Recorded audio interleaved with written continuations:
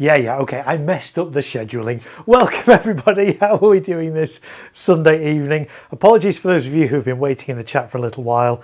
I wasn't sure whether I was going to stream tonight or not. I thought, shouldn't I? I thought, yeah, go on, let's go for it. So I quickly scheduled the stream about an hour or so ago, completely set the wrong start time, reused the thumbnail from last time, and I apologise guys. So I thought, let's start a little bit early. I was going to start at 8, I scheduled it for 7. My mistake. It's now 10 to 8 here in the UK. Of course, the clock's changed last night, which has kind of thrown things a bit as well, especially, you know, I have a 4-year-old daughter. And so when the clocks go back, she wakes up an hour earlier. So it's been a long day, folks. Bear with me. Some of you in the chat already, some of you have been here a while, so that's why we're going a little bit earlier tonight. Let's say hello to a few people. First person in the chat tonight was Baby Peach. Saying, I'm doing a firework display in my back garden, letting off some rockets and a big cake. My dad will be doing it on the day along with sparklers. Yes, and of course there'll be a live stream from my back garden as well on November the 5th, which is a week on Wednesday. Family friendly stream with some fireworks and jacket potatoes and all those kind of good things. So do stay tuned for that. So welcome in Baby Peach. Everyone's saying, where's Mark? Where's Mark? Yes, I scheduled the wrong time. Apologies, guys. Second in the chat was 3D printed creations and Gravitrax. Hi, I'm watching again. Hello, welcome back, 3D printed creations and Gravitrax. Craig is here. Hello, Craig. Craig Whiteman is here in the chat. Also in the waiting room. Hope everyone is okay this evening. Pyro Chef is here. Hello, Pyro Chef again. Again, not a real chef. He's in Sheffield, but he doesn't cook. Well, maybe he does cook, but he's not a chef. Hi, everyone. I hope you're all well. There's something about the clocks going back that makes it feel much closer to being bonfire night. It certainly makes it feel a lot closer to bedtime, I'll tell you that. Kent RC and stuff is here, just waiting in the background too. I appreciate everyone waiting, thanks for that. KG Pyro is here saying hello everyone. Josh01 or Josh01, I don't know, 01. Hello Mark, good to see you. 3D printed creation Gravitrax. We're going on the chef theme again, Gravelax. Who knows what Gravelax is? Yeah, it's salmon, isn't it? Coated with something, I don't know. Anyway, I'm not a chef, hashtag. Fireworks UK is back. Evening all. Everyone's saying hello. Bulletproof Mum is here. Hello, Bulletproof Mum. Mark, you're a sight for sore eyes. Thank you very much. Keep me company. Passed the kidney stone this week. Oh no, that can't have been pleasant. Bulletproof Mum at work as well. Oh dear, and now I have all the signs of an infection. Oh dear. Oh, guys, I tell you what, let's all post hearts in the chat for Bulletproof Mum. Post a heart emoji in the chat for Bulletproof Mum. Bulletproof Mum, we hope you get better soon. Let me post a little heart emoji in the chat as well. Let's all get, there we go. Let's all post heart emojis in the chat and wish Bulletproof Mum a speedy recovery. Hoping the weather is okay for bonfire night. You know what? I've not even looked that far ahead yet. I've not got past this next weekend yet in terms of weather, but we shall see. I was out doing a display last night and it was cold, bitterly cold, really cold wind chill. It felt, I think, real field temperature was like 1 degree, very, very cold. We also had a passing hail shower in the middle of the setup. We were sort of in the middle of this field setting up. It was nice and bright and sunny, but in the distance we could hear this kind of roaring sound. It got closer and closer and closer, and then these massive, well, I say massive, you know, they were only maybe half a centimetre big, started falling down. We had to cover everything up and go and shelter for 5 minutes. So 5 minutes later, everything was okay. But hey, that's the fun you have when you do fireworks outdoors in all weather. So I don't know what the weather yet is like for bonfire night here. We'll see. But as long as the wind isn't too bad, we will still do a display in my back garden and stream it live. You know, I do it in all kinds of weathers. We did it on New Year's Eve. If you have been following my channel for a while, New Year's Eve this last time into 2025 was the wettest New Year I can ever remember. My garden was under about 2-3 inches of water. I did show it on the stream. It was crazy. But I'd waterproofed the fireworks during the day. They'd set out there in this torrential rain for about 8 hours, fired flawlessly. So that's kind of a nice segue because on this stream we're going to be looking at waterproofing. So my techniques obviously work because this was sat out for, say, 8 hours. I set it up like, actually more than 8 hours because I set it up earlier on in the day. Anyway, they're out there for hours in torrential rain. They absolutely flooded my garden, but everything stayed dry and everything fired flawlessly. So yeah, we'll talk about waterproofing in a little bit. Lots of people in the chat there with hearts for Bulletproof Mum. Pyro Chef with a heart, Baby Peach with a heart, Josh with 2 hearts, Craig with 3 hearts. Bulletproof Mum says, stop it, I'll blush. Josh was saying lol, Baby Peach saying lol. KG Pyro with a heart. Craig says, I've been and purchased some decent waterproof trousers and gloves this weekend. Yes, you need to have. We probably should have talked about it. I should have got all my waterproofs out actually and show you guys what I use. Maybe, are they easily accessible? Possibly. Maybe we'll get them out later. We can talk about that. But yeah, if you're doing fireworks outside, you've got to be prepared for the cold and the wet, basically. Right.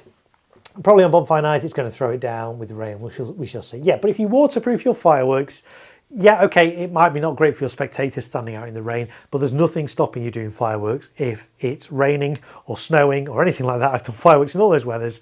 The only issue potentially is the wind. If the wind speed is too high or the wind direction is wrong, you've just got to factor that in, and it might be that you can't do it because of that. So there we go. Right, so yeah, apologies that I messed up the start of the stream, getting the wrong time. So I was going to start in 5 minutes time. So all this bit is bonus material, folks. Anyway, how's everyone's weekend been? Obviously, Bulletproof Mum's not had a great weekend. How have the rest of your weekends been so far? Mine's been okay. I was out last night doing a professional display. It wasn't a very big display, but it was nice to get out there and do some shells and stuff again because I miss doing that. So obviously I can't do shells in my back garden. I don't have the space. So it's nice to go out and do some big displays and you know, load shells and wire shells and fuse shells and fire shells and stuff. So that's always good fun. But again, you guys can't do that because it's specialist stuff. It's category F4. We've talked about different categories on my streams. So it's only available to people with specialist knowledge who are working professionally. So for those of you who don't know, like, who am I? My name's Mark. I'm in the UK, I'm in Greater Manchester. I do fireworks, I do them professionally, I do them as a hobby, and my channel is all about fireworks. I'm all about promoting the safe and responsible use of fireworks on my channel, full of tips and tricks of how you can get the most out of your fireworks, how you can do them safely. You won't find anything dangerous or illegal on my channel, and my streams and my videos are always family friendly at all times. I know lots of you enjoy that and appreciate that. I know lots of you watch this with your children as well, especially like on bonfire night and things. So fun for all the family. So there we go. So yeah, so what we're going to do on this stream, we're going to do some waterproofing. So on the last stream, what did we do on the last stream? Oh, it's a couple of days ago. Oh, candles, that's right. We did candles on the last stream. We assembled some candle frames. Have I done anything more since then? Yes, I've done a little bit more since then on those candle frames. I'll just show you one to show you what I've been doing. So this is one of the candle frames for one of my outer sites of the back. The only thing that's different on these is I've now put this little tiny rail on. Let's maybe show this on the overhead camera. So little tiny 4-channel Firetech rails. I really like these rails. I didn't think I'd use them, but actually they're really, really useful. So on here I've got, I think, 3 queues. Actually, there's going to be a 4th queue because there's going to be one of these big ones next to it as well. So I've actually got 4 queues. 1 queue is going to be those 3 little spinners. 1 queue is going to be this Let's Go candle, and one's going to be the red mine one. And then the multicoloured Hummers. So 4 queues. So rather than running 4 igniters, you know, several meters to a 16-channel rail, I only need to run them a tiny little distance to here, and then I can plug a network cable in and run that into my firing system. So lovely little 4-channel rails. I didn't think I'd use them. I've actually found quite a lot of use for these, for just doing little out-rigged sites, if you like, that don't need 16 channels, but just little 4 channels. So really nice. They connect into my Firetech system, and you can kind of address them just by changing there's a little jumper. So you can set it to work on the first 4 channels on a rail, the next 4, the last 4 on a 16-channel rail. So I can daisy chain those off a 16-channel rail or straight into a module. Really, really useful. Screw terminals as well, so you can screw them onto things. So I screwed them onto my 3 candle supports that I made the other day, and all I need to do then is run out a network cable once I've fused all these to that. So really, really useful. Really like those little rails there from Firetech. Kent RC and stuff says, good evening all. Hello Kent RC and stuff. Josh, I hope we don't get a ban in the UK, as I think they'll go on the black market. Have I missed some chat here? I don't know what we're talking about being banned there. Maybe you're just talking about fireworks in general. I don't know why I'm still on the overhead camera either. There we go, that's better. Baby Peach, my weekend was okay. I've been looking for ear defenders because I'm scared of loud bangs. Going to order a pair for bonfire night tonight. Yeah, absolutely. I mean, we've got my daughter a set of ear defenders for when we do fireworks to protect her hearing and things. So, but of course you can do low noise fireworks. There's such a prominence now of low noise fireworks. There is going to be a section in this display that I'm prepping for in Liverpool, which is a week tonight, folks. There is going to be a low noise section in there, but there's enough products out there now where you could do a whole 15-minute display just using low noise products. So that said, there are still some loud fireworks as well. So ear defenders, yeah. If you don't like the loud bangs, things like that, you want to protect your ears, then ear defenders, absolutely, or earplugs, whatever. Whatever you need. Right, there we go. I hope they don't get a ban on fireworks. Yeah, I think you're meaning fireworks. They'll go on the black market. Yes, they would. There's already fireworks on the black market, but if fireworks sales were banned to consumers in the UK, yeah, it would just push it underground, wouldn't it? So there we go. 3D printer guy is here as well, saying, hi all, hope everyone is well. Stupid question, does anyone know if it's safe to put... Well, here, yeah, let's go. We go off on all kinds of segues, random tangents on this stream. Most of the time it's about fireworks. But 3D printer guy says, stupid question, does anyone know if it's safe to put a 160 litre fish tank upstairs sat on 2 to 3 joists? There we go. If anyone in the chat has the answer to that, there we go. I love the tangents we go off to on these live streams. We can't do this on videos. It only works on live streams. It's great. Okay, let's have a look. Well, I reckon the fish tank would be fine, says Craig. There we go. What do you guys think? Is the fish tank okay? 160 litres on 2 to 3 joists? I wouldn't like to say. I'm not a fish tank expert. I'm not a building expert. So, but I'm sure some people in the chat will know the answer to that. Craig says it's fine. So there we go. Craig says excitement is building. I think he's talking about the fireworks, not the 160 litre fish tank across 2 to 3 joists. But yeah, you know, that's exciting too, I'm sure, for a 3D printer guy. There we go. Baby Peach says congratulations on a second child for the family. Marco, thank you very much. Yes, we are very excited. It's getting close now. My wife is 8 months pregnant, so you know, any time now, quite literally. Craig says, if you think a substantially built person could stand on 18mm chipboard between 2 joists, be moving, that person could be 120 grams. They are, Craig, with the logic and the reasoning there on that. Ken RC and stuff, yeah, you got floorboards across those joists, right? It's a good question. David says, hello from Marco. Hello from Marco. Hello from Wales, Marco. David is my name. Do you know what, David? I gathered that from your name in the chat, but welcome in. You are very welcome here this Sunday evening. Craig with the first hashtag of the stream, hashtag structural engineering. Kelly is here as well. Hello, Kelly Bardwell. Evening all. I hope it doesn't rain November the 5th. I've got a big boom box. Yes. That's the selection box of fireworks for those of you who don't know what a big boom box is. 3D printer guy, yes, floorboards across. Could use some 18mm ply to spread the load. You could. Anyone tuning in now thinking, what are we talking about? I love this, it's great. Jack is here. Hello, Jack. Any ideas on firing Cataclysm via both reserve and start fuses, but only using one E-match? You'd be hard pushed to do that with one E-match, my friend. So for those of you who don't know, so Cataclysm is a firework from Vivid Pyrotechnics. It came in last year. I think it came in last year. Anyway, it was meant to be a semi-dump cake. It was meant to fire in about 20 seconds. I was the first in the UK to actually get my hands on it, first to film it and fire it, and actually it lasted more than double that. It lasted nearly a minute, and people were not happy. Vivid were not happy. They're like, well, hang on, that can't be right. We need to test them ourselves. Vivid tested them like, yeah, actually, yeah, they do last a minute. That's not what we intended. So some retailers were cancelling their orders, and it caused a lot of trouble. But then Vivid came up with this clever kind of idea. Because it's got a reserve fuse, they're now saying that actually this firework is dual fused. So you can have it lasting a minute if you like one fuse, or have it lasting 30 seconds if you like both together. So clever of them. And that actually won them the Innovation Award in the UK Firework Awards this year. So the manufacturing issue, they kind of turned into an innovation. So good on them for that. But yes, you can halve the length of fireworks by, if they've got a reserve fuse, by igniting the primary fuse and the reserve fuse at the same time. Can you do that with one E-match? Not very easily. You would need to use a tape match. to link the two fuses, or I was going to say quick match, but you won't be able to have access to that if you're not a professional.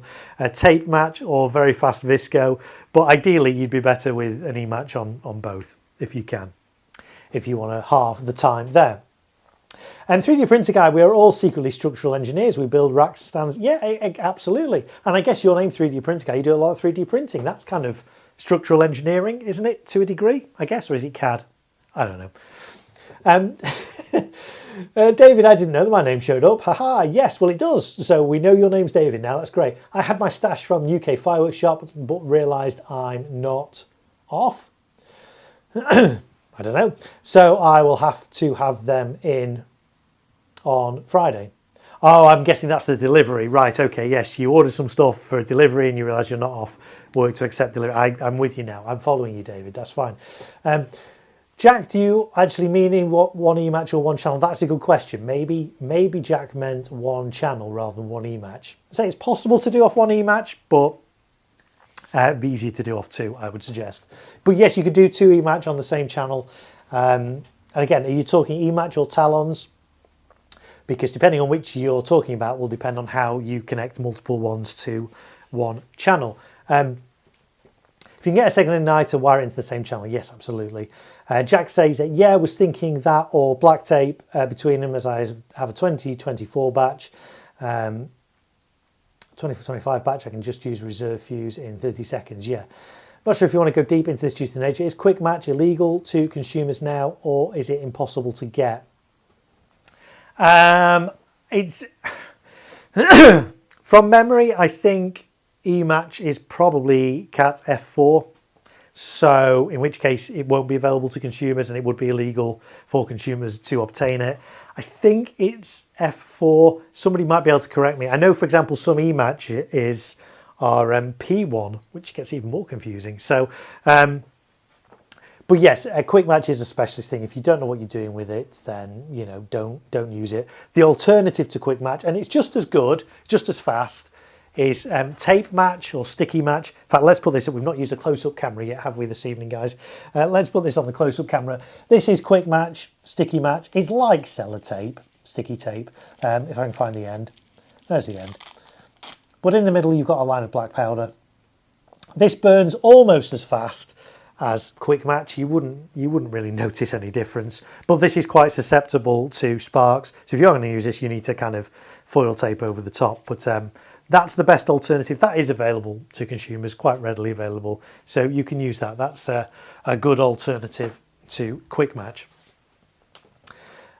Yes, we mentioned about if you're wiring multiple igniters into one channel, it depends whether you're using talons or e-match.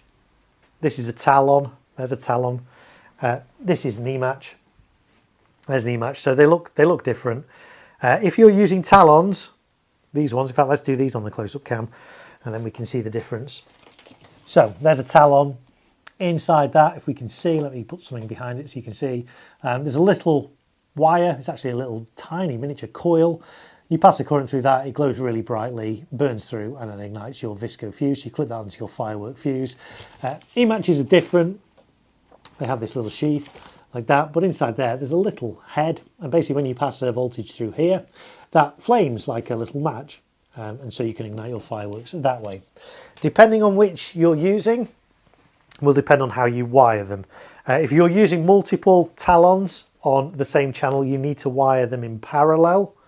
For those of you who are electrical engineers and know what that's about, you need to wire them in parallel. If you wire them in series, they might not all fire. E-matches, really you should wire them in series. I know some people wire them in parallel, and that is okay, provided they're all from the same brand and the same batch. But I always advise doing those in series, doing those in parallel. Series and parallel wiring. Okay, yeah, let's chat about that. Let me get some spare wire and we can have a little look at series and parallel wiring. Let's see if I've got a bit of an offcut here. Yeah, here we go. I've got an old talon here. Okay, so this is an old talon. Where are my cutters, wire cutters? They're over here behind the camera, folks. That's very disorganised of me, isn't it? Right, here we go. Okay, so let me just cut the ends off. This is an old talon from another show. It's all kind of melted. And let's make this into two wires, and we'll pretend that they're two igniters. So we've got one there, strip the ends. On that one, let me just strip the ends on here, and then I'll show you guys the difference between series and parallel wiring of your igniters. Okay, we'll strip the ends here. Oh, cut the end on that one. Let's try that again. Okay, there we go. Right. So we'll do this. Should we do this on the close-up cam? Yeah, let's do this on the close-up cam. Why not? Okay, right. So let's imagine that these are the ends of two igniters. Let's get them in frame. There we go. Two ends there. If these are Talon igniters and you want to connect two to the same channel, you need to do them in parallel. So it means you connect one leg of each, like that, twist them together, and the other leg together like that, and then that will go into your channel. Okay, that's parallel wiring. Okay, series wiring is slightly different, so we'll take one leg of those off. For series wiring, which is what you should do with eMatch, you wire it in like that. Okay, so those two bits go into your firing system, and that bit links the two together. So that's series wiring.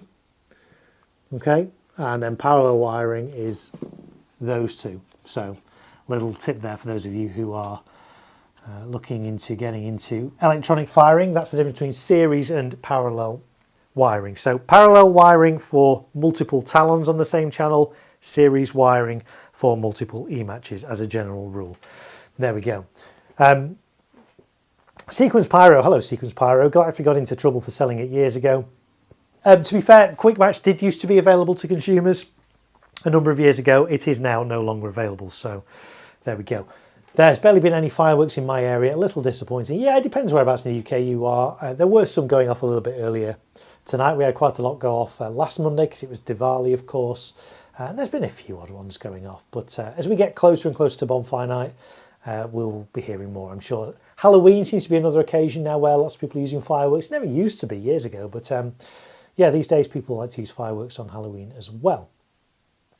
Craig says, I got some really decent electrician scissors off Amazon, Mark, today. Really well built, hold a lesson. Can you send me the link for those, please, Craig? I'd be interested in those electrician scissors. Yeah, so that's the other thing as well. It's always good to get some electrician scissors because they're non-sparking. Non-sparking tools when you're working with fireworks is always, and igniters, really always beneficial if you can get them. So yeah, please send me the link for that, please, Craig.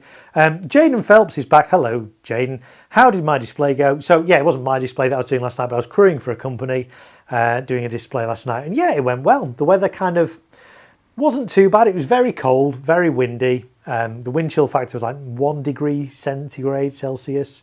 So it was pretty cold. The build was okay. It was dry for most of it, although we did have a big hail shower that came through out of nowhere, lasted a couple of minutes and disappeared. And actually it was really fortunate. After we were just doing the D-rig, as soon as we'd finished the D-rig, the heavens opened. So we got the D-rig done in the dry as well, which was really nice. So there we go. Thanks, Craig. Yeah, Sequence Pyro. Who else uses Nipex snips for shell fusing? Well, I don't know. We'll see. We'll see if anyone in the chat does. I don't even know what they are. But okay, there we go. Right, so series and parallel wiring. Let's put that to one side in case we need that again. Sequence Pyro, I did a show at Middlesbrough last night. I hope it went well for you. Sequence Pyro, let me know. Right, so yeah, we did a little bit of a recap of what we're doing on the last stream. So the candle fans, the candle frames, and just adding in my little 4-channel rails there for my Firetech system, so that all I need to do once I've hammered this into the ground of the firing site is just run a network cable to it, plug it into my firing system, do all the necessary checks and stuff, and away we go. It means I don't have to run individual really long igniters, 4-meter igniters or whatever from these two, where my rails are going to be by my cakes. So these are going to go on the 2 outer cake sites. So if you've been watching my other streams, You'll know I've got a cake site at the back on either side. These are going to go just in front of those. The rails for those sites are going to be with the cakes. So it makes it easy to just, I can run like a 3 meter or a 5 meter or whatever it's going to be, a network cable from that rail from the cakes into here and do those channels on there. So really, really useful. Sequence Pyro says, yeah, can I send you a picture? Yes, you can.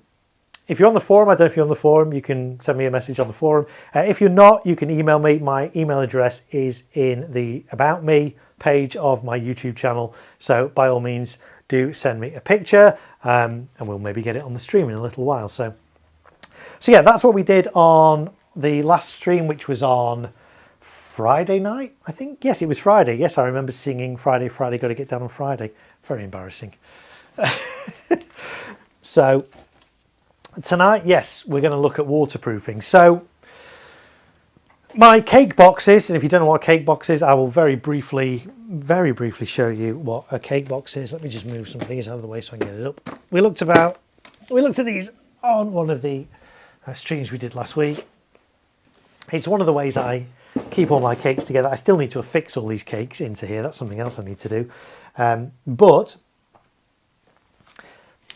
cake box, great for small cakes. I'm going to secure all those in there. It means I can carry this to the firing site like this. I don't need to carry individual cakes. They're all kind of protected by this. This is just a drawer from a chest of drawers. Keeping them all like this means that A, they can't fall over. B, if one of these malfunctions, it's kind of pretty well contained inside here. So really good. So I don't need to waterproof the individual cakes in here because I can just waterproof the whole thing. I can put the whole thing in a bag, in fact, on the firing site. Once it's all connected up, once it's all fused up, and then that will be absolutely fine. So I don't need to waterproof these ones individually, but some of the cakes are not going to be in these cake boxes. I'm going to do some cakes angled at the side, so they are going to need waterproofing individually. So that's what we're going to do on this stream. 3D printer guy, I must admit I was watching Friday night, but I was that tired I fell asleep halfway through and woke up at my desk. Do you know, I know if there's been a couple of people that said on the Friday stream they fell asleep. I didn't know my streams were that boring, folks. No, I get it. It's been a long week, and Friday, yeah, everyone's exhausted, and because the clocks have gone back here in the UK as well, it's kind of an hour later than we kind of feel. So yeah, no, I get it. That's absolutely fine. But that's the great thing about YouTube. Even though this is live, you can go back and watch the replay another day or another year. And you know, all my streams are still on there from whenever I started streaming. I can't even remember now. So you can go back and watch those any time. But thanks for admitting that you fell asleep during one of my streams. But you're not the only one. There we go. There you go. In fact, there's Craig. I fell asleep also. Not quite at my desk though. Yeah, so I need to make these streams a bit more fun and high energy, maybe high octane, not literally, but to keep you guys interested, keep you all awake. But anyway, we'll see how we go. And also, I appreciate it's Sunday tonight. I get that people have got work in the morning, so even though we might be going to midnight, maybe a little bit earlier, we'll see how I go. But I appreciate that you guys are not all going to be able to be here till the end, and that's absolutely fine. I don't take it personally. So, did you dream about fireworks? I did too. Says, do you know what? That's actually really interesting. I was just thinking about that. Obviously, I do fireworks. Fireworks are my sort of passion, my hobby. I do them professionally as well. I don't think I've ever had a dream about fireworks. I've never really thought about it before, but you got me thinking there now. 3D printer guy. Yeah, I don't think I've ever had a dream about fireworks. Huh. Interesting. Probably not. So you're all going to doze off now. Just while I had a little think about that. Right. So yeah, the cake boxes don't need waterproofing at this stage because I will just bag them. So how can you waterproof fireworks? There's a few different ways. You can use cling film, sarin wrap. I was going to get some to show you. You guys know what cling film looks like. In fact, you might not, because I get the people watching this all around the world. You might not know what cling film is. Let me just go and get some from my kitchen. Bear with me a sec.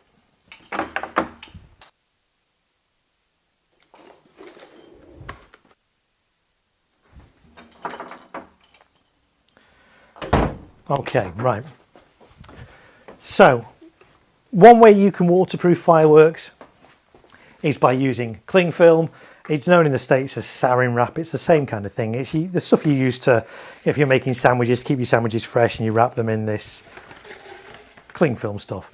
That's cling film. That's one of the ways you can waterproof fireworks, and that's actually the way I usually do it, or I used to do it. I've kind of moved up a little bit now, but I shouldn't have pulled that bit out because now I can't wrap that back up. Cling film, it sticks to itself, it's great. That going around fireworks is a great way of doing it. People say, oh, how many layers do you need of this? As many layers as you want. I usually just do one, you can do two. The fireworks will have no issue shooting through here. This is so thin. Fireworks will fire through there. Fountains will fire through there. Candles will fire through there. Cakes will fire through there. Pretty much everything will fire through there. So that's cling film. That's one way you can do it. It's a way I've done it before, and I do still do occasionally. Another way that some people use, another thing some people use are little tiny, where did I put them here? Bags, like recycling bags, trash bags, rubbish bags. Put your cake in a bag, tie it up with a cable tie, and that's one way to do it. That's another way. Just make sure you get bags that haven't got little air holes in. Some bags do have little breathing holes in. You want bags that are completely watertight. So that's another way, little tiny bags like that for small cakes. The other thing you can use is these. I got these off Amazon. There is actually a link in the description if you want to get these. These are basically bin bags, garbage bags, trash bags, whatever you want to call them. These are big though. These are 100-litre bags, but also they're really thick, they're really heavy duty. I think they're called 140 gauge. So 100 litres, 140 gauge is the thickness. I'm not quite sure what that converts to in microns, but really, really thick. So I use these on my cake boxes and also my fountain tables. These will open up wide enough that I can just sit one over the top of my fountain tables. My fountain tables are 30 by 30. And then at the end of the show, they double up as great bags to put all the spent fireworks in as well. So these are really, really useful. These are the best bags I've found. You can use normal trash bags that you get in your supermarket, but even the heavy duty ones of those are not really that heavy duty. Once you start adding fireworks in, you'd only be able to get a few fireworks before the bag rips. These ones, because they're so thick, say 140 gauge and 100-litre bags, these are great. They hold so much and they're really, really strong. So that's a way. I wouldn't use that for individual fireworks unless maybe if I had a compound, maybe I could probably put it in a bag like this. But for going over my fountain tables, really, really useful. For putting my cake boxes into, again, really, really useful. These come on a roll of, I think, about 40 roll. So 40 bags, 100 litres, 140 microns. They cost about £8, £9, something like that. There is a link in the description of this video if you want these exact ones. I say they're really, really good. They're what I sometimes use. But what I have been using the past couple of years, which I really like, is pallet wrap. It's basically the same as cling film, but it's a bit thicker, it's a bit more substantial. Cling film does rip really, really easily. This is a bit more solid. And yes, fireworks will still fire through several layers of that without issue. This is really good value as well. You'll find a link to this. I got this off Amazon. There's a link in the description. This is, I think, a 250 meter roll, 50 centimeters wide, and it's like really heavy duty stuff as well. So a bit more substantial than just your average cling film. So that's currently what I use. That's what we're going to be using to waterproof some cakes this evening. Let's catch up though on a little bit of chat. They are amazing streams, says 3D Printer Guy. I'm off this week, so I'll be staying. Yes, there'll be more streams this week. There won't be one tomorrow because I'm doing something else tomorrow, but there's probably going to be one on Tuesday, maybe one on Thursday, by which time we'll be kind of moving into the programming and the scripting and the ordering of this show, because the show is on Sunday. I haven't really got the running order yet, the firing order, so those streams will probably be looking at that, looking at where everything's going to fit, scripting everything, getting it into my firing system, testing it on all those kind of good things. So it might not be quite as sort of physical, it might be more sat behind a computer, but hopefully you guys will come along for the ride on that. I'm sure you will. Popped into Lidl today and got some 3M tape, says Jaden. Yes, there is 3M tape at the moment in Lidl, in the middle of Lidl. They've also got the bright Illumina stuff as well. It's only on 10 meter rolls, but it's good. They've got it in bright yellow, bright orange and bright pink, I think. But yeah, there is some of that in Lidl at the moment for like £2.50, I think it is, £2.99, I can't remember, £2.50. A 3D printer guy, did you pick up any of the colour cauldrons from Aldi? I haven't been to Aldi yet. I'm still humming and hawing about colour cauldrons. You know, I could add some into this show, maybe. I don't know. We'll see. But no, I haven't been to Aldi yet.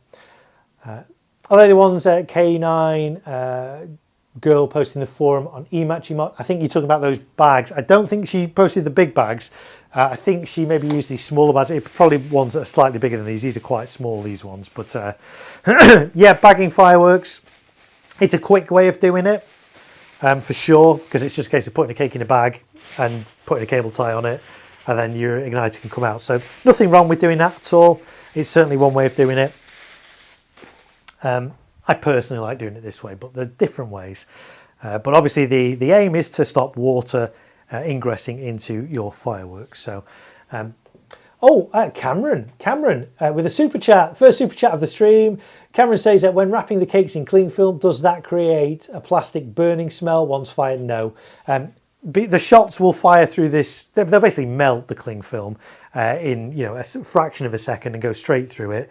So no, you don't get a burning smell from it because it's so instantaneous. It just melts. It doesn't catch fire. It just melts. And no, there's not a burning smell there. But thank you so much, Cameron, for the super chat. $9.99. I really appreciate that. Thank you. For those of you who don't know what super chats are, YouTube has a little way at the bottom of the chat, a little dollar symbol, which you can click and you can send a donation, if you like, a tip, if you want, to whoever channel it is. So obviously my channel, and it's never expected, but it's always appreciated, and anything that you guys do contribute goes right back into making this channel even better with new content, new equipment, and live streams and all this kind of good stuff. So a few of you have super chatted over these last few streams, and if you've been one of them, thank you so much. If you've not super chatted and you want to, that's one way, a really good way that you can support my channel. If you don't want to do that through YouTube, there's a PayPal link which you'll find in the description. It's paypal.me/thegreatmarko. That's another way you can do it if you don't want to do it through Google and YouTube. If you don't want to do anything monetary, that's absolutely fine. I say it's not expected. But you can also subscribe. That's a good way of supporting my channel. Enable notifications. Click like on my videos. Comment on my videos. Click like on the live streams. Chat in the live streams. And share it out to your friends and family who you think might enjoy this content. As I say, my content is always family friendly. And it's all about promoting the safe and responsible use of fireworks. So something for all the family here, hopefully. But Cameron, thank you so much. I tell you what, Cameron, we will write your name on the camera. We won't write your name on the camera. We'll write your name on these. So these, for those of you who haven't watched the past few streams, we need to talk about these. These are the new multi-shot candles from Vulcan. They're very, very new, very, very new. I was the first to fire them in the UK. There's 7 different varieties. I fired all 7. I was expecting them to all be category F3, which meant spectators need to be at least 25 metres away. And for this display I'm doing in Liverpool, I can't quite get that. So everything I do has to be category F2. Anyway, when I came to look at these 7, one of them was only F2. But by that time, I'd already sort of planned my show. I'd already budgeted my show, bought all the fireworks. And so I was like, it's quite good, but like I can't really justify the cost. And then some of you guys in the super chats a couple of streams ago said, you know what, we'll chip in, let's get that candle. And you guys did, and that was very, very generous of you. So I bought one, went to the retailer, and he'd actually got 2 for me. I was like, well, I only asked for 1, but go on then, let's get 2. And so anyway, we decided that everybody that super chatted would get their names on the candle. So on the first candle, which is the one that you guys first bought, so we've got Carlos, Kumara Brocade, Bulletproof Mom, Charlie 808, Craig Whiteman, and Cameron. Cameron, yeah, actually, do you know what? You're already on the candle. But I tell you what, I'll write you on the other candle as well. Why not? Because on here we've got some mad random person. Anybody looking at this would think, what? Why is some mad random person written on the side of this candle? But Cameron, because that's your second super chat, we will write your name on this candle as well. So, Cameron, your name is on the candle. Thank you so much for your super chat. That's very kind of you. Sequence Pyro, I sent you some pics. Okay, did you let me see? Were they on email, maybe, or the forum? I've not even looked on the forums yet. Let's have a little look. They are on the forum. Okay. Oh no, that's Craig. That's fine. Did you email me them? We'll find those. We'll try and find those in a little bit. 3D printer guy. I've got the 2 comet tubes. I've got two. The comic tubes are about 8 to 10 mil and 3 small fan shots at the end. A lot of styrofoam and a slight loss from Razzle Dazzle. Yeah, Razzle Dazzle's not a bad little cake. The tube size though on these, really impressive. 90mm tubes on these candles, really nice. They're dual fused as well, so you can use e-match on them really easily, or there's traditional visco fuse as well. So thank you so much for that, Cameron. Oh, 3D printer guy as well with a super chat, $4.99. 3D printer guy, thank you so much. Says, I must admit I've learned so much through your videos, so a little something back. 3D printer guy, that is so kind of you. Thank you so much. I'm really pleased that you enjoy my content and not only just find it entertaining, but learn things as well. So thank you. That's very, very kind of you. Let's get your name on this candle as well. Why not? 3D printer guy's name is going on the candle. 3D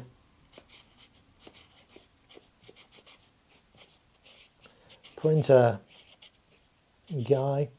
And what I'll do, I'll set these candles up in my display on the firing site, and I'll take a photo of them in position and post that on my channel for all you guys. Email, okay, right. Let me have a little look on the email and see if those have come through.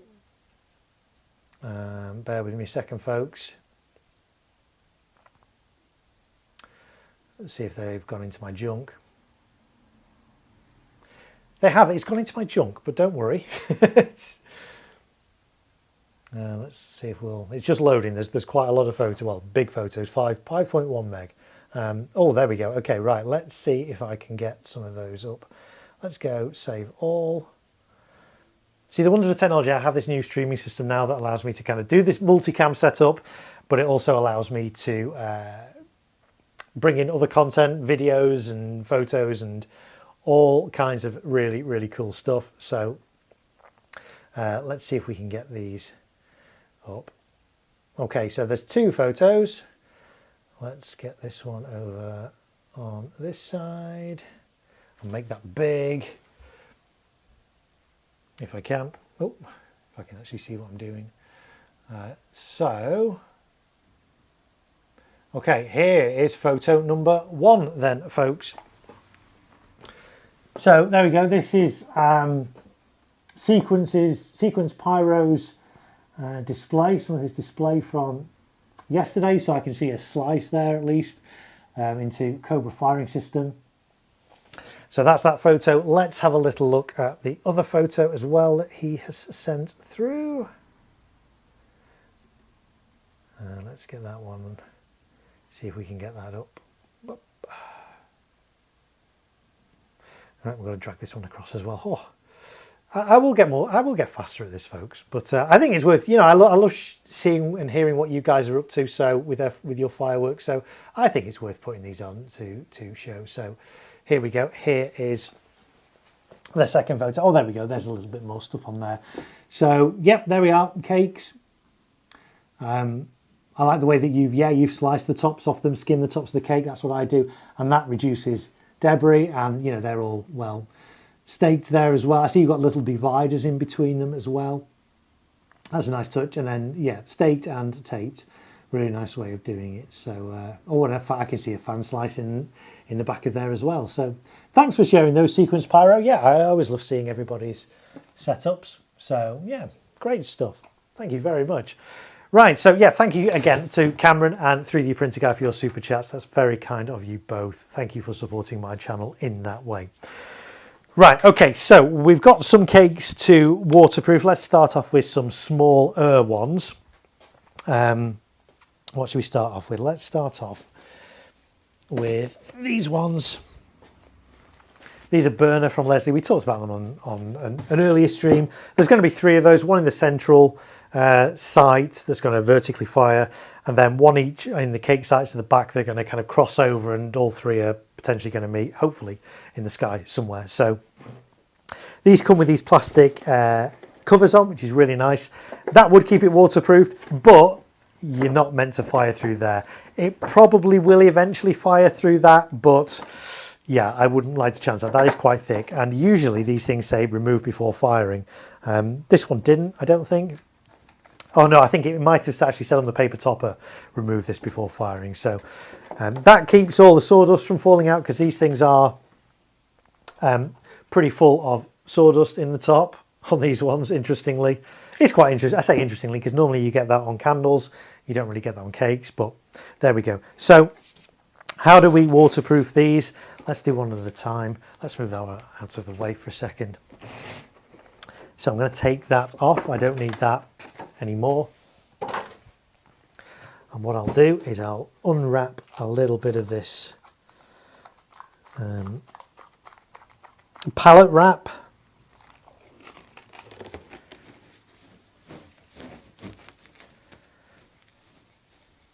Like so. Sit this cake on it. In fact, I think this calls for, there we go, the multicam split screen. And then this is going to go, actually this is a little bit ripped there. This will be from last year, so I'm going to move this along here a little bit. Let's unwrap this. Move that along there. That's going to go over there. That's good, and then I'll just cut along here with my scissors.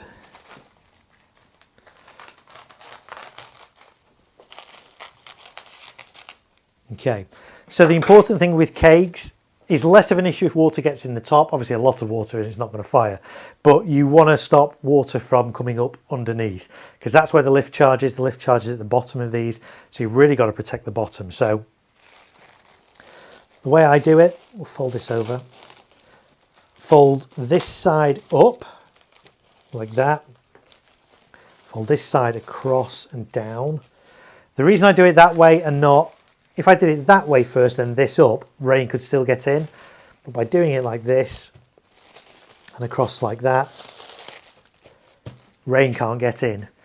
So it's always bottom up and then top down. So the bottom bits here are going to go, fold those up first and then fold the top bit down like that, rather than top down first and the bottom up because water could get in. Okay, so bottom up, top down. That cake is now waterproof. That could sit out in the rain for hours. It would be absolutely fine to then fire. So that's how I do it. I say there's different ways to do it, but this way is the way that kind of works for me. So that's what I do. There we go. There's one cake done. Sequence Pyro, that was the Middlesbrough show. Yes, those photos, yeah, really good. 3D printer guy, I sent you 2 pics. One was from my setup last year.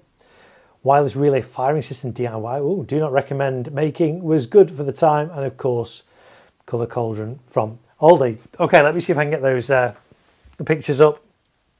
Let's have a little look.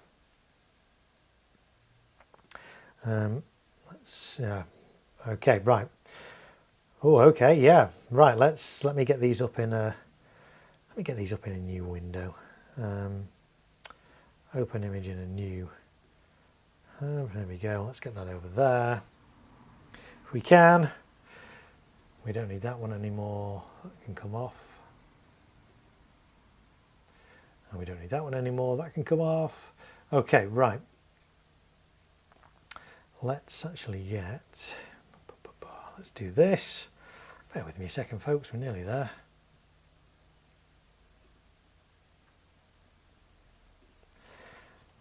Okay, here we go. Right, so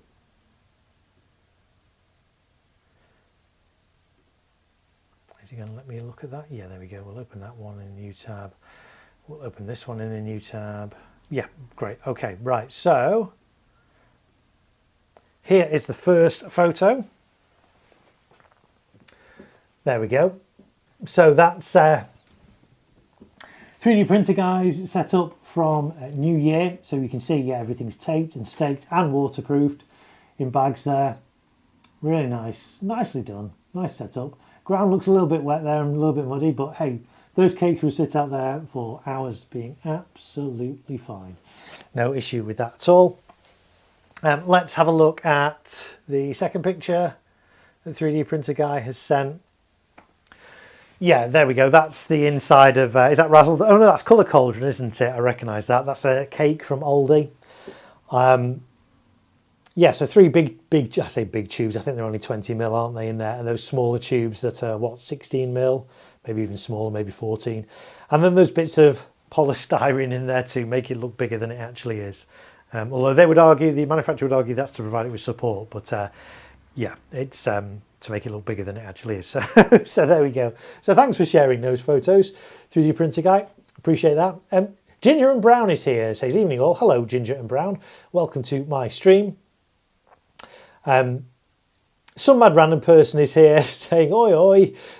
Welcome back, some mad random person. We were just talking about you before, because of course your name is now on the candle, and at that time it was just your name on this candle, and I was thinking if somebody sees this and like, why is this some mad random person written on there?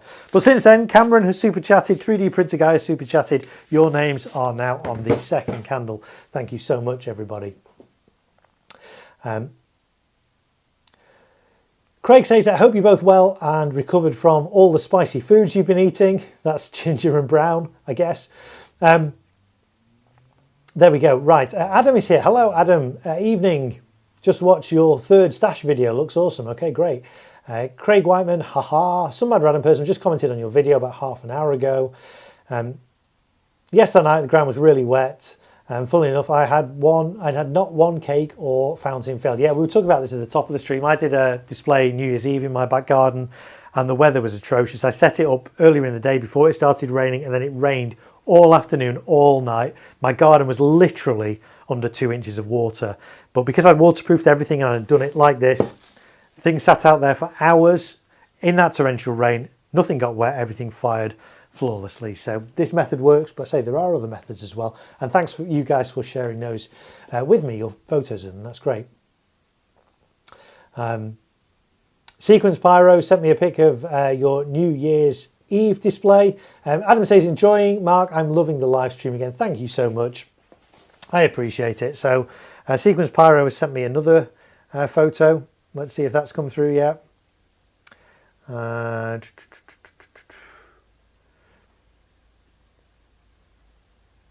Oh, it might have done. It might have done. Bear with me a second, folks. Let's have a little look. No, it's not come through yet, but that's fine. Maybe it'll come through in a little while and we'll have a look at it then. So, yeah. Right, Fireworks UK says, hi Marco, I'm back. Welcome back, Fireworks UK. Right, so there's one cake, waterproof, ready to go. This is going to be mounted on an angle board because I'm going to fire this at an angle. So how am I going to mount that?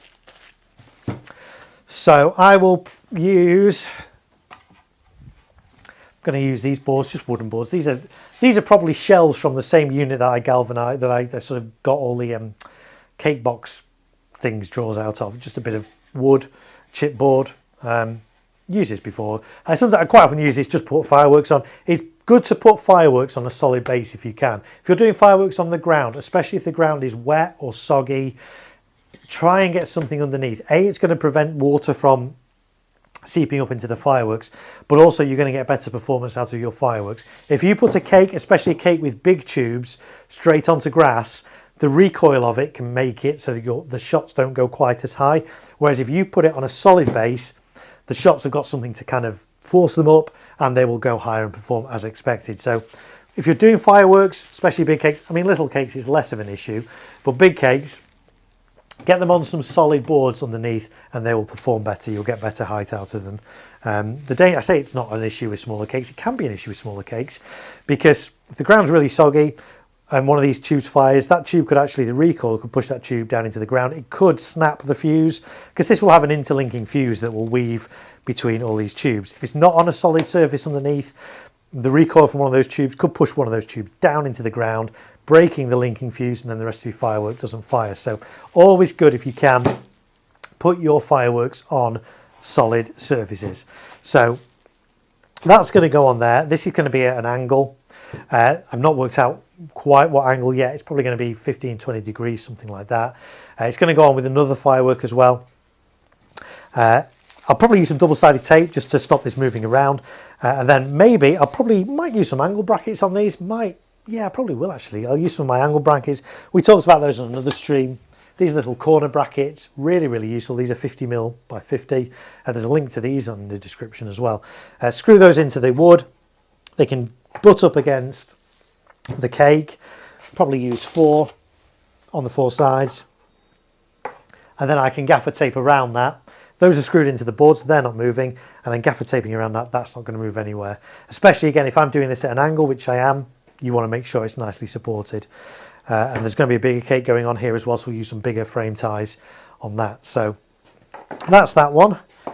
So I've got 2 of those to do, so let's crack on and move these out of the way, and then we'll do the other one.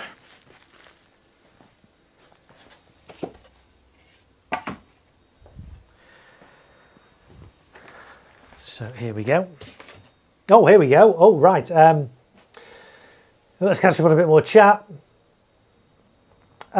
Ginger Brown says, have a great evening, everyone. Time for a movie for us. Yeah, absolutely. It's that kind of, it's movie night, isn't it, for a lot of people? But again, if you want something a little bit different, if you're a bit bored of Netflix and all that lot, why not stick around here for a bit? We're going to be going for another 3 and a bit hours on this stream. So you've got a whole evenings of entertainment here if you stick with me. But thanks for dropping in, Ginger and Brown. I appreciate it. Thank you. Craig says, stash is complete. Got it all earlier the year. It grows every year. Everything I go, everywhere. It's all an F2 display for my garden for my daughter's birthday. Craig says, love the streams, Mark. This one's for Olivia, please. Olivia, wow, with £5 super chat. Craig and Olivia, thank you so much. Big supporters of my channel. Always lovely to see you in the streams. I love that Olivia watches as well. It was so nice to meet both of you and your wife at Southport this year. We got on really well. Our daughters got on so well. It was really, really lovely, and hopefully we can maybe do that again sometime. But Craig and Olivia, thank you so much. I really do appreciate that. £5. So we'll write Olivia's name on, shall we? We won't write Craig's name on. Well, I'll tell you what, let's write Craig and Olivia. Why not? So let's get this on here. So Craig. Oh, I've just done a G. We'll have to. I don't know why I'm spelling Craig with a G. Oh, folks, it's one of those days. Craig with a G. It ends with a G, so I'm going to have to write this backwards. So that I can't even spell Craig backwards. A R. There we go. We got there. Craig and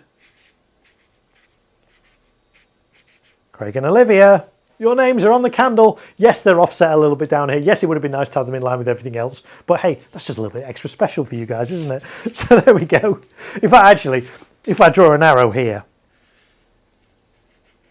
that kind of shows where that should be. But also it indicates the firing direction of the candle. So, you know, serves 2 purposes. So Craig and Olivia, thank you so much for supporting my channel in that way. That's very, very kind of you. Thank you. Some random person says good stuff, Craig. Yes, absolutely. Thank you, Craig, for that. Adam says, I'm sticking with you till the end. Adam, thank you. I appreciate that. I know not everybody can, because I know it's a long stream. I know people have got work in the morning as well, but thank you for sticking with me till the bitter end. It's not that hard going, is it, folks? Hopefully not. Absolutely butchered that. I'll show her on the replay tomorrow. I've had so little sleep with the clocks changing. You meant to get an extra hour in bed, but when you've got a 4-year-old, yeah, she wakes up an hour earlier, and then by the end of the day she's flagging because she thinks it's an hour later than it. Oh, yeah. So, but Craig and Olivia, thank you so much. I'll say hello to Olivia as well. I know you'll be watching on the replay. Yeah, do show her that. But her name is now on the candle. I will take a photo of this on Sunday when this is all set up in my display on Liverpool, and you'll see your names on the candle. So Craig, thank you so much. That's very kind of you, my friend. Thank you. Right. Okay. Let's do this cake then now. Let's get this waterproofed. So let's get some more of my pallet wrap. Another thing you do have to be careful with pallet wrap and cling film as well is they can generate static electricity. Now, if you use eMatch, I know we don't talk about it much on my channel, they are susceptible to static electricity. So if you're using your eMatch igniters anywhere near cling film, make sure you shunt the ends or commute the ends, or however you want to call it. Basically, make sure the ends, the copper wire, you see it on the camera. In fact, you can probably see it better on this one. Make sure the ends are kept twisted together like that until you're ready to connect them to your firing system. That way, static can't accidentally discharge the igniter. So always keep them together. Try and keep them away from cling film and sarin wrap because they can generate static. By the same token, you know, if you've got balloons, if it's a party and you rub them on your chest and stick them on a wall and stuff, don't do that near igniters. I don't even know why I said that. I can't even think of a scenario where you'd be having a party and rubbing balloons on your chest to generate static and then using eMatch at the same time. I don't know, but keep them away from static is the general point that I'm making. Oh dear. We've still got another 3 hours of this, folks. Right, okay, so I'm going to take this cover off there, get rid of that, stand my cake in the centre, like that, cut along here,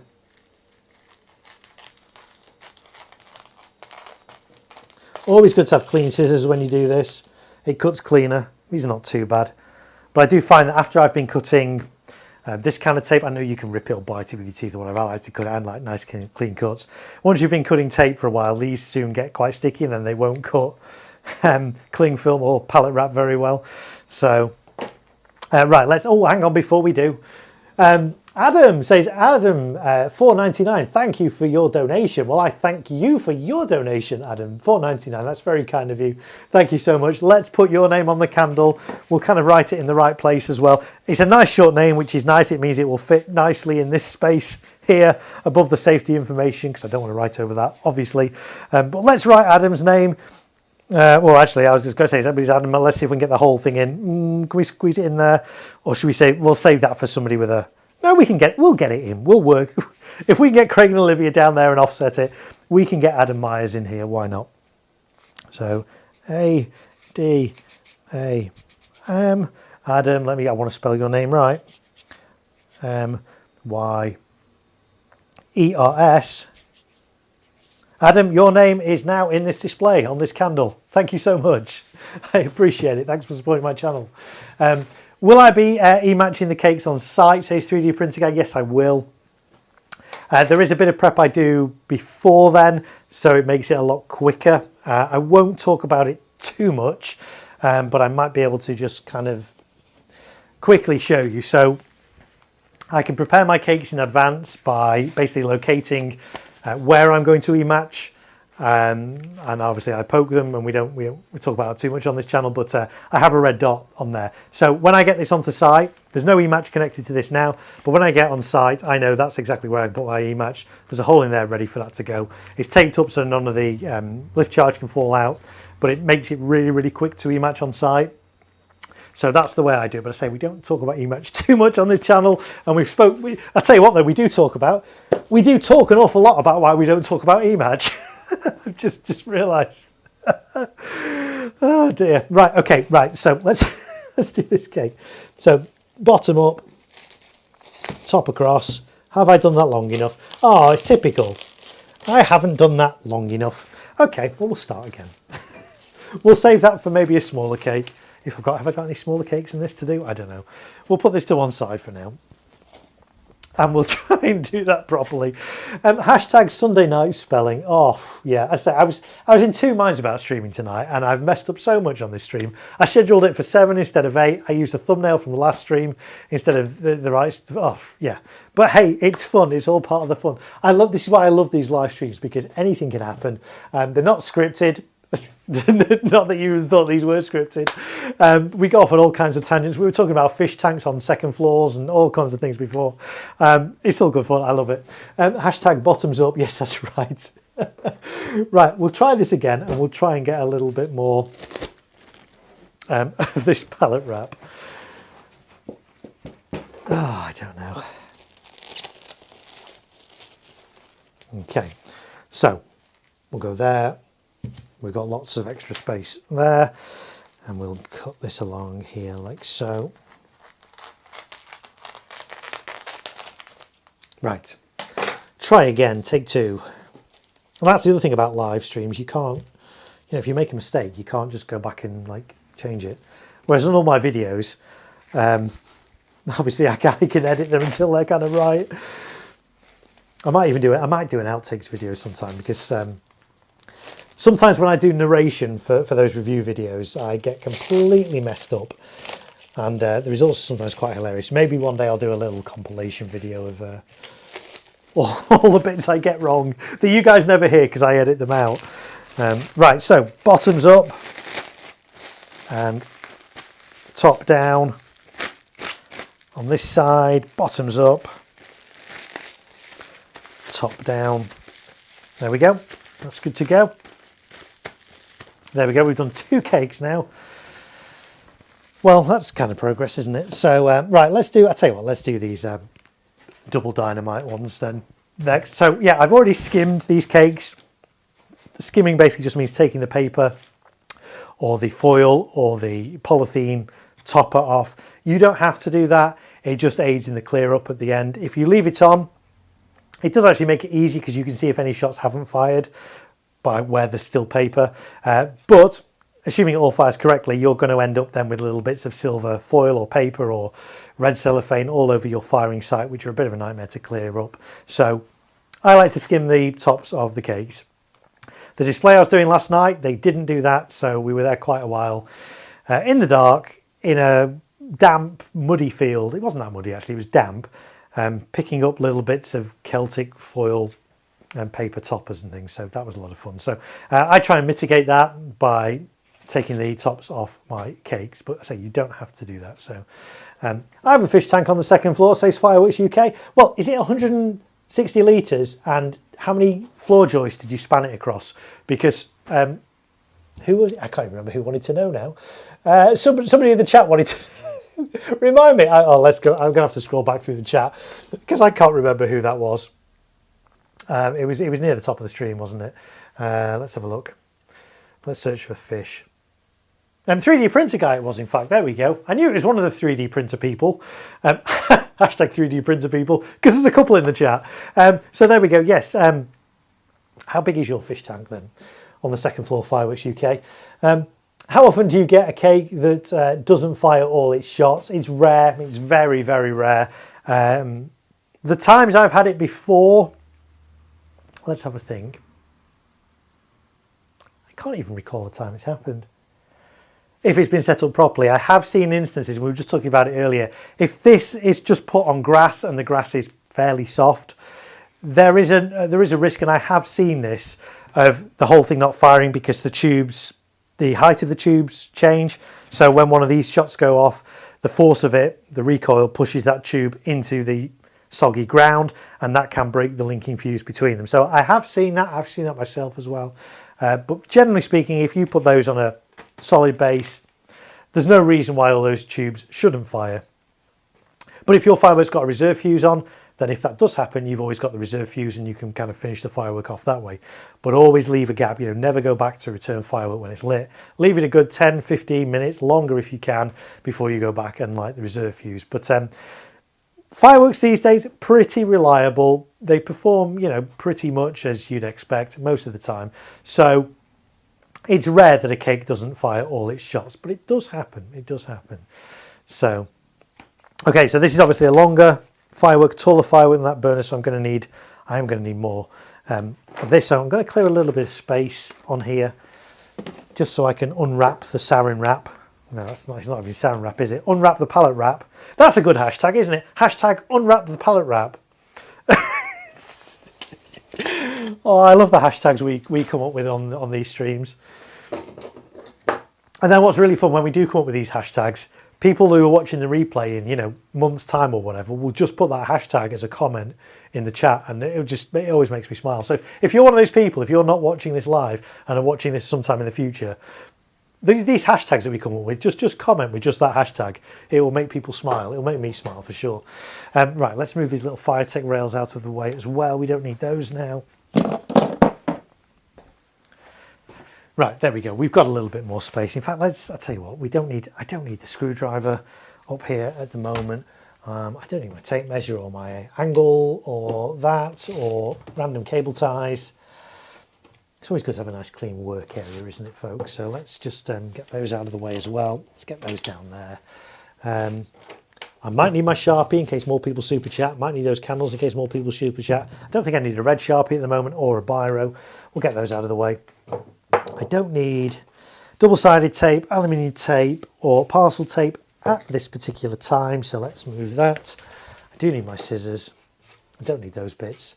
There we go. We've got a little bit more room now. Let's move those candles over there.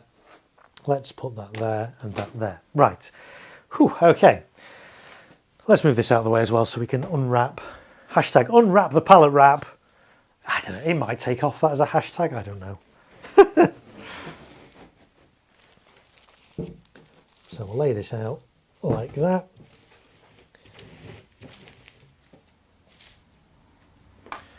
Put my cake on it. About there, I think. Yep, that's going to be okay. And then cut along here. Like so. So we'll fold bottom up like that. Fold the top across like that. That's good. And then on the side, so let's get this first. So bottom up, sides in, top down. On this side, bottom up, sides in, top down. There we go. That's double dynamite. And because I've not already kind of fused that, I can still put a fuse through that when I get to the firing site really easily. So there's double dynamite, or one of the double dynamites. I've got two. Where's the other one? Oh, there it is. We'll get the other one and do that as well. So I think these are going to be part of my finale. I haven't actually personally fired these cakes before, but I've seen the video. It looks good. Lots of crackle, but like layered crackle. So some crackle mines as well as some crackle bursts. I think 2 of those going off with lots of other interesting noises is going to be quite a cool finale, I think. So that's the plan for the double dynamites. But as I say, I've not quite worked out the running order of the show yet. I haven't quite scripted it. So we'll see exactly where they fit. But I think they're going to be towards the end as part of the finale. So let's do another one.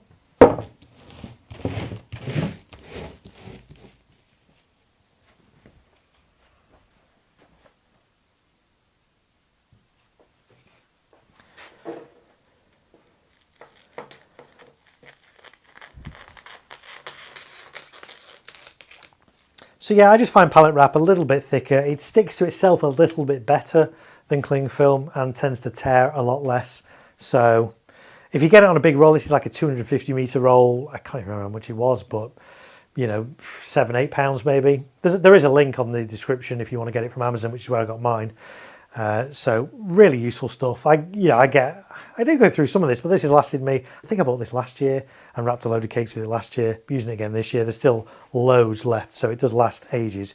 Whereas if you get cling film from the supermarket, you know, it might be 40 meters max. This is 250, so it's going to last a lot longer. So fold that side up there. We'll fold this side across like that. And then we'll do the sides. So bottom up, sides in, top down. On this side, bottom up, sides in, top down. And there's that cake, nicely waterproof, that can sit out in the elements for as long as I want. There have been, so some of the shows I've done in the past, some of the ones I've crewed for, have been so big that the build time for the display is like a week. It takes us a week to set it up. And so these cakes are not just sat out in the elements for a few hours. They're set out in all kind of weathers for a number of days, and they fire absolutely fine.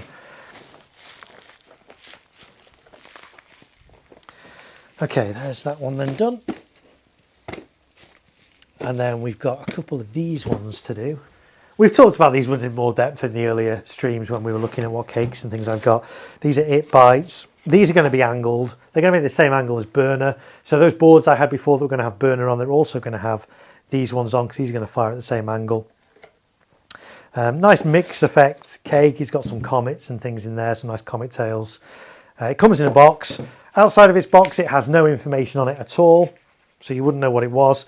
So normally I would say, you know, keep it in this box. Sometimes you get fireworks in the box and say fire them in the box. Sometimes you get ones and say take it out of the box and fire it. This one, I don't think, I will just have a double check. I don't think this one says either way, but let's have a look. For outdoor use only, avoid overhead obstructions. Do not use close to high buildings, trees, etc. This firework contains 2 fuses. Locate the main fuse, then remove the orange fuse protector. Place the firework on a flat surface. Ensure the firework can't fall over. Standing sideways, light the fuse at its outermost end and retire to a distance of at least 8 meters. If the firework does not fully function, wait 15 minutes before returning to the firework, making sure that no part of your body is above the firework, which is really important. Locate the reserve fuse and remove the orange fuse cover. Standing sideways, light the fuse at its outermost length and retire to a distance of 8 meters. Suitable for private use. That's interesting. I don't think I've seen that on a firework before. Suitable for private use. So yeah, if you want, you can go and set that off with no spectators and just enjoy it yourself. I guess that was what it means by private use. I don't know, but there we go. Do not ignite under the influence of alcohol. Yes, absolutely. But it doesn't say whether this should be fired in or out of its box. Let's see if it says anything on here. No, because that's all in Dutch and German and kind of things. So yeah, there we go. So I am going to fire this outside of its box. Why? Well, you could fire this in its box, absolutely. You could stake and tape the sides of this box, so ram stakes into the ground and tape around it. But what you're doing then is you're just supporting the box. You're not supporting the firework inside. Now, a lot of the time these are stuck down in the box and that's absolutely fine. But if it's loose in the box and you support the box, then you could, it is possible, I have seen it, not necessarily with big fireworks, usually smaller cakes, but there is a potential for this firework, the recoil from it, if it goes wrong, for this to jump out of its box, jump out, fall on the ground and start firing towards your audience or whatever. So if you've got a firework in its box, I'm not saying that's unsafe. A lot of the time these will be stuck down into the box and that's absolutely fine.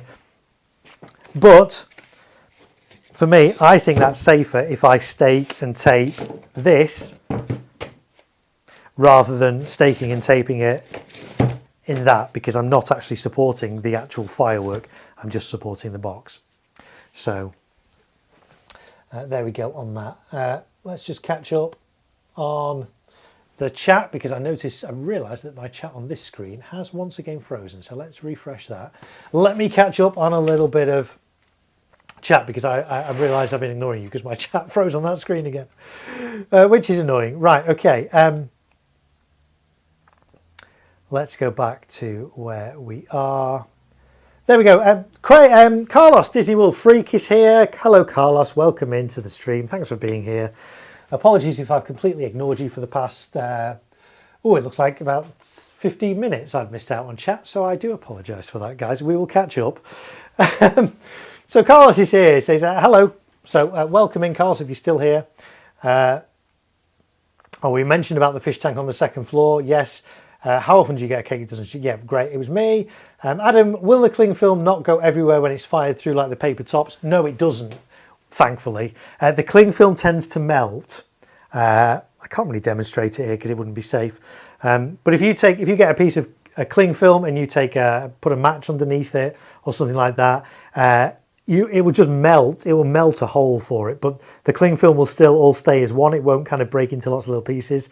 So no, you don't get bits of cling film all over your firing site generally when you do it this way. So that's another good thing why it's good to use cling film or pallet wrap or whatever there.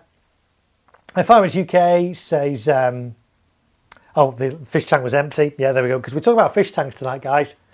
I'm not quite sure how it came up, but well, I do know how it came up, but yeah, we go off on all kinds of tangents. We've been talking about fish tanks. So there you go.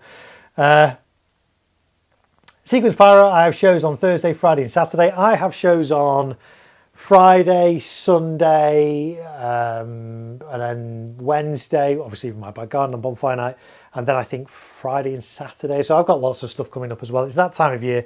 And with Bonfire Night being in the middle of the week this year, it means there's a lot more displays either side of it. So there we go. The thought of, hang on, I'm missing chat. 3D printer guy, well, it holds, we talk about fish tanks again. If it holds, I'm sure my one will hold Fireworks UK, the thought of it failing never leaves my mind. Yeah, I mean, I guess we're talking about fish tanks, aren't we? I thought we were talking about fireworks failing then, but I guess we're talking about fish tanks.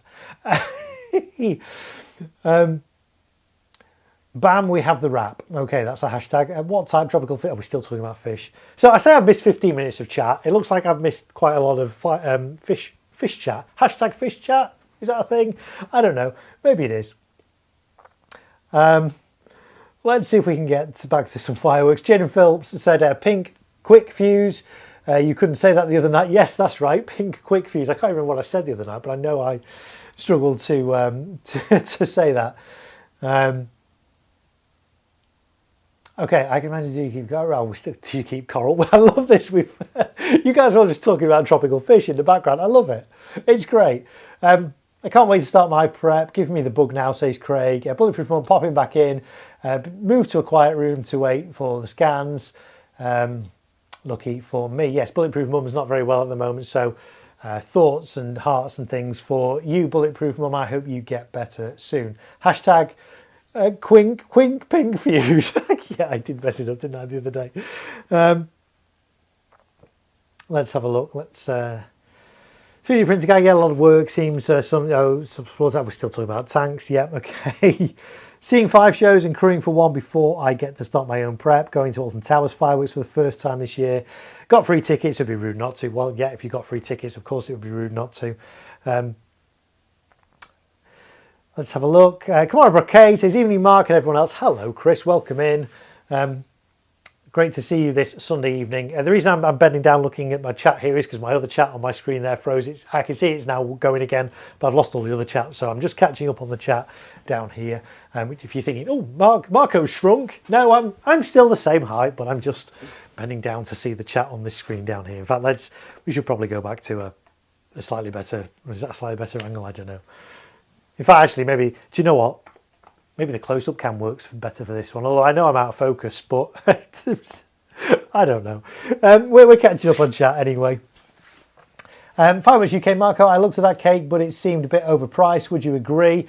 Are you talking? Which cake are you talking about? Remind me which cake you're talking about, because again, this was a few minutes ago. Are you talking about Double Dynamite or It Bites? Either way, I got pretty good prices on them. But anyway. We still talk about fish tanks there, yes, we'll skip over that. Did you get a chance to watch my finale I sent you, Mark? I don't think I have yet. I will get around to that. How many layers of film is safe to fire through? That's a great question, Adam. It depends on the size of the tube. Generally speaking, you know, what you're trying to do is waterproof. You can waterproof with one layer of sarin wrap. You don't, or pallet wrap, or whatever you want to call it. You don't need multiple layers. It doesn't do any harm to have extra layers, but you're not really achieving anything. It just needs one layer. As long as there's no rips in it, one layer is fine. But shots will fire through multiple layers. It depends how big your tubes are. If you've got a little cake like that burner cake that we looked at before, this has got quite small tubes in. I think we measured them, they're only like 11 mil or something. That will fire through less layers than a cake with, 20 mil tubes, 25 mil, 30 mil tubes. But even a small cake, you'd be able to fire through, I would guess, at least 5, maybe 10 layers of cling film without issue. These bigger ones, you could probably fire through 20, 30 odd layers. You don't need that many to waterproof a firework. So even if you wanted to do, I just do one. If you wanted to do 2 or 3 layers on a firework, they would fire through absolutely fine. Same with fountains, they will burn through 3 layers without any issue at all. So you don't need to, but you can do 3 layers if you want. Okay, right, we're going back to that one. Let's catch up on a little bit more chat. Hashtag fish chat, says Fireworks UK, yes. On Friday it was pick quink fuse. You're right, it was pick quick. I can't even say it now. But yes, that's a great hashtag. So if you're watching this on a replay, put that hashtag in the comments. It'll make me chuckle in future when we come across that. Norfolk Pyro is here. Hello, Norfolk Pyro. Welcome in. Some mad random person, hashtag get well soon. That's for Bulletproof Mum. I think the pics are sent now, so say, okay, I'll check it out in a bit. It Bites. Yes, it's not the cheapest cake, but it does have a good duration, some good effects, some nice bright comet tails on it. So it's going to work really well at angles. I do like cakes that it's not just about the effects in the sky, but it's about the journey up to there. So if there's mine lifts or comet tails and things like that. So nice cake if you can get it at a reasonable price. Let's have a look. Send the pictures over now. Bites. Yeah, get well soon. Marko shrunk the tubes like in the oldie fireworks. Yes, absolutely. Right, let me see if those okay, right, we have got some photos coming through now. Okay, let's have a little look at this one. Well, let me have a look at it first. I always check these photos before I put them on the channel, as you guys can appreciate, I'm sure. There's one. Let's see what this one is. Okay, I love seeing setup photos. It's nice to see how different people do things. So we've got a couple of photos here. Let me pull these up and get them over on this screen if we can. Let me have a look over here. Let's get rid of that one. We've seen that one. Okay, let's see where that other picture went. I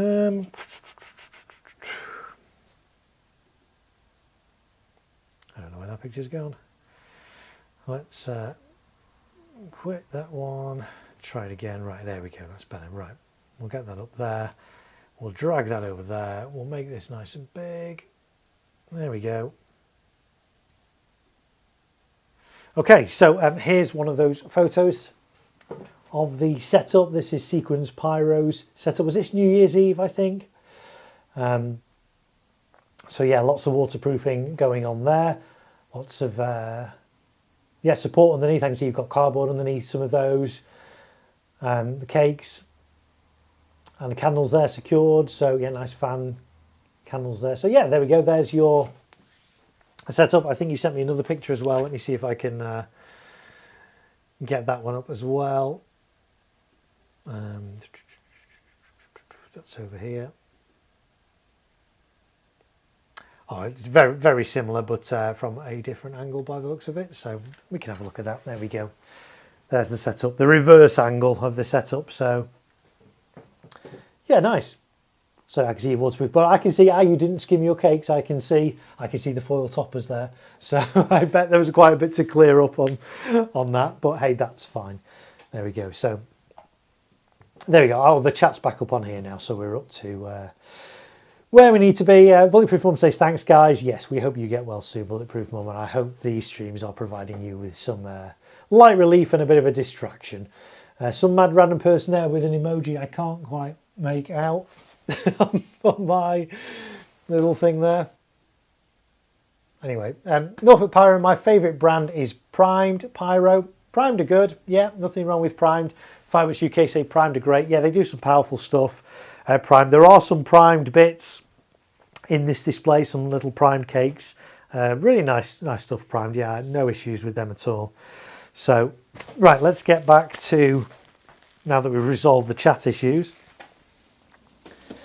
Yeah, you see, when I don't see chat on my screen here for a little while, when I don't see it move, I'm like, are people just not watching or just not chatting, or am I missing a load of chat? So, let's get this back up on here as well. There we go. Right. And let's double check. That's working. There we go. Okay. That was my garden display, say Sequence Pyro. Yes, great, brilliant. Right. Okay, so yes, I'm going to... Oh, we can probably go back to the split screen thing now. Fireworks UK says I need more Funky. Yeah, Funky are still fairly hard to come by. Yes, it's becoming more available, but it is still quite tightly controlled. It's not available, excuse me, in all retailers at the moment. There's only a select few. But I have got a few funky bits in this show, which is nice. I'm pleased about that. Got Funkin' Finale 1, which looks really impressive. I've got some funky fountains as well, which we might talk about in a little while, because as well as waterproofing tonight, we've not really talked about some of my lower level ground stuff that's going to be in this display, so we might talk about that if time permits. We've still got another 2.5 hours to go. So yeah, time probably will permit. We'll see. Depends. We may go off on tangents talking about fish tanks again, so who knows. Never mind, I hit my phone and that emoji popped up. Okay, no worries, some mad random person. I can't even work out what it is. To me, from here, it looks like a little green watering can. I imagine it's not, but anyway, that's fine. So yes, we're going to waterproof this one like this, but what I am going to do, just my own peace of mind, because I say there's no writing on here. Don't know what that is. I'm just going to write on here, it bites, just so I know it bites. And then I know what it is. I will keep this with me. I'll keep this with the firework, just so it's got all the safety information, because if there's ever any issues on site, there's no information as to what that firework is. So I like to be able to say, yep, that firework is this one. It's category F2. This is what it is. So for now, though, I'll just move this box out of the way. Put that over there. And we will waterproof this cake. Stand that out there for a second.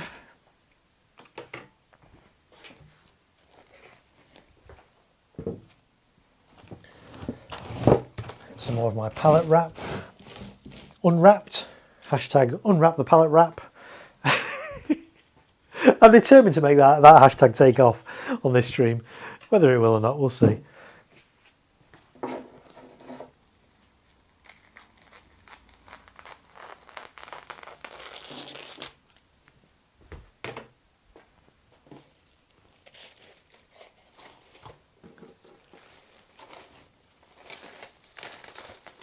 I can actually hear a firework going off now. We were talking about that before.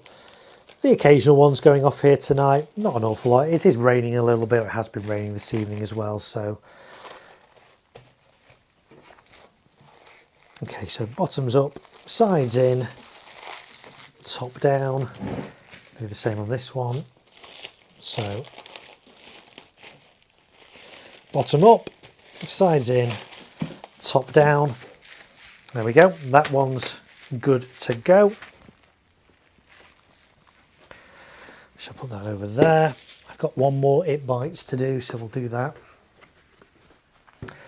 Leslie are creeping up my ranks too. Have some good stuff. Yeah, Leslie do. Again, it's one of those, it's not available from very many retailers, Leslie stuff, sadly, but it is good. It is good. I do like it. I don't use it every year. I kind of mix it up, but yes, it's not that readily accessible in the UK in terms of the number of retailers that stock it. So have you ever done London's New Year's Eve fireworks? No, I've never done that. It's something that's kind of on my bucket list that I'd love to be able to crew on one day, and maybe I'll get the opportunity one day, we'll see. There's a few things that are on my bucket list firework wise in terms of displays I'd like to do. I'd love to do Southport one year, the British Musical Fireworks Champions. I'd love to do Plymouth one year, the British Firework Champions. I'd love to do the World Firework Champions in Blackpool, and London's New Year's Eve ones. Those are kind of those are all on my bucket list of things I'd like to be involved in, but we'll see if the opportunity arises one day or not. 3D printer guy, now I'm done talking about fish tanks tonight. We'll see. You started now. You started people talking about it. So maybe that theme will continue throughout the evening. We need to kind of try and link that back into... Actually, there is a firework. There's a fish effect, isn't there, in fireworks? I think some of the fireworks I've got, in fact, some of the ones we're going to wrap in a little while, have fish effects in. So there we go. It's all linked in, isn't it, folks? It all comes back to fireworks in the end. So, right, I'm going to write It Bites on here so I know what it is. It Bites. There we go. The other thing to be careful of as well, now that I've taken this out of the box, obviously it's going to need support underneath. Of course it is, and I'm going to do it on those wooden boards. But actually, in the dark, it would be very easy to think that's the top of the firework, because it looks quite similar, doesn't it, to that in the dark? So what you don't want to do is set it up that way, because that's going to be firing into your wooden board. That's going to cause recoil. That will cause that firework to tip over if it's not secured, and it's going to start shooting in all different directions. So always make sure you know which way is up on your fireworks as well. It does help there's this red kind of wrapper around, so I'll know that's up. But there we go. So let's get that box out of the way. Hashtag fireworks fish. Doesn't Jonathan have a firework called Fish? Yes, they do. It's actually quite, it's a low noise effect. I love fish effects. They're really good. Audiences love them as well. So, especially if you can get it in different colours as well, it can look quite good. Right, let's just move that out of the way whilst we unwrap the pallet wrap. Hashtag. It's not going to take off that, is it?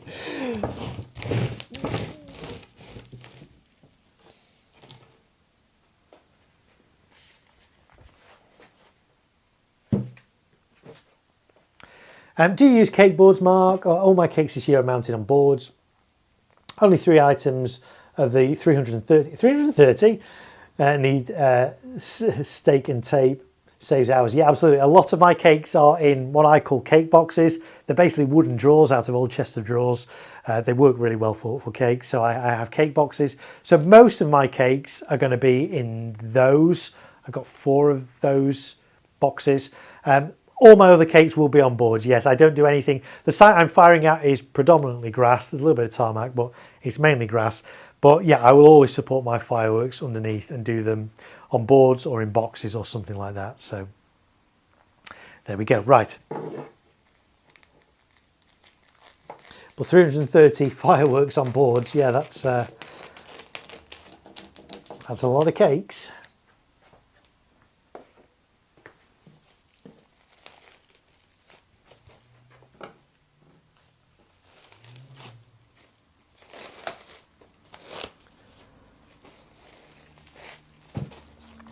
There we go. We'll do this side, so bottom up, sides in, top down. That's good. This side, bottom up, and your sides in, top down. There we go. There's that one done.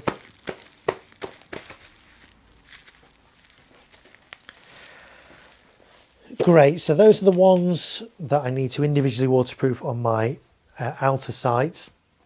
There's some in the center sides that are going to be in those cake boxes I was just talking about, but there are also some that are not going to be in cake boxes, that are going to be just staked and taped and obviously on boards to support them. So they're a little bit bigger, so we need to wrap those as well, so we'll do that. We've got Triforks here from Brothers Pyrotechnics. This is really underrated. We were talking about this on one of the other streams. A lot of Brothers Pyrotechnics videos, their product videos, were put out by Brothers years ago, and nobody's actually got any landed footage of them, and I must do it at some point. But this is one of those ones where you watch the Brothers video put out, you know, a decade ago, and it doesn't look a particularly great firework, but actually it performs a lot better in real life. So there's a few of those. The other one was Ultimate Battle of Colours. We were talking about one of the other streams.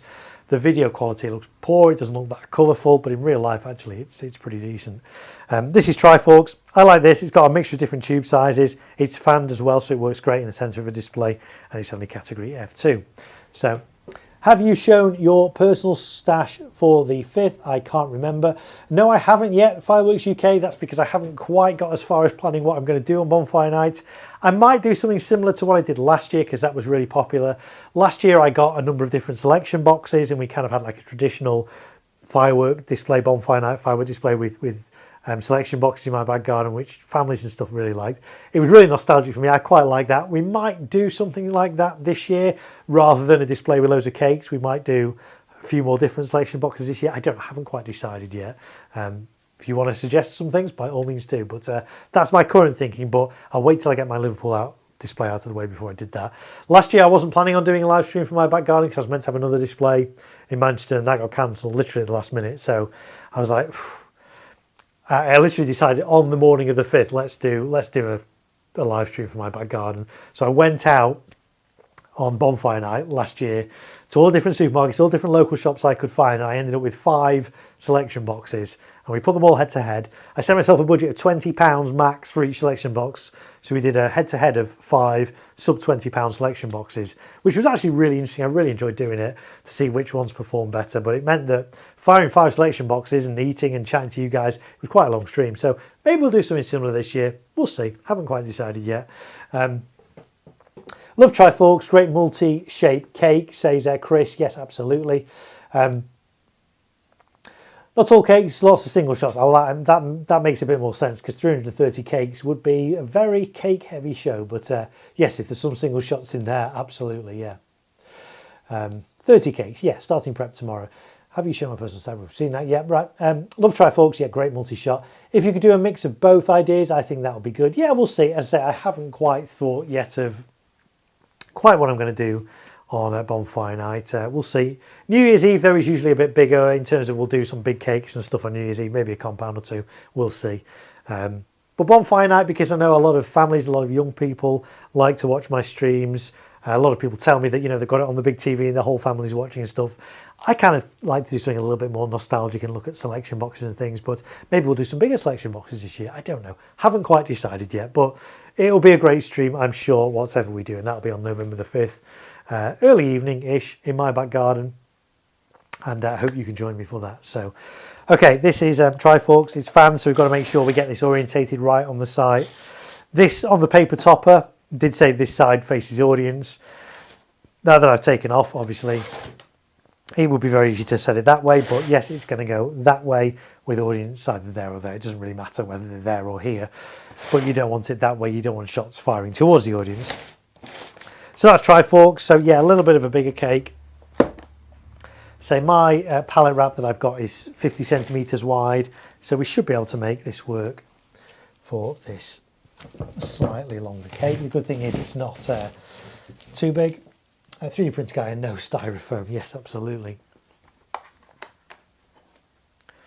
So I think we'll do this. Will we do it this way or will we do it that way? I think we're going to do it this way. And we'll make sure we've got enough to go over. That's good. So yeah, 66 shot barrage. This from Brothers. Been around ages. If you can get it on a good price, it's certainly worth it. I mean, you'll see from my display, I've done this display a number of times now. The two cake sites I have at the back have fairly small cakes in, but I kind of double up, so like 2 of each cake to make it more sky filling. If I've got something fanned, I don't need to do that. So that's a good way of cutting down costs by having some more fan stuff, because you only need 1 of them as opposed to 2 of each cake for the straight firing stuff. So, plus it's nice to have a mixture of straight firing stuff and things that are going to fire in different angles. It keeps a bit of audience interest in there as well. Last year you did a supermarket battle of the small boxes. This year you could do a battle of the medium big. I could, again, we'll see. Obviously the bigger ones are more expensive. Last year I spent 100 quid of my own money on pretty rubbish selection boxes. Although some were good. There were some good pieces in there. But obviously if I was to do medium boxes or bigger boxes, that's a bit more of an expense. So we will see. We will see. Jaden says, at this time of year, I miss going to Crew and set up the shells. Unfortunately, my health let me down. I'm sorry to hear that, Jaden.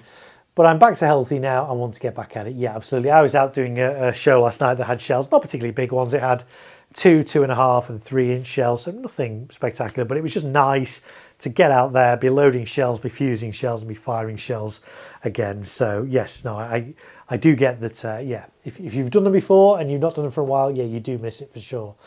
3D printed creations and Gravitrax, not Gravelax, as I said earlier. I'm not able to get to one next week. Sorry, I'll watch the video of it if you're making one.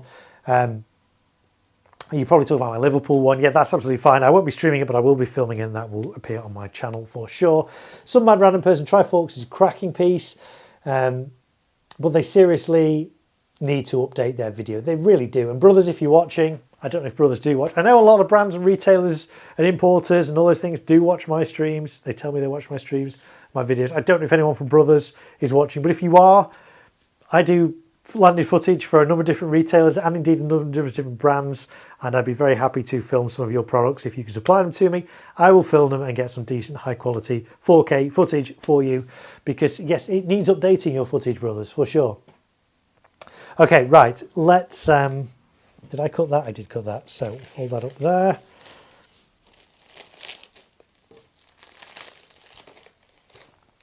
We'll fold this one across over the top there. That's good. And then so the sides, bottoms up first, the sides in and top down. If you're just joining me, why do we do it that way? Why not top down first and then the bottom up? It's to stop water getting in. If this rains and I've put the top down and the bottom up, water can get into this firework. So by doing the bottom bit, pulling that up first, then the sides in, and then the top down, water cannot get in to that firework. Can't seep in from below. If it rains on the top, it can't get in at all. That's going to stay lovely and dry for me. So that's Triforks done. Let's move that out of the way. Let's move on to another fanned one. This one's slightly bigger. This is Night Tracer from Zeus Fireworks. This is nice. It does get confusing though because there's two different versions of it. There's one with colour and there's one with crackles. This one is colour, I hope. We shall see. It's what it's meant to be. Fanned, so sky filling, which is really nice. So let's get this one waterproofed as well. Fireworks UK, I'm planning to get Dance with the Devil by Brothers, 36 shot 25mm, part of their new range, I believe. Yes, I know they've brought out some new stuff this year. I don't think I've seen Dance with the Devil. I don't think I've seen a video for that yet, but I will check it out. I do like the brothers are now bringing some new stuff in, which is really good. In the last couple of years, they've started bringing new stuff in. They started with like Angel Dust XL and Angel Dust Delight, kind of revamped, upgraded versions of Angel Dust. And now they're bringing in more cakes as well, so it's nice. I do want to get my hands on some and try and fire them and see what they're like, but we'll see what happens on that. Right, so this one's a bit bigger. So we'll probably stand that maybe there, make sure that's going to fit all the way over. Stretch this out a little bit more, cut this here.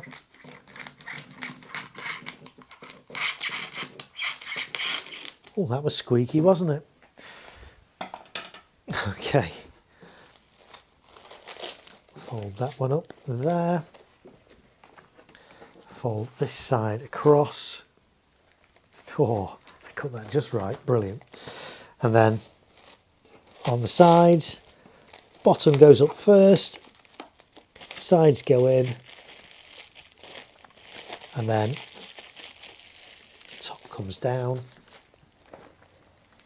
I'll turn this here so you guys can see this a little bit better. So bottom bit up first, like that.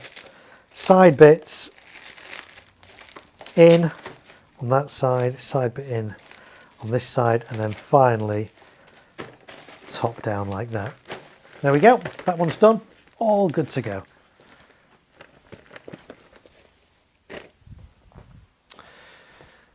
Right, next one I need to do. Ooh. Yes, this has featured quite a bit on my stream, hasn't it, over the last few streams. It's the Screaming Demons from Classic. If you didn't watch last stream, I'd go back and watch it at some point. This was quite controversial in that it's category F2, and yet it says spectators must be at least 25 metres away. There's a whole backstory to that. We talked about that a lot on the last stream, so I'm not really going to rehash that now. But basically, the importer, I have it in writing from the importer that this is safe to use F2 distances, i.e. 8 and 15 metres, and not F3 distances at 25 metres. So, don't know what we're talking about. You do want to go and watch the other stream, because we raised this with Classic and you would not believe their response to me on this. So go check out the previous stream on that. Fireworks UK, they have a new crate called Show Off, I believe. I really want it. Craig says, I was given a Brother's Diamond Princess, haven't fired it yet, but it's the shop's display company's favourite consumer cake. Yeah, that is a popular one. I've seen video of it. I've not fired it personally, but I know that does sell well. Craig says, a little big for my back garden, so hoping to take it to my mother-in-law's. The Diamond Princess, yes, absolutely. Also, I tell you what, it's probably good doing fireworks in your mother-in-law's garden, because it doesn't really matter if you make messes on that garden, does it? She can deal with it.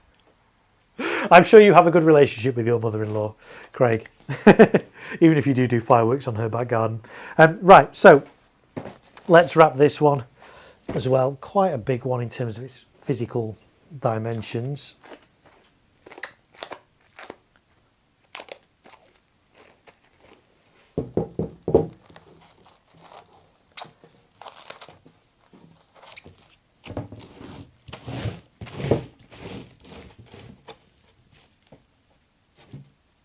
You don't want that to fall off. There we go, it's not going to fall off.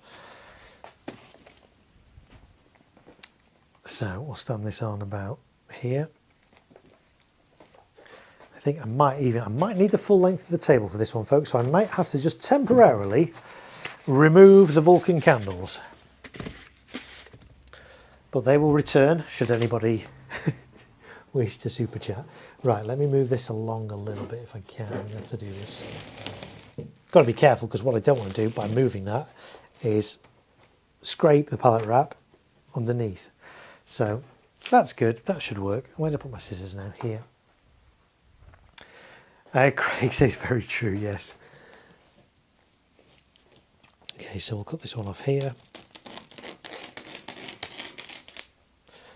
Let's stand that just down there out of the way.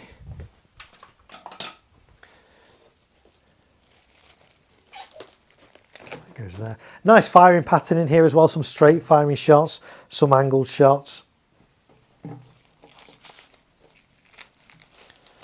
This firework isn't actually made anymore. I think this is from 2018.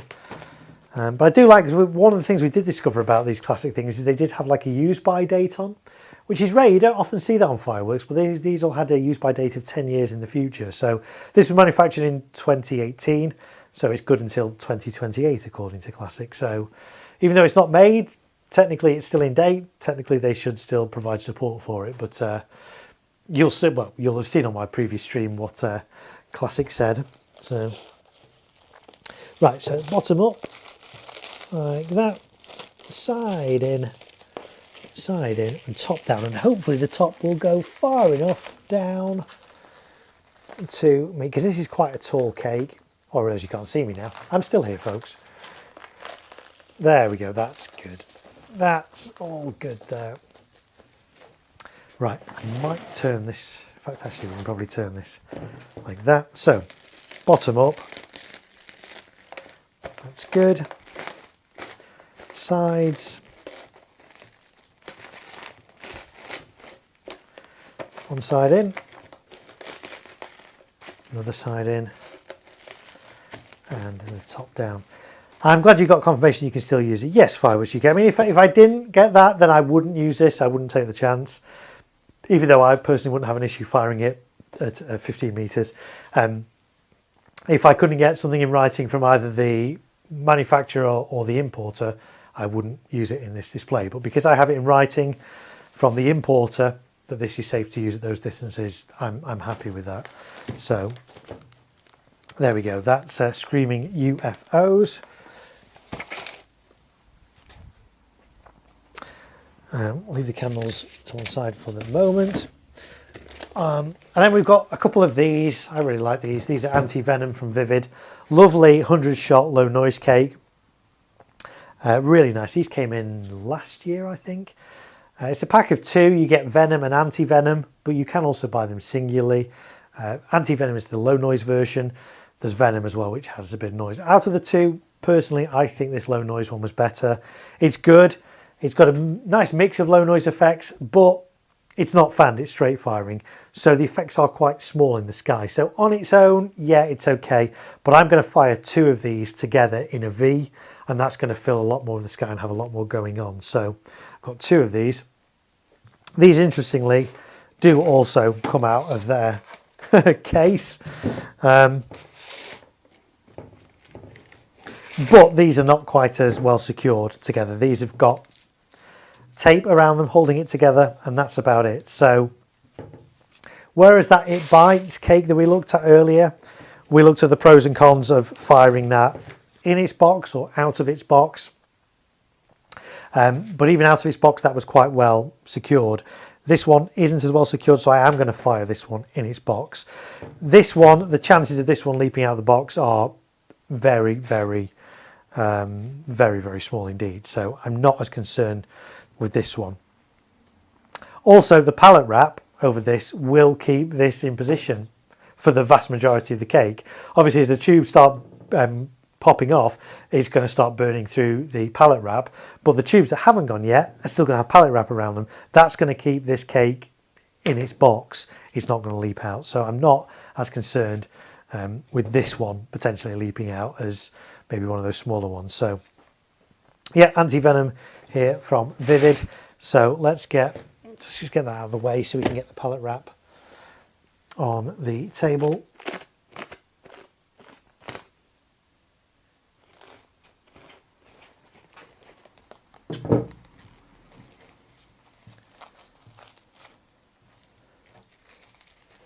Actually, it occurred to me we can have a close-up of the pallet wrap. Just mix things up a little bit. Yes, it's not that exciting, is it? Let's go back to the other camera. Just because I can do multicam doesn't mean I have to. Doesn't mean it's always necessarily the best shot. Although that said, you now see my shiny head again, so there we go.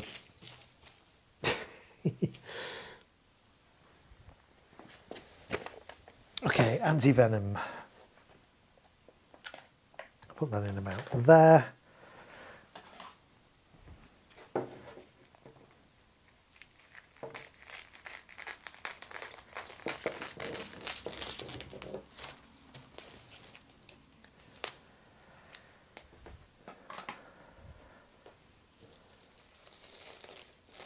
I just looked at the video, Screaming UFOs, very colourful. Yeah, it is a nice, I have used it before.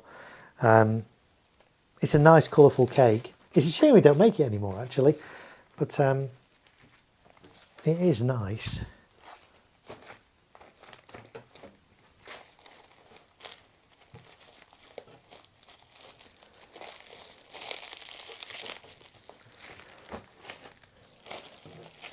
Oh, excuse my head. There we go, there's that one done. I might even just, let's see if I can find that, see if we can get that video of the Screaming UFOs from a classic up on the screen for us all to enjoy.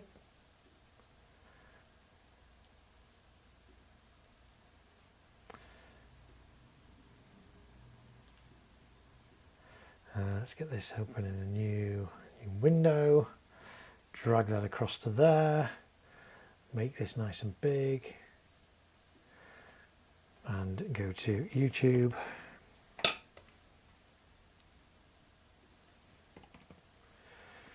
And it's classic Screaming UFOs, right. UFOs. Of course I've got to find the right one now. Here it is, there we go.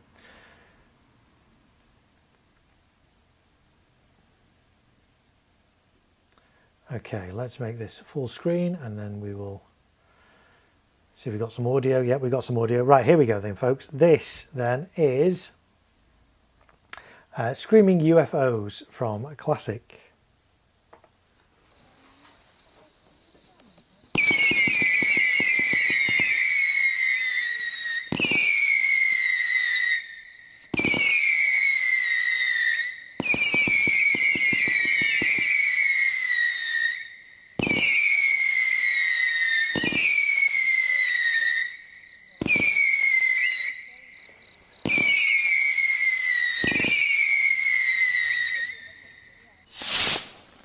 So yeah, there we go. That was obviously a branded version of it, but you get the idea with that. Really quite unusual, really nice and colourful. Nice that it's fan, so sky filling. So that's Screaming UFOs. I really like it. It is category F2, even though it says spectators must be at least 25 metres away on it. So Fireworks UK says seems fairly unique. Yeah, I think it is quite a unique piece there. I think maybe the closest thing, what's closest to it? Maybe something like Blinking Magical, Blinking Surprise from Celtic that's kind of fanned and has those nice coloured pearls in, maybe. But Screaming UFOs, I think, is quite a nice piece there. So yeah, that's in the display. There's one of the anti-venom cakes done.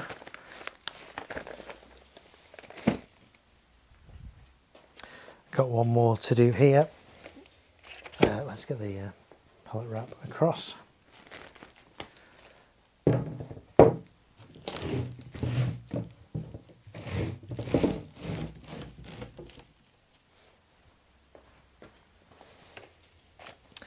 And we'll get the other one on like that.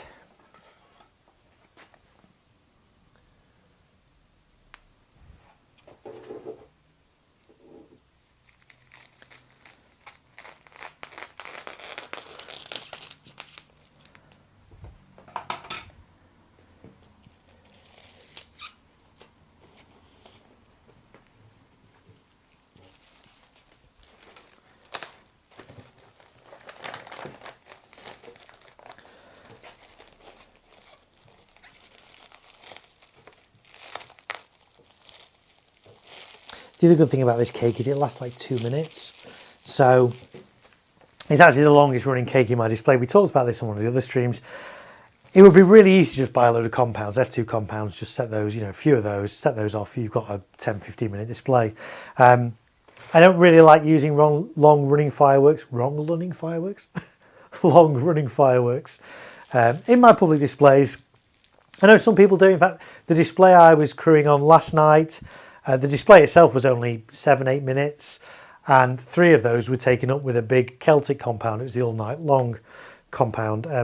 I'm a little bit uneasy using compounds in my own public displays. Nothing wrong with them, they are safe, but if it doesn't fire for whatever reason, you've then got a big gap. And also, if you need to stop your show really quickly because, you know, something's gone horribly wrong, God forbid, but if it happens, you want to be able to stop your show as quickly as you can and have dark skies as soon as possible. If you've got a compound that's running 3, 4, 5, 6, 7 minutes, you start that compound off. Once it starts, you can't stop it. If you start that and then you need to stop your show, potentially you've still got fireworks going off for like another 7 minutes, which is not ideal. So for that reason, I don't really use, well, I don't use compounds really in my public displays at all. So this is 2 minutes. This is the longest running firework I have in this display. Normally I kind of limit it to a minute max per firework. This one's 2 minutes.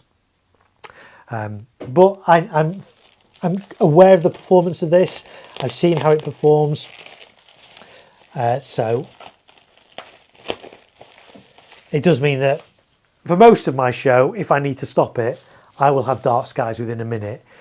If on the very, very unlikely event I have to stop it, literally the second I fire this, is going to be 2 minutes until there's dark skies, but at least it's not 4, 5, 6, 7, 8 minutes. So there we go. Kind of reminded me of Whoosh from Celtic. Yeah, that's a good point, says Guy Fawkes 05. I like that, says some mad random person. Yeah, it's unusual. I say it's one of Classic's products that kind of fell under the radar. People aren't really aware of it. I got them on a really good price a few years ago.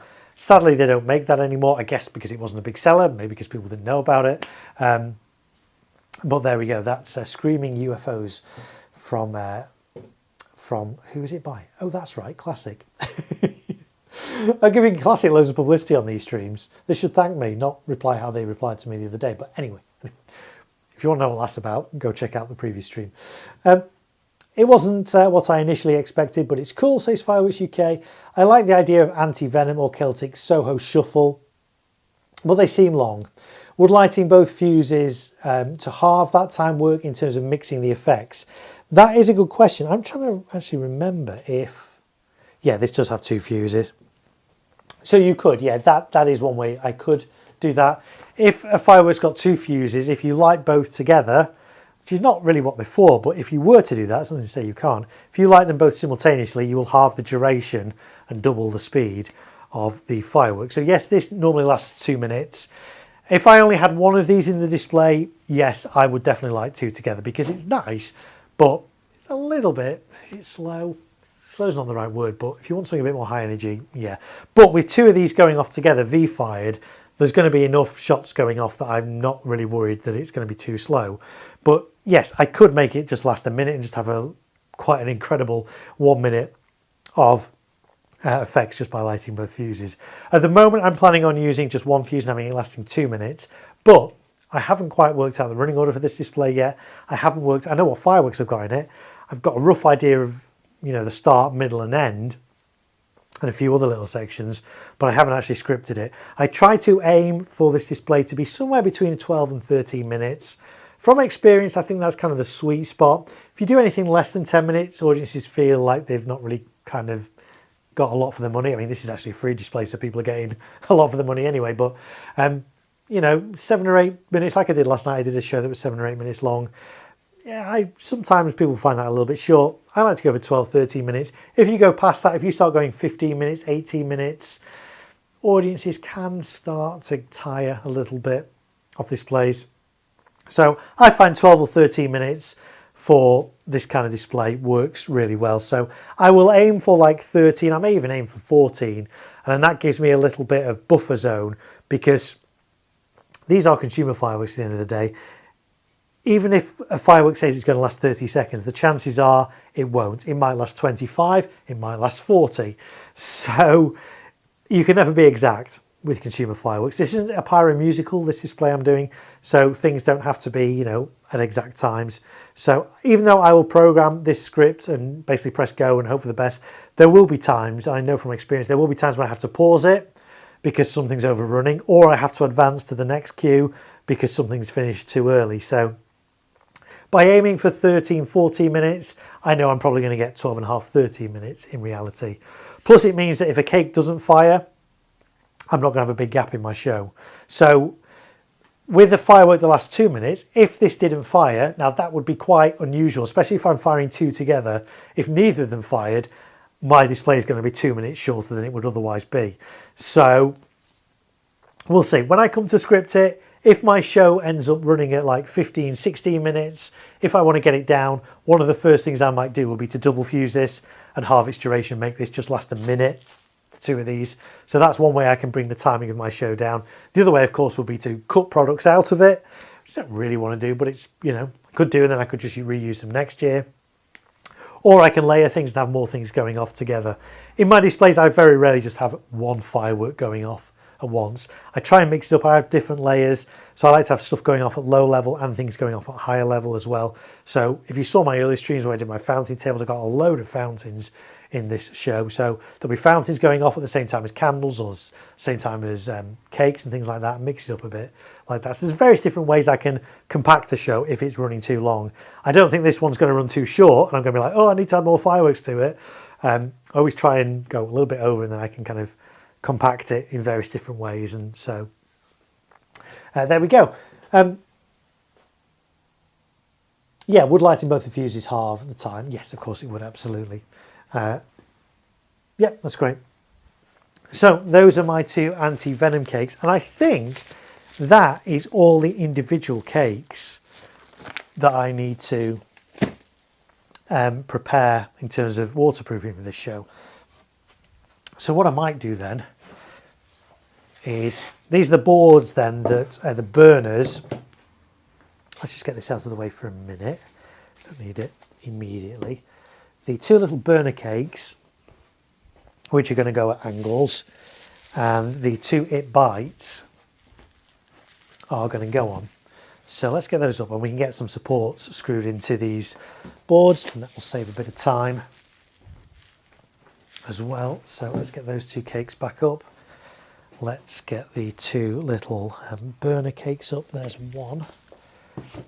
Where was the other? There's the empty boxes of those. There's the other one. So yeah, these cakes are going to be angled. On either side of my display, they're going to be angled inwards. So they're firing inwards. Again, I like to mix up different firing patterns. I'm going to have some stuff in the centre that's going to be angled outwards. So those two anti-venom cakes that we saw just a few moments ago, they're going to be in the centre at the back of my display, but they're going to V fan out. These ones are going to be on the outer edges of my display, but V firing, well, they're not V firing, are they? They're kind of crossing over, firing inwards. So I like to mix things up as well, rather than just all have straight firing, or everything in the centre fanned out, or everything in the centre in Vs. Doing different angles, again, adds a bit more interest for the audience, which you know, they really like. So these are going to be on here, and then these are going to be angled. How am I going to angle them? Just by putting some wooden battens underneath to get the angle I want. I haven't quite worked out the angle I do want on these yet, so I'm not actually going to... So on some of my boards, I will actually screw a batten in. But on other of my boards, I will literally on the day, you know, get something like that and put it on there to get the angle. And of course, when this is staked in as well, if I stake that in, that's not going to move anywhere. And I can adjust the angle by putting more of these on or less of them or whatever. So something like that in itself might actually work. I wonder what angle that is. Let's have a little look with my digital inclinometer, which we talked about on a previous stream as well. Let's just see if that's, well, let's get that here because you guys can't see that. Let's see if that's at 0. Not quite. We'll reset that to 0. No. Is it going to want to reset to 0? There we go. Right, so if I put that on here. So that's at 7.6. Yeah, I'm probably going to want to go in a little bit more on that. So I'll probably use another one of those. Let's just have a little look. See if I can find another one.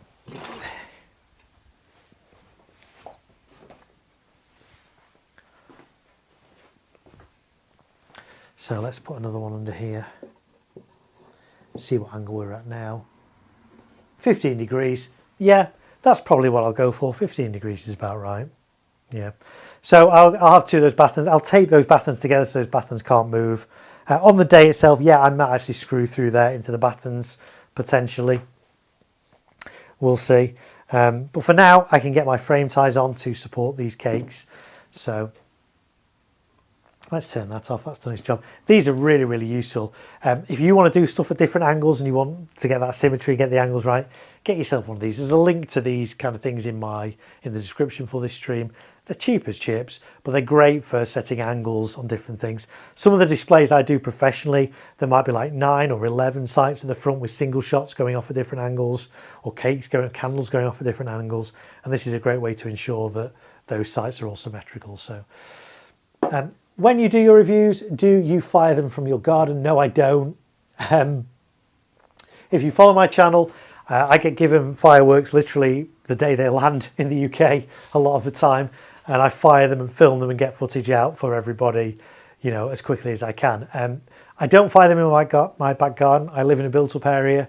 If I was to fire that amount of fireworks from my garden each year, the neighbours would not be happy for sure. So no, I have a good relationship with a farmer who lives a bit of a trek, but it's kind of in the middle of nowhere. He's got lots of farmland, and he lets me use his land to fire and film all these fireworks. So I could fire these in my back garden. I do have the length to do the F3 stuff as well, but I like to think I'm a considerate neighbour. So having fireworks going off every week or whatever throughout, you know, from like July to the end of the year, basically, the neighbours would not be happy. So no, I don't fire them in my garden when I do that. And that's exactly why I asked. Yeah, brilliant. So yes, I do try and be considerate to the neighbours. Obviously, there'll be nothing stopping me. It's not illegal for me to set these off in my garden up until 11 o'clock at night on most nights. But I like to try and be considerate. So I keep it in my back garden to November the 5th or thereabouts, New Year's Eve. And any other times I'm doing it, I'll let them know. So, for example, a couple of months ago, I did a daytime gender reveal for our upcoming child. If you didn't check that out, go and watch that live stream. It was a lot of fun. My gimbal died. But anyway, it was fine. So, yeah, that was in the daytime. And so we did, obviously, people were not expecting fireworks. So we did let the immediate neighbours know. And any other neighbours we had contacts for, we would message them well in advance and say, look, this is happening. So we let neighbours know 1, 2, 3 doors down that way, and 1, 2, I think 3 doors down that way. Also let neighbours know at the back.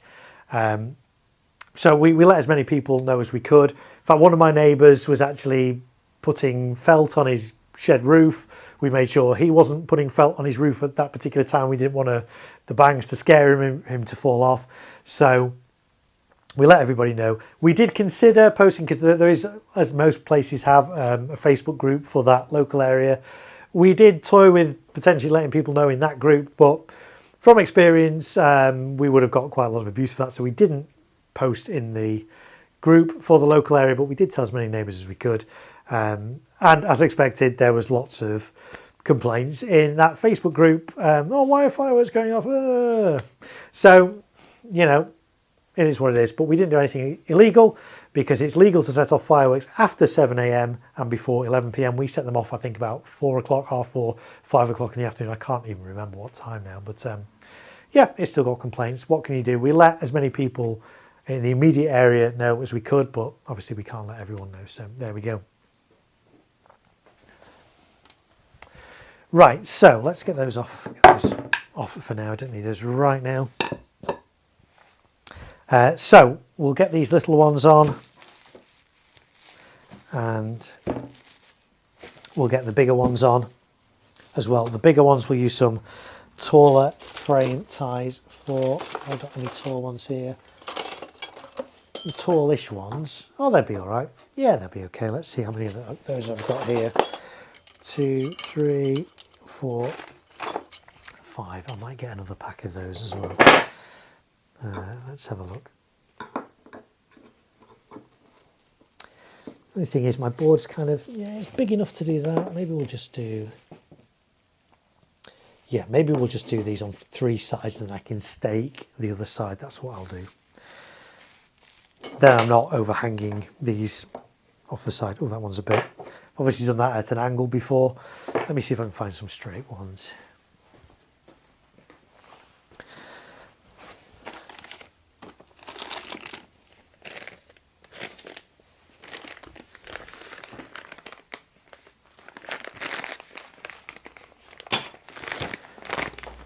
Okay, new pack.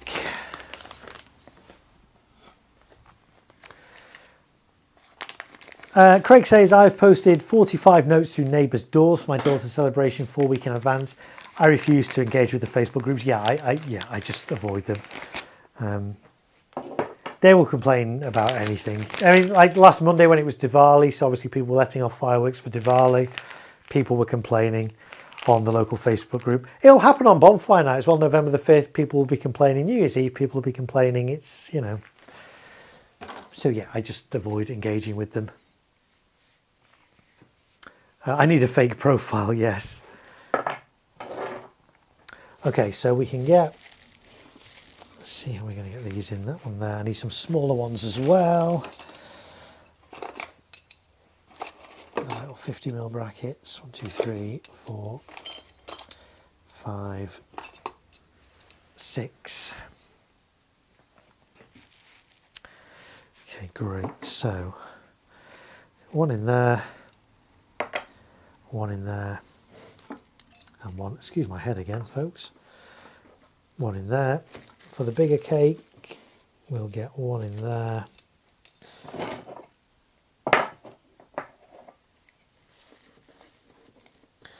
One in there, just about, yeah.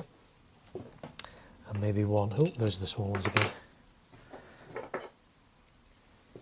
I'm not going to quite get one in there, actually.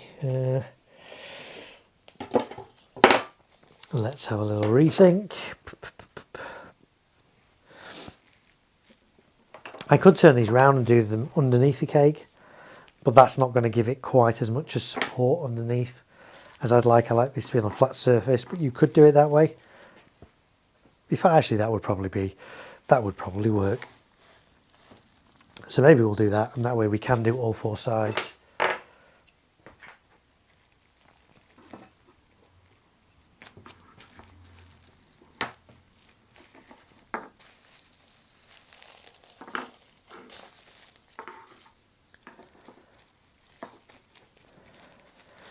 Yep, that will be good.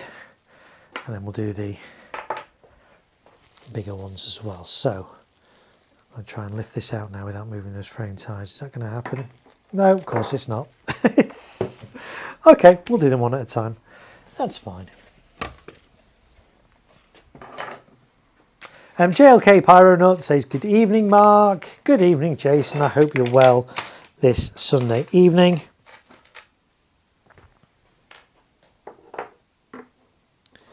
Right, let's get one of these in at a time. Let's work out where that's gonna go this way. And that is fine.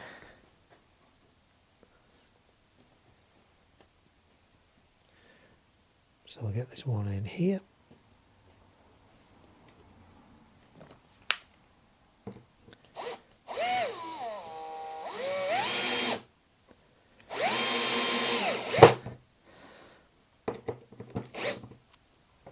That's good. Oh, it has actually, those screws are slightly too long. That's annoying. It has just come through very slightly on the other side, only by a tiny bit. Okay, so let me see if I've got any smaller length screws. If not, I might have to use some washers. Those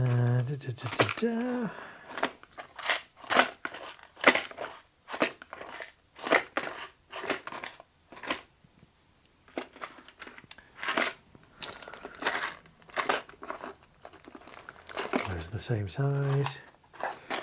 Those are bigger. Those are longer. Okay, not to worry then. We can use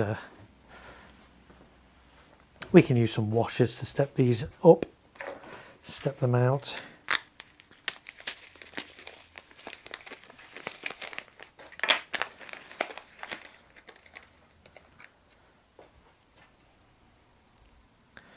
So one's probably going to be enough. Let's have a little look.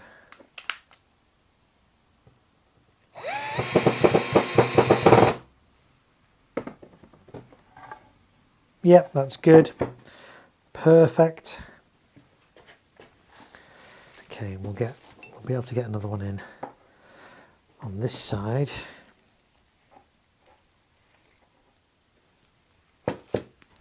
So washer, where are my washers? Here. Doesn't prep get a bit tedious sometimes? I've been doing it all day. I don't want to see another single shot this year. 4,642 in total. I can imagine it does get tedious after that.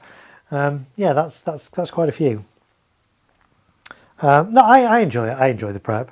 I used to do this before I started to stream. I would just be sat here kind of on my own doing it and have some music on or something in the background. But I much enjoy it. I love talking to you guys whilst I'm doing it as well. It means I'm not as productive. It means I do have to do some stuff off stream that just to catch up and things. But I enjoy doing this. I enjoy prep. A lot of people, and let's be honest, most people that watch a display don't appreciate the amount of prep and design and work that goes in before the show and indeed after the show to clear it up. You know, they turn out for an evening, see a 10-minute display. Wow, isn't that amazing? They don't appreciate the hours and hours that have gone into setting up that display on the day and prepping that display in advance, designing that display, and then of course all the clear up that happens after it as well. So yeah, lots of work goes into it. Is it tedious? No. I mean, of course, there's elements that are more tedious than others. I actually don't, you know, setting up, prepping, fusing stuff, I don't find that tedious. I find the clear up at the end tedious. Going around picking up bits of paper toppers and red cellophane and spent quick match and all those kind of bits, that's tedious, but it's part and parcel of it, you know, so.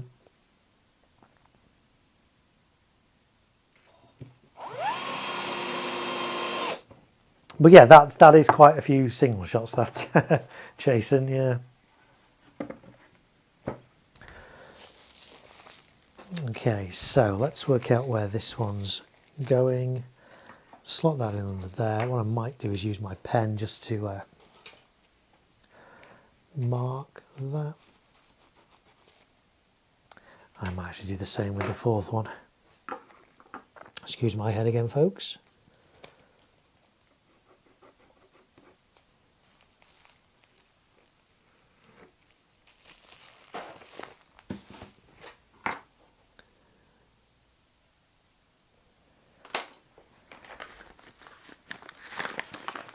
Fusing shells can get boring after doing cases and cases. And see, I don't mind that. I love doing shells.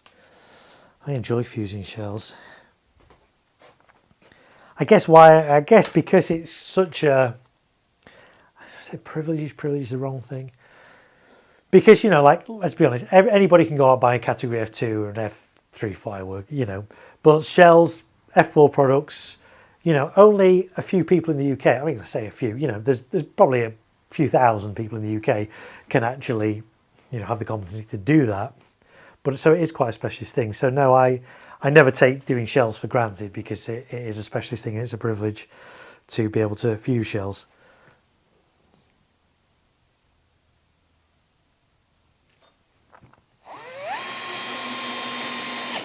And let's be honest, like so many people that have an interest in fireworks, that want to go into fireworks, they want to get their personal specialist knowledge so that they can do shells, because that's pretty much the only thing they've not been able to legally do up until now. So shells are a motivation for a lot of people to go professional and start crewing and things. So yeah, I never take doing shells for granted. But I do get, you know, if you've got a show that's got a few hundred shells in, then yeah, it can get, I guess, a little bit tedious doing those. But I'm fortunate that it's not got to that stage for me yet, which is nice. Fireworks UK, I've got to go, Marko. We'll try and catch the last part of the stream. Night all. Night, Fireworks UK. Thanks for being here on this Sunday evening. I do appreciate that people are going to have to start going soon because it's 10:15 on a Sunday night. People will have to be up for work early in the morning. I'm going to be going for another hour and 3/4. I'll go up to about midnight or so, something like that. Or if we get to a kind of a suitable place to stop. Suitable? Oh, suitable. Sorry, my English is usually better than that. Most of the time. But yeah, thanks for being here. Fireworks UK, I appreciate it. JLK Pyro Nut Jason says, partly my fault. I had a bit of a big budget for this musical and firing over 16 sites, so lots and lots of fireworks, but maybe I didn't need to take into account, maybe I didn't take into account the prep time. Indeed, yeah, that's quite a lot to prep. Hopefully you've got some help prepping that though, Jason, because that is a big show. 3D printer cat, I did a few shells under supervision last year. Wish I could do them day in, day out. Yeah, that goes back to what I'm saying. Yeah, that's why I never get bored of doing shells. Last night I was doing a show. There was 2-inch, 2.5, 3-inch shells. Not particularly big. You know, I've done 8-inch shells and stuff before. But even so, even though these were tiny little shells, because not everybody can do it, only people with specialist knowledge can do it, I find that a privilege to do. So I never take that for granted, for sure. Craig says, I'm thinking of getting some 18mm OSB boards cut down to 4x2 vertical kegs on it this year. Yeah, absolutely. That's one way you can do it. For one of my displays, my Manchester display last year, which in the end didn't happen, that was going to be on a football pitch. And obviously on a football pitch, they didn't want me to stake anything into the ground. I couldn't have any holes in the ground. So I got OSB boards. This is one of them that's now a table. And that's what I was going to use to secure my kegs to. Again, with these kind of frame ties, I know some people, especially in the States, like to hot glue stuff down onto boards. No, I don't do that. I don't think it's amazingly safe. But this is a good way of doing it. Screw these in, like I'm doing on this smaller board now, and then you can put your kegs in there and gaffer tape around them. So these OSB boards that I've got, let me get my tape measure just so you know. The width of these were, these were 18mm width. These were by... it's just over 60. I'd call that 60 centimeters by, I guess, 120. Actually, just slightly over 122. Actually, let's do it in inches. Maybe it's in inches. 24 inches by 48. So what's that in feet? It's probably 2 foot by whatever. But yeah, that's the size boards that I had for that particular display. But yeah, you could easily saw them in half and make smaller boards for sure. And I may end up doing this at some point with these boards. We shall see. But yeah, OSB boards are a good way to go. Try to avoid like chipboard and things like that. Chipboard, when it gets wet, it falls apart really easily. OSB boards are a little bit more resilient than that and relatively cheap.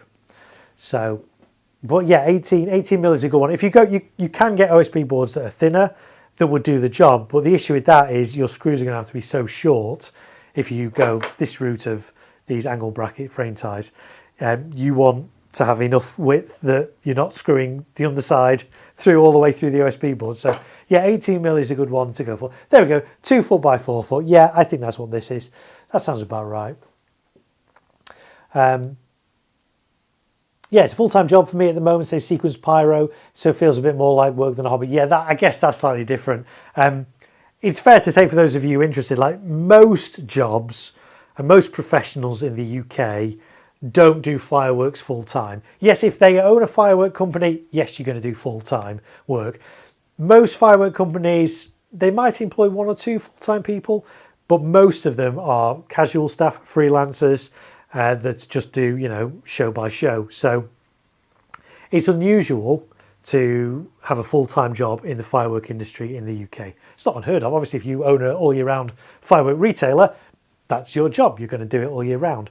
But from the display side, other than display company owners, maybe the odd 1 or 2 people that they employ full-time, everybody else is casual or freelance. So yes, I guess if this is a full-time job for you and you're doing it day in, day out, yes, it will get tedious. For me, this is not a full-time job. Yes, I do this professionally. My full-time job is I'm an event professional, so I do lighting and sound and all those kind of things as well. But yeah, I do fireworks professionally, but just not full-time. So there we go. JLK says, all I do is pyro now. I work with several companies over the year. Wouldn't change my job ever. I love it. That's amazing. Yeah, I mean, at the end of the day, it's job satisfaction. If you find a job that you love doing, whatever it is, whether it's in the firework industry or not, job satisfaction is what it's all about. So there we go. Right, I've got one more of these to put on here. But I do love how my channel, I love that it's accessible to everyone. I love that we get young kids watching this, older people that have never done fireworks in their life, people from other countries, retailers, importers, brands, professionals, semi-pros, everybody. I love the fact that my channel is accessible to all those people on all kinds of different levels. I love that. I'm pleased that I can do that and provide this to you guys. It is an honour and a privilege.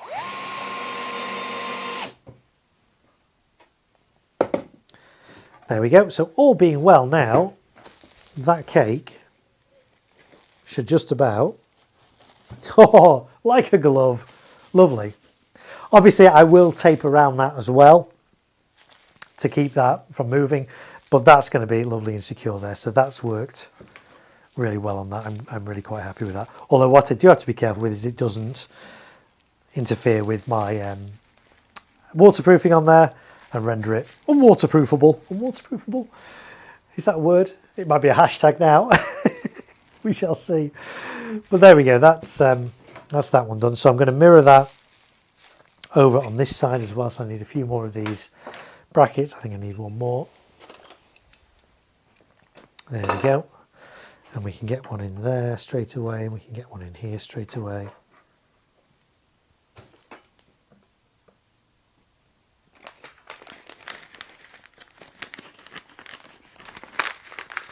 JLK Pyro, I never knew you did lighting and sound, Mark. Something else we need to talk about. Yeah, I say that is my background. I'm an event professional. I've done lighting and sound pretty much all my life. First started getting involved in it when I was at school. Primary school is when I first started doing lighting. I then carried that on through secondary school and college and university. And yeah, so that's my background. So I'm actually self-employed. So I don't work for anyone. I love being my own boss. It's great. So I do a lot of freelance like sound engineering and lighting and vision and all those kind of things, streaming services. I do consultancy as well for like schools and churches that want to put in new sound systems and things like that. So that keeps me busy. And then when I'm not doing that, I'm doing pyro here, there and everywhere like I was last night. So, but yeah, there's certainly a crossover. I know quite a few people, certainly people in my chat like, oh, you do lighting and sound. I do lighting and sound and I do pyro as well. So there is a crossover. And there's similar disciplines. You know, if you work in the event industry doing lighting and sound. So part of my background as well is I've worked like at arena level, doing lighting and sound for arena shows. So some big names. I'm not going to name drop. Well, no, I'm not going to name drop. But I have worked with some pretty big stars that you will have heard of, doing lighting and sound and things like that, and pyro and stuff. So yeah, it's a certain discipline. You know, if you're working in the event industry, you're used to working to deadlines, used to working long hours in all weather conditions as well if you're doing outdoor stuff. So yeah, but I love it. I love doing it, live events.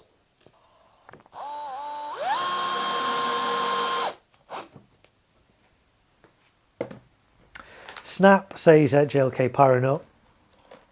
3D printer guy, we all need to meet up someplace one day. That's something we might consider as my channel grows. I mean, my channel is growing. I think we're up to 2,200 and something subscribers now. Maybe when we get to 5,000, something like that, 10,000, maybe when there's enough of us, maybe we'll do something. We'll see what happens. Maybe one day.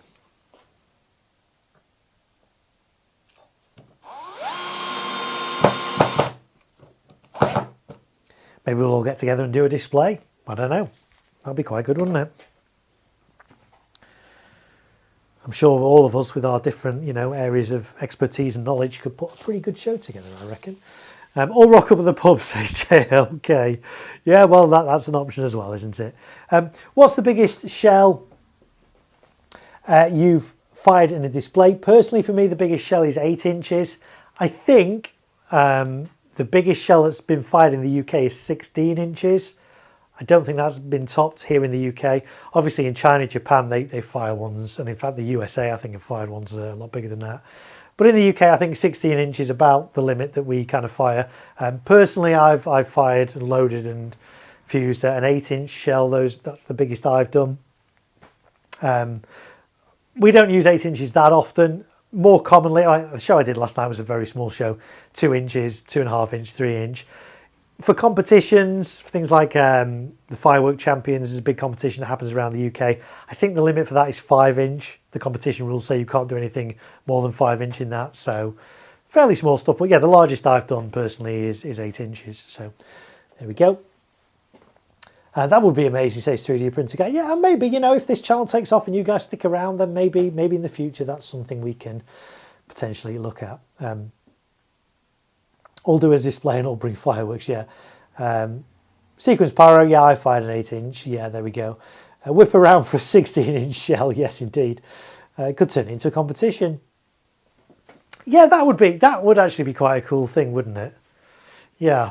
Whether we could get insurance for that, that might be the prohibiting factor on that. But I do like that idea of doing like a semi-pro competition where all of you guys can all do your own little display and we all do them together, one after the other, and make, you know, a big event out of it. But insurance, I think, would be the prohibitive factor in that. But never say never, hey? Maybe one day, we'll see.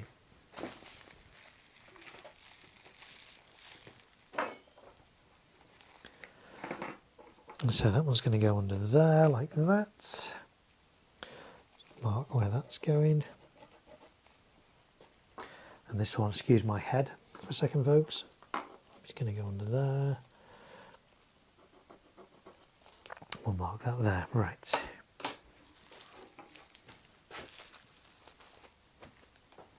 We'll just chip it. I mean, that's the other option. We just do one big display, but we all kind of contribute stuff to it. Again, insurance is probably the issue, but also logistics of how if we're doing one single show, but everybody's contributing product to it, who actually pulls all that together and designs that show and then fires that show, and logistics. I mean, you know, I'm looking at barriers there, but you know, I'm not saying it's impossible, but there are challenges. So we'll see. Maybe in the future, it would be nice to do something. But we'll see what happens.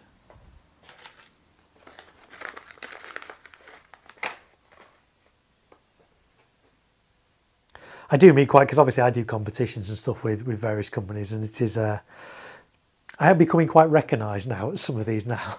People will come up to me and say, "Oh, hey Mark," and I'm like, "Do I know you?" And it's like, "Oh no, but I watch all your videos, I watch your live streams, I watch you on YouTube," and like, "Oh, thanks."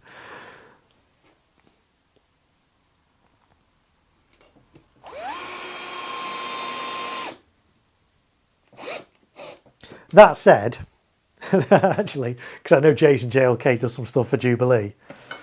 Jubilee still don't give me any special treatment. Not that I'm after special treatment, but I know Jubilee do some favours, shall we say, for some other people with social media presence in the UK. I actually had a go at Jubilee a couple of years ago. I don't know if anyone from Jubilee, other than Jason, is watching. But it was at a Festival of Fireworks at Catton Hall a couple of years ago. And I set up, I like to kind of get at the front because I like to see, I know some people film from the back and stuff. My cameras are such that I can be right at the front and still capture everything. I like to be at the front so I can see all the low level stuff and see all the setup. So we set up, me and my wife and my daughter, we set up we got there early. We set up at the front of the barrier.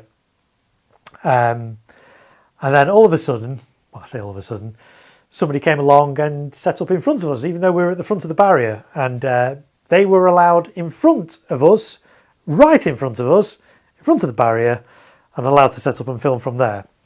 I'm not going to say who it was, because I'm not going to name names, but they had Jubilee's approval for that. And when I complained to the organisers there and then, said, why these people are, you know, they're right in front of us, in front of the barrier, what are they doing? I was told, well, this person does an awful lot for the firework industry in the UK. And so, you know, that's why they're allowed there. I'm like, you've no idea who I am, have I? I didn't say that because that's not me. That's not who I am. I was just like, oh, okay. So Jubilee do give special treatment to a certain someone who should remain nameless. So, yes. If anyone from Jubilee is watching, that person isn't the only one that does fireworks in the UK.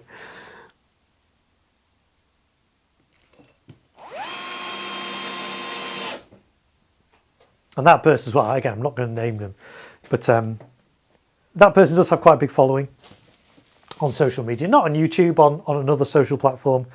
And he posts stuff that he will break down cakes into single shots, which I know professionals do. He's not a professional, but he does that. But he shows that on his socials. And really, it goes back to sort of being responsible. Like, I won't show that stuff on my channel because I don't want people to copy that, especially young children. So, but he does that, and then he gets VIP hospitality from Jubilee. So, hey, go figure.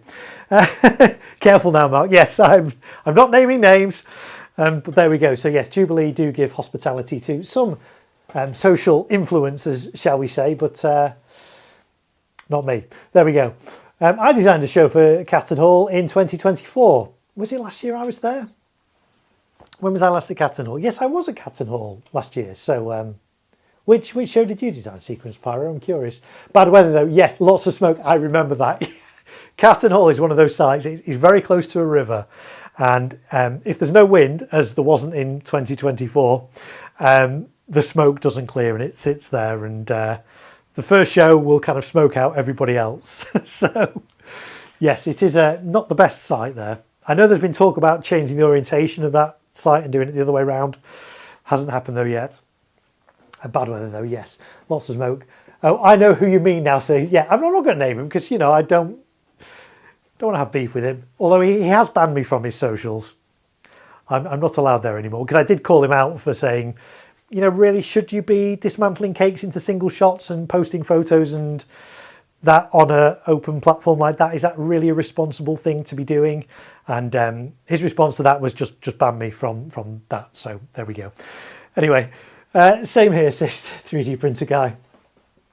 Plymouth competition, you could do bigger one if you let off on a boat. Yes, I haven't actually been to Plymouth. Well, I've been to Plymouth, but not for the British Fireworks Champions. It's on my list. Rainbow. Oh yeah, okay, yeah. I remember that. The weather this year was amazing at Catton, and I very nearly did make it to Catton this year. It's not that far. It's about an hour and 40 minutes from me, so it's a little far, but it's worth doing. I would have done it. It's just the night before I was out filming. If you follow my channel, you'll know an absolute shed load of Hallmark products, including the Pyro Overdose crate, which is absolutely massive. Normally, when I go out and film products, you know, I'm there for about an hour or so filming. This was like, it took me like 2 hours because I was doing that. I had so many rockets and stuff to do, and that I was just like, by the end of it, by the time I got home, I was like, do I really want to go to Catton Hall tomorrow? I kind of wish I did, but I'm glad I didn't in the end because I was exhausted. So no names, says JLK Pyron up, but yeah, if you know, you know. Rocket Sculler, hello Rocket Sculler, nice to see you. Not seen you for a bit. Nice to see you here. I've met Rocket Sculler before at was it Arley Hall? No, it was Catton Hall, wasn't it? I think. The weather was awful at Festival of Fireworks 2024. Very smoky. And you go, yes, that's right, because I met you at Catton Hall, and lovely to meet you as well. So yeah, the weather was awful in 2024. Very smoky. Couldn't see much of it all. Weather was damp and humid, which didn't help. Yeah. What did I think of Southport this year? Says Joe. Yeah. I'm not sure I agree with the winner. I know it's kind of controversial. There were some good displays there. There were some bits that I found a little bit boring, I'll be honest. But then that's because if you work in the industry and you see lots and lots of shows each year, you want to see something new, something unusual. And there are a few new bits in there, but yeah. Some of the finales where it's just like, you know, fill the sky with brocades, like, yeah, okay, great. I've seen that before. I want to see something different.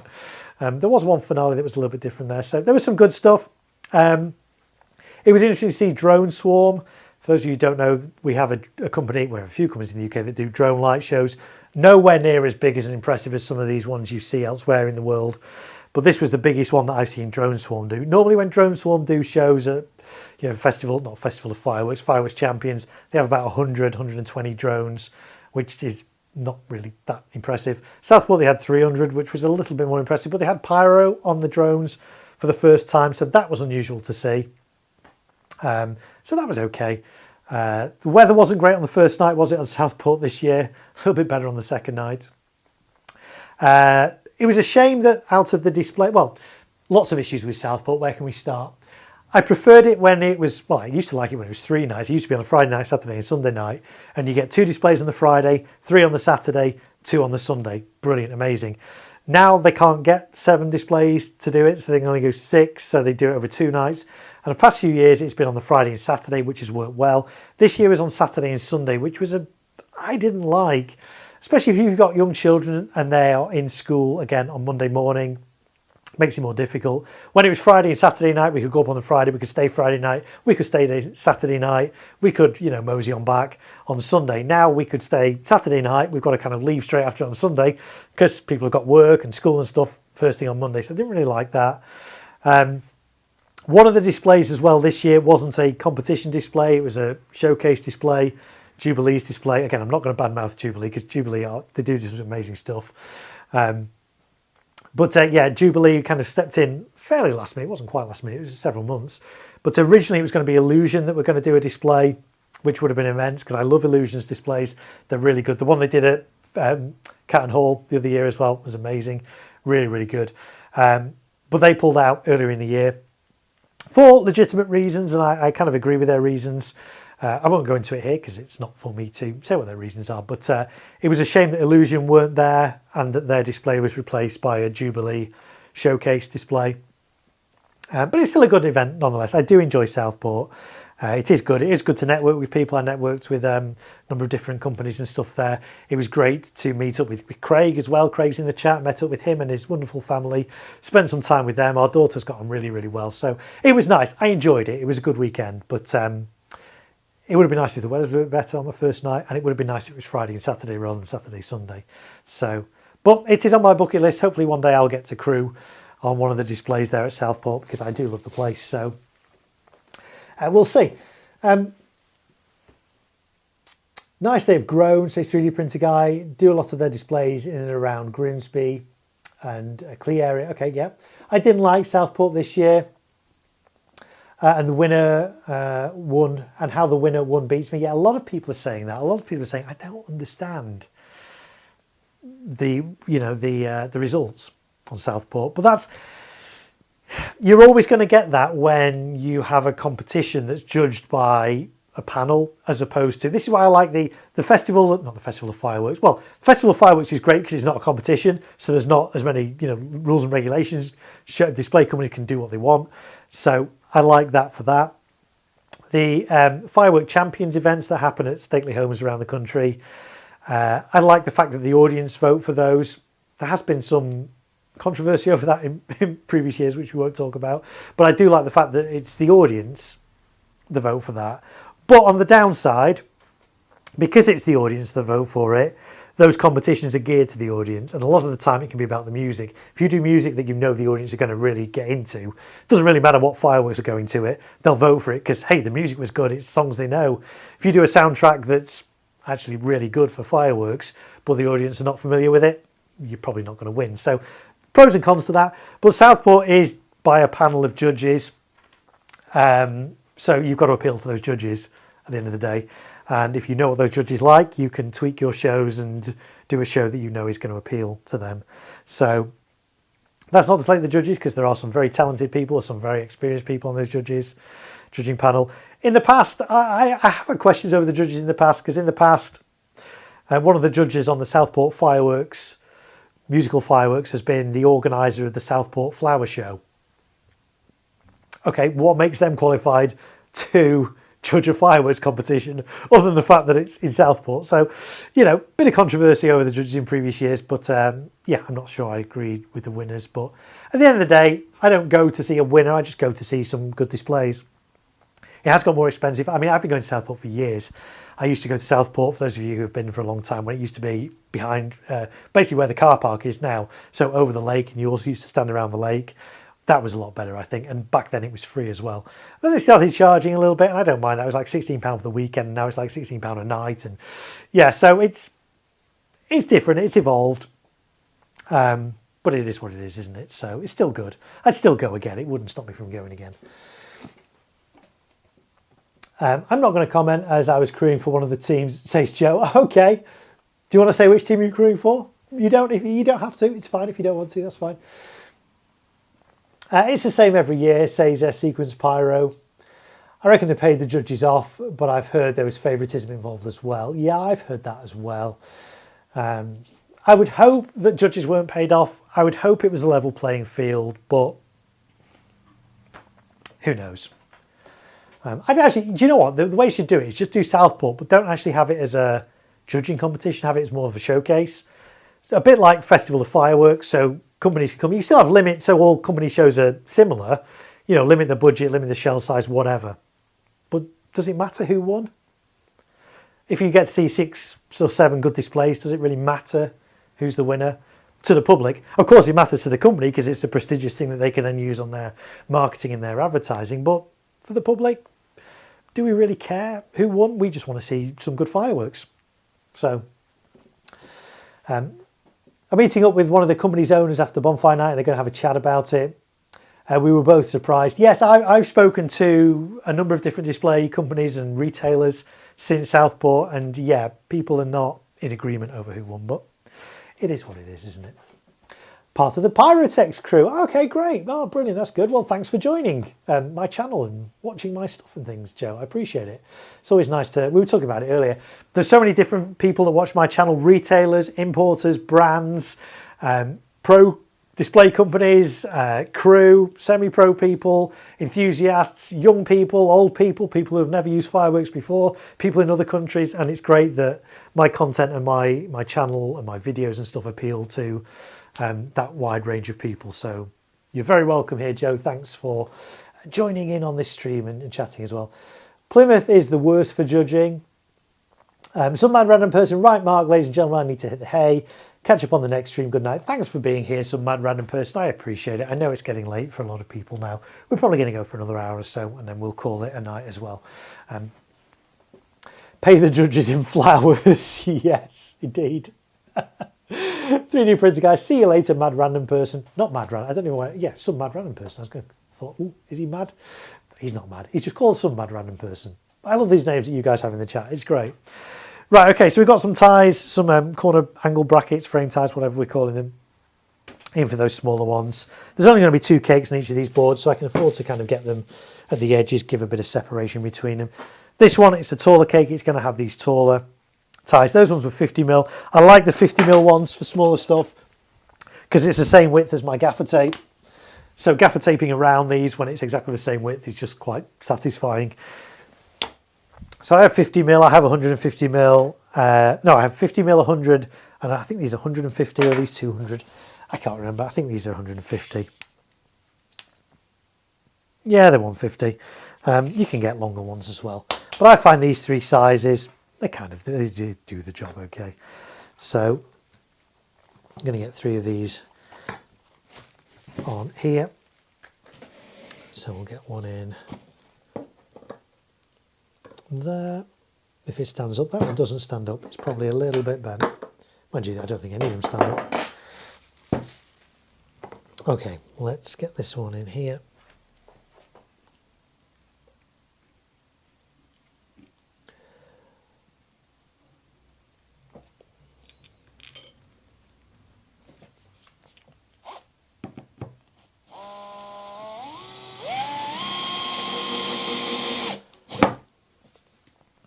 But yeah, I love how so many different crew from different companies all watch these streams because, you know, sometimes there's a bit of rivalry between display companies. You know, you see it at competitions and stuff. It's a friendly rivalry for the most part. But when it comes to competitions, obviously, you know, I can get a bit serious. So I love the fact that different people from different companies all come together in my chat and we can all just have a lot of fun together. Hopefully. I'm having fun at least. Hopefully you guys are having fun too.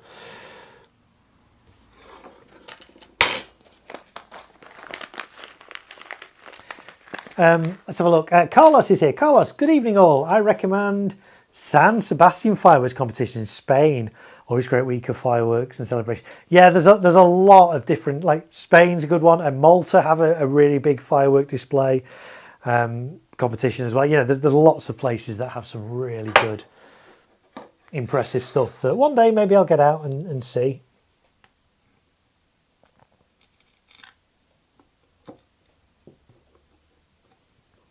But we certainly have a thriving display industry here in the UK.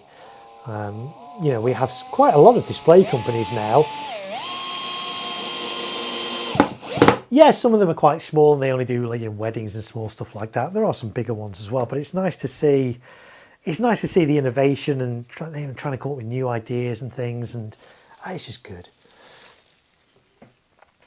I like Catton Hall because it's more relaxed. Yeah, because Catton Hall isn't a competition. It's nice. It's relaxed. I like Catton Hall as well. But I say my experience with Jubilee and the favouritism, the special treatment they gave to this other influencer a couple of years ago, just did sour me a little bit on Catton Hall. But there we go. Right, that can go in like that. Put another one in there.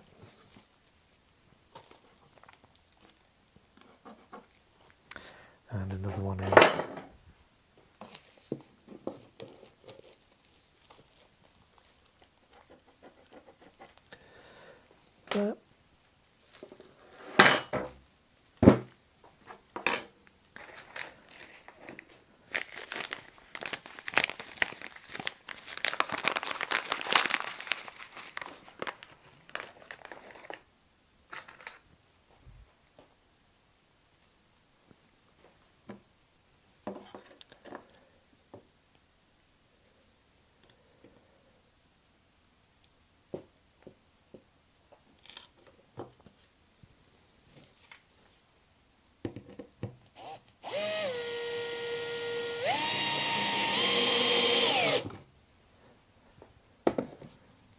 And 3D printing guy, I have to sleep sadly now. Don't sleep sadly, sleep happily.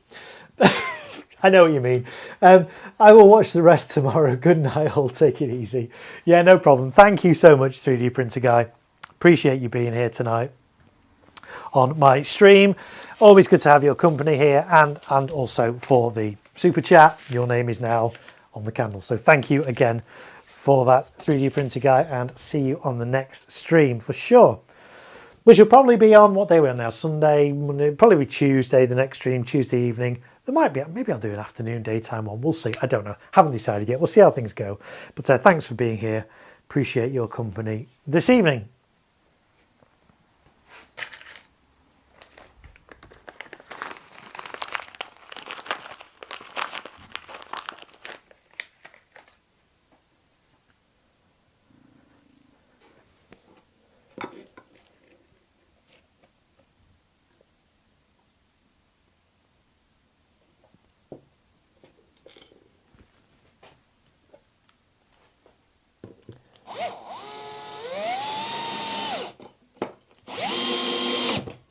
There we go.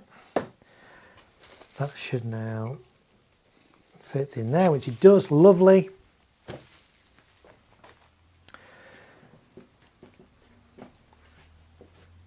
Sequence Pyro, that's also why we choose to use green and silver strobes in the finale, because fed up of constantly watching brocade finales. Yes. I mean, brocade finales are impressive.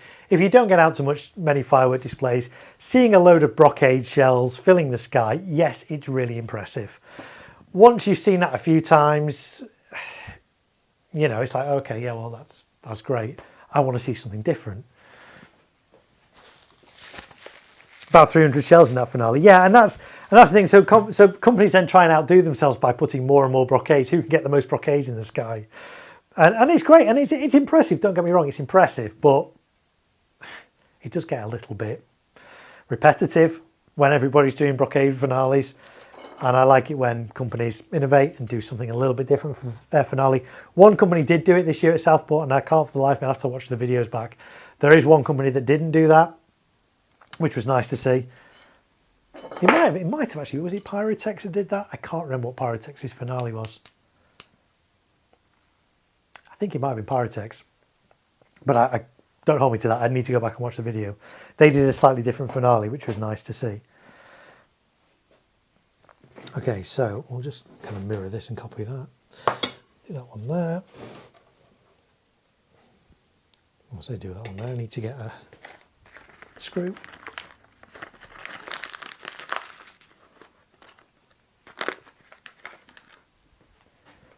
Catton Hall, yeah, absolutely, because you know, Catton Hall, there isn't the same restrictions as if it was a competition, where there are restrictions on the number of shells, the quantity, you know, the size of shells you can do and stuff.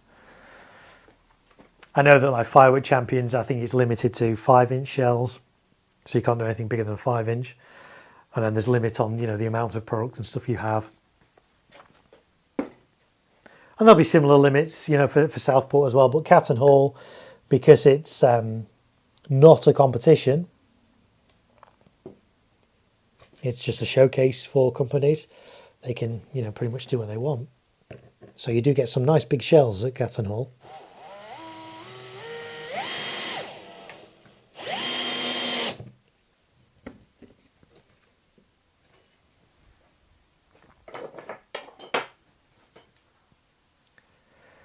Yes, we had the salute finale. Yeah, that's right. And that was a little bit different. Yeah. Craig, yes. I remember because I was sitting next to Craig watching that. I was like, yeah, that's nice. That's different. Yeah, that was good. With 50 ground maroons. That's right. Yes. 12-inch at Catton. Okay. Yeah, cool. Yes, it was Pyrotech's finale that was different. It wasn't just all brocades. And I like that. I have a lot of respect for them doing something different rather than just a brocade finale.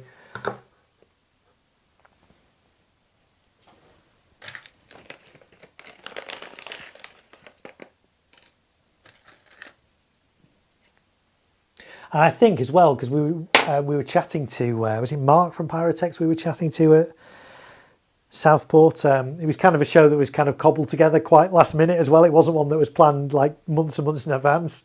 So you guys did really well for that.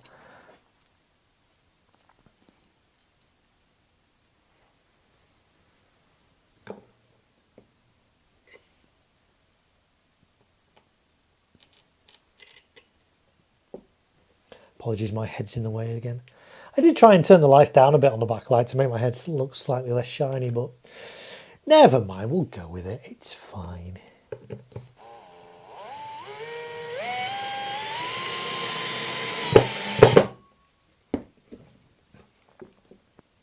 we go.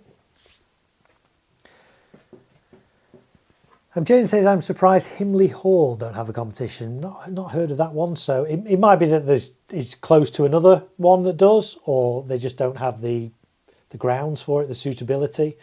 The one that happens at all the different, the firework champions, I think it happens at 5, 6, 7 maybe different stately homes and places around the country. So there's one within fairly easy reach of pretty much everyone. So it might be that Himley Hall is quite close to an existing one. It was an impressive finale to see despite the smoke. I do remember seeing the 12-inch shell. It was huge.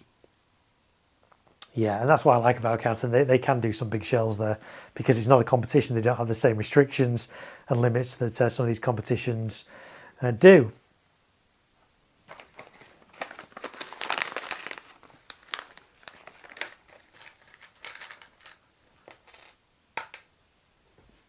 Right, a couple more to get in here. Let's just work out where they need to go. I'm just going to go there. Stick one in there.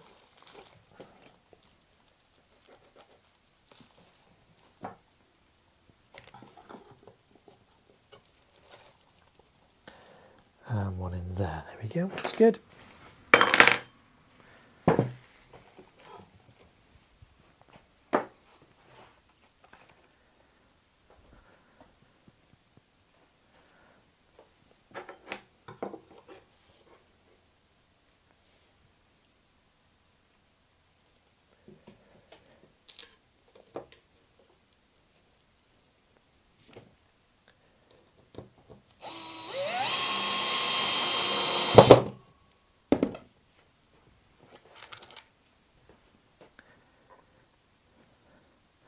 We should probably just say, for those of you just joining, because people join the stream all the time, people don't necessarily watch from the start. If you're thinking, what's going on here? What am I watching? So my name's Mark. I'm in the UK. I'm based in Greater Manchester. I do fireworks. I do them professionally. I do them as a hobby. And my channel is all about fireworks, about the safe and responsible use of fireworks here in the UK. My streams and my content's always family friendly, and we won't show anything dangerous or illegal and things on this channel. So that's what that's about. What am I doing at the moment? I've got a display in Liverpool next weekend, next Sunday. To make things easier, I'm trying to do as much prep as I can do safely beforehand, off-site, to make it easier on the day to set up. So what I'm doing at the moment is just making up some boards. These are going to be angled with a couple of cakes on that are going to fire at angles. So I'm just attaching some supports to those. Now, and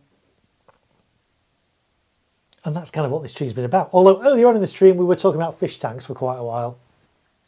if you missed that and you want to catch up on that, rewind the stream. And there was a whole discussion on tropical fish a little bit earlier on and fish tanks. And yeah, that was... I love the unpredictability of these live streams. Whenever I do one, I'm like, I never know in which direction these streams are going to go. I never know what we're going to end up talking about. I very rarely plan these in advance. Like, oh, we'll talk about this, we'll talk about that. It's like, let's just see where the chat goes. And yeah, it went to tropical fish today.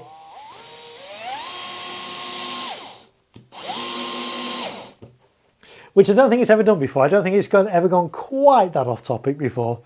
But it's all good. It's absolutely fine. I love it. It's great. There we go. So those are my two boards. They're going to be angled. I think we worked out about 15 degrees that way and 15 degrees that way. Although they're not going to be in the centre. They're going to be on the outer sides of my display, firing inwards. What we haven't talked about yet, I did say we'd get onto this if we'd finished doing the cakes, which we have, was some of my ground level bits. So we'll clear up here and then we'll talk a little bit about some of the other fireworks in the display that we've not mentioned yet. So let's get these boards out of the way.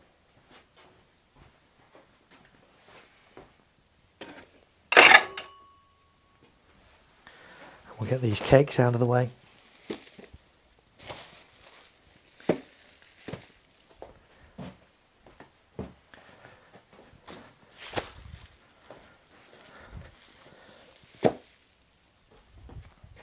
Like that. I don't think I need these screws at the moment, so we'll, before they go everywhere, we'll close those up as well.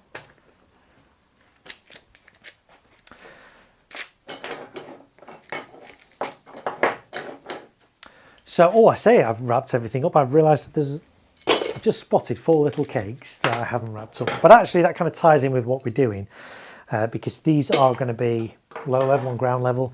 If you've been watching these previous streams, you'll see that like my fountain sites, my 5 fountain sites are all raised up on speaker stands at different heights. So it's going to be like a pyramid. So I've got those. I've got behind that, I've got 3 cake sites, a centre and 2 outer ones, 3 candle sites to go along with them. But on the front, there's also going to be some low level stuff on the ground, which we haven't really talked about yet. But a couple of the cakes that are going to be ground level are, let's bring these over. Angel Dust from Brothers, really tiny cake, but definitely outperforms its size. And a Mexican Wave from Kimbolton. These are all mine cakes. So whereas normally cakes just have effects in the sky, mine cakes are all about the effects actually lifting out of the tube. So they don't have big breaks in the sky, they just have lift effects. So these look good at ground level, going up from ground level. Again, to give layers. So if I've got these on the ground, I've got fountains behind them at, 1.8, 2 meters high, and then I've got aerial stuff as well. You've got that whole kind of layer, different layers of effects, and it looks good rather than just having everything in the sky. There's lots for people to look at. So certainly for a finale, it's nice to have all those layers, ground level, mid, and high stuff, and that's kind of what I'm going for. So these mine ones are going to be going off together as part of the finale, I think. Certainly the Angel Dust ones, because in my cake boxes I've got Angel Dust Delight, which are bigger versions of these, but also have some gold brocades. So those going off along with these at the bottom. These are going to be on the centre. I'm actually going to fan these 2 out as well. So that's going to look quite good. And then these ones kind of on the outer. I'm probably going to do those. I haven't quite decided if I'm going to angle those in a little bit or do them vertically. I haven't quite decided. But either way, they're not going to be in cake boxes. They're going to be individually staked and taped. So I need to waterproof these as well, which we'll do now whilst we're still on the waterproofing. And that will lead us on quite nicely into look at some of the low level bits as well. Rocket Skull and nice European fireworks, excellent quality from what I've seen in this place. They really are. I fired some lovely, they were T2, but some coloured mines from Europla. Spanish mines, really, really. As part of my gender reveal, daytime gender reveal I did in my back garden a month or 2 back, I was able to source some T2 Europla smoke mines. Lovely, lovely things. So yes, a lot of the European pyro is really, really good quality stuff. It was Mark, we were chatting to Mark, that's right. They've just won gold in China as well. at that big competition. Oh, well done to Pyrotech for sure for winning that. Amazing. I know their focus was on that when they were doing Southport, so the display they did at Southport, given their focus was elsewhere, was really impressive. So well done to Pyrotech and Mark and all the crew there. So Carlos was that one, the one that Illusion did, where the salute circled around the cage, getting faster and faster. Don't know, we'll see. But yeah, Illusion do some nice stuff. I remember Illusion's display from Cannes a couple of years ago, which was, they'd had a show that they had to cancel because of weather, so they just piled the extra product in and made their Cannes Hall display even bigger, which they wouldn't have been able to do if it was a competition, because it wasn't a competition and they needed to get rid of this pyro. They just added it all in, and wow, it was an impressive display. So Illusion used Firetech as well, which is the firing system I use, so that's always good, because Firetech is a really, really nice system.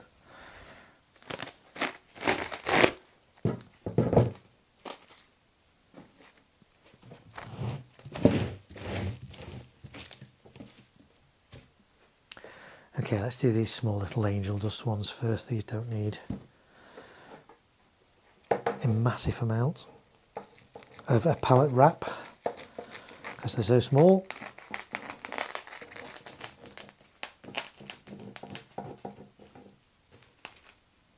There we go. So bottom up, top down there, and then the sides, bottom up, sides in, top down, here, bottom up, sides down, sides in, top down. The old Mention fireworks from around 2006 were great before the regs changed. Unfortunately, not as good today. Yeah, are there still some Mention products? Are Mention still around? But yes, they were good.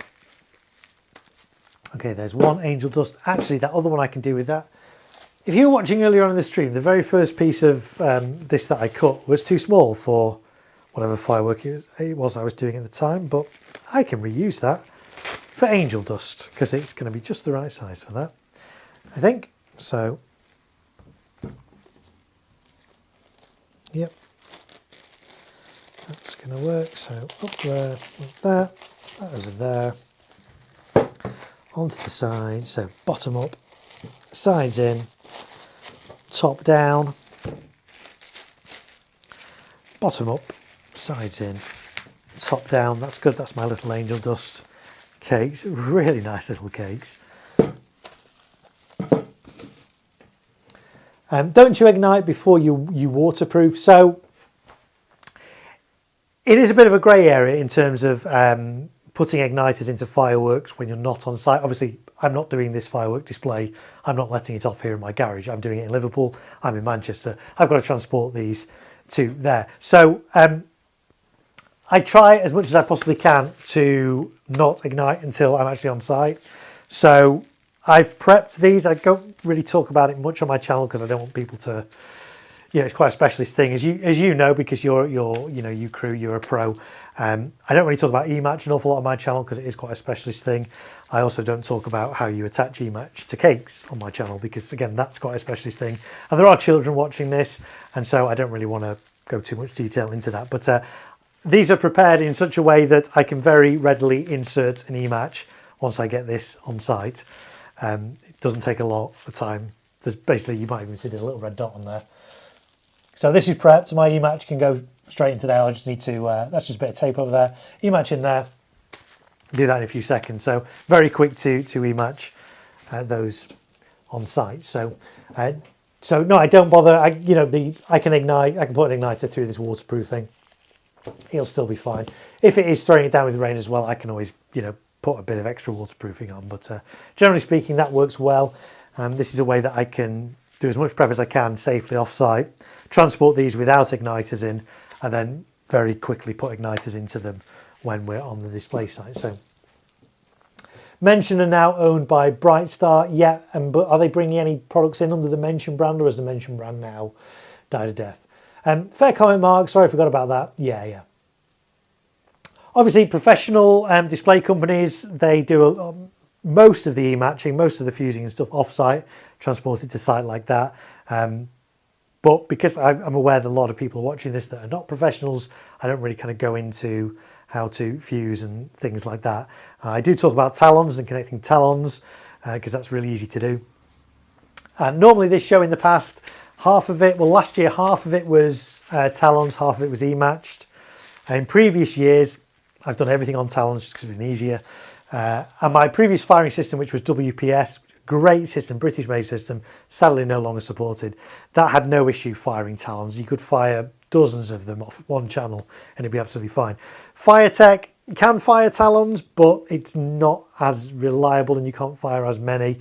So you get better reliability with e-match. So last year I did all my cakes and my candles on e-match, but I did all my fountains on talons. This year I'm doing everything e-match. But cakes and things I'm e-matching on site rather than transporting with igniters in. It's safer.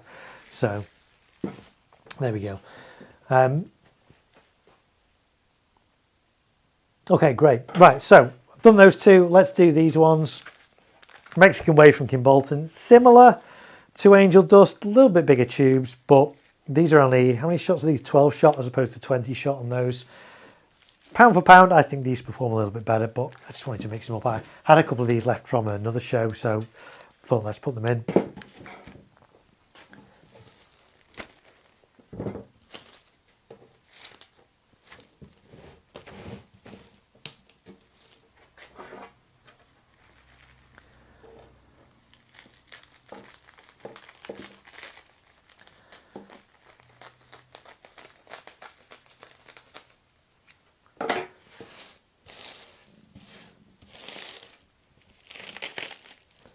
That didn't cook quite as cleanly that time, but that's okay. Hopefully I've cut that wide enough. Oh, maybe not. Maybe not. Oh, I'll tell you what, we can do it this way.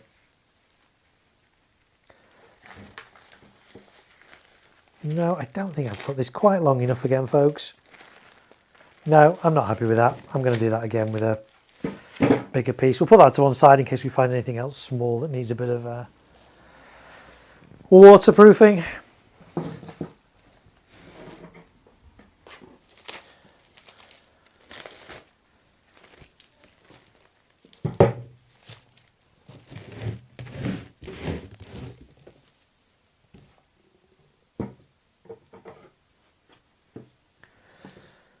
That's going to go there. We'll cut this here. This will be better.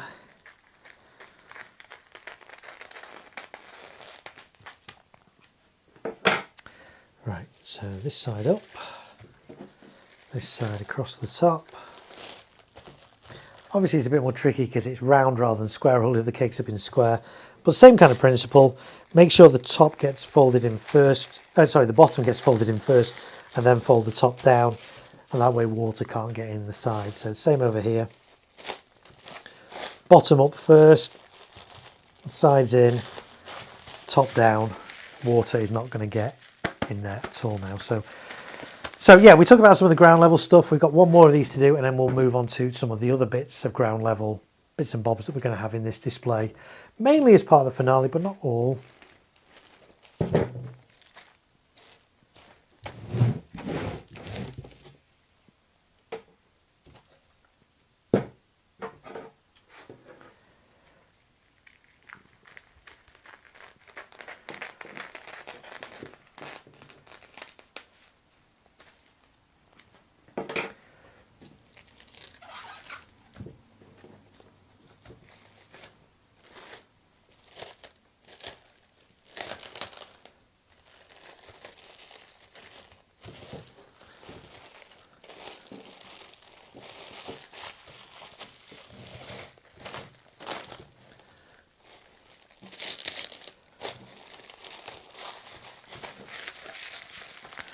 There we go, nice. Okay, so we've got those 4 cakes. I don't think there's anything else I need to waterproof right now.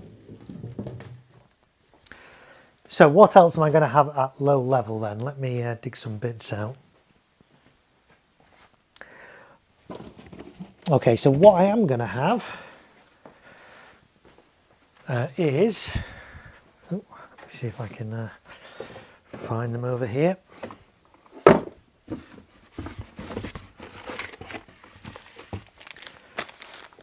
Some gemstone products. I know people in my channel keep saying, oh, gemstone are great, gemstone are great.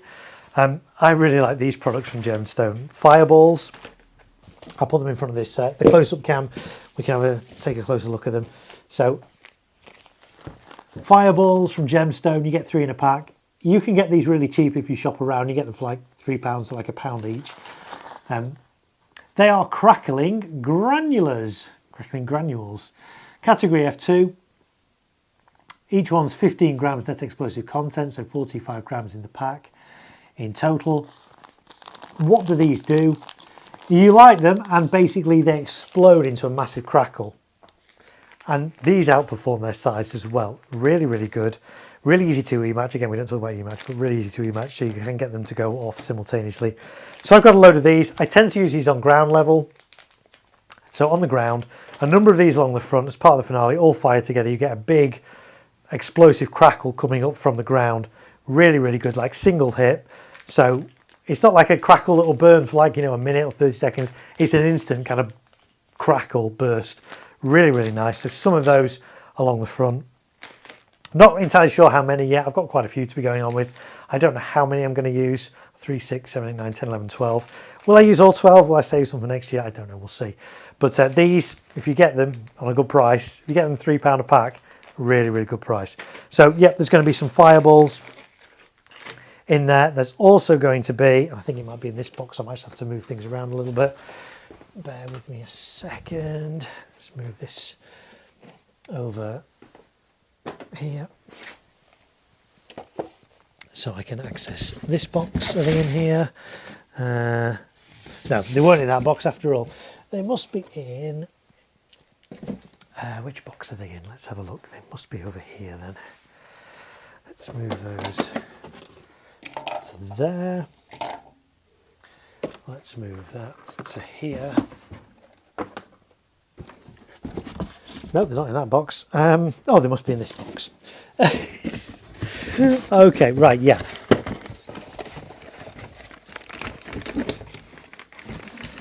Yep, those are there. So, yeah, we've got the fireballs that are like an instant hit crackle. I've also got a number of packs of these. I talked before about how I've got some funky products. These are new fountains. I say new, I think they were here last year. I can't even pronounce them. Ninster Fleur Caliber B. I don't know. Fountain with a 1 minute of silver crackling effect. These are tiny, tiny little fountains. Let me see if I can actually, not open these yet. Let's open one of these. You get 3 in a pack. Really cheap as chips as well. Let's open these and show them on the close-up cam. If I can get into them now. So there's the pack. 3 tiny, tiny little fountains in there. Really, really small. Net explosive content of one of them is 35 grams. They're all the same, 3 the same, but they're crackling fountains. So they're almost like the fireballs, but whereas the fireballs are instant hits, these last a minute, which is quite surprising from something this small. Again, they say it last a minute according to the video. I've never actually fired these myself to know, but we'll see. In fact, I want to get a video up of these because they are really unusual. They do look really cool. Let's... Oh, that's playing up there. That's interesting. What's going on with that video? Stop that one there. Okay, right. YouTube. So these are by Funky or Funk. I mean, some people call it Funk. I call it Funky. I don't think it really matters. Let's get the spelling right. These Knister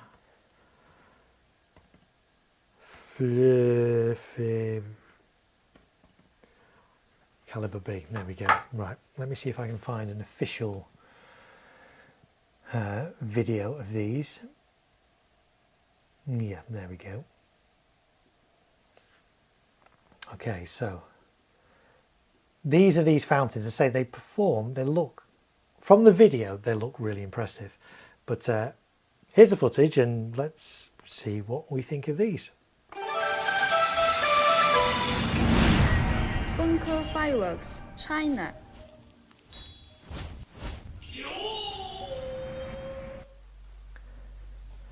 So yes, I forgot, Funky's videos always start with a little unboxing. We don't need to see that because you've just seen me unbox them. But there we are, there's a person spinning the box around. So you can see what it looks like from all directions. There's the underside as well, there we go. Yeah, and I'm just showing you what I've just shown you. Okay, let's try and spin it on a little bit to the actual fountain. So here we go, it's about to start. So these really outperform their size.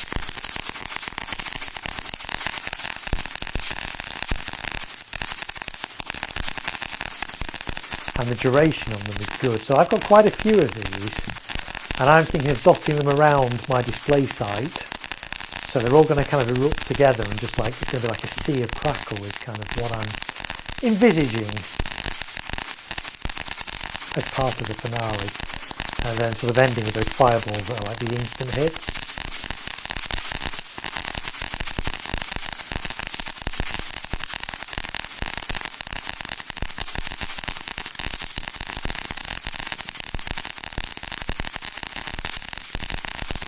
And Rocky Score says those are funky crackling fountains of punchy to their sides with loud crackling. Fired them last year. Yeah, I'm looking forward to them.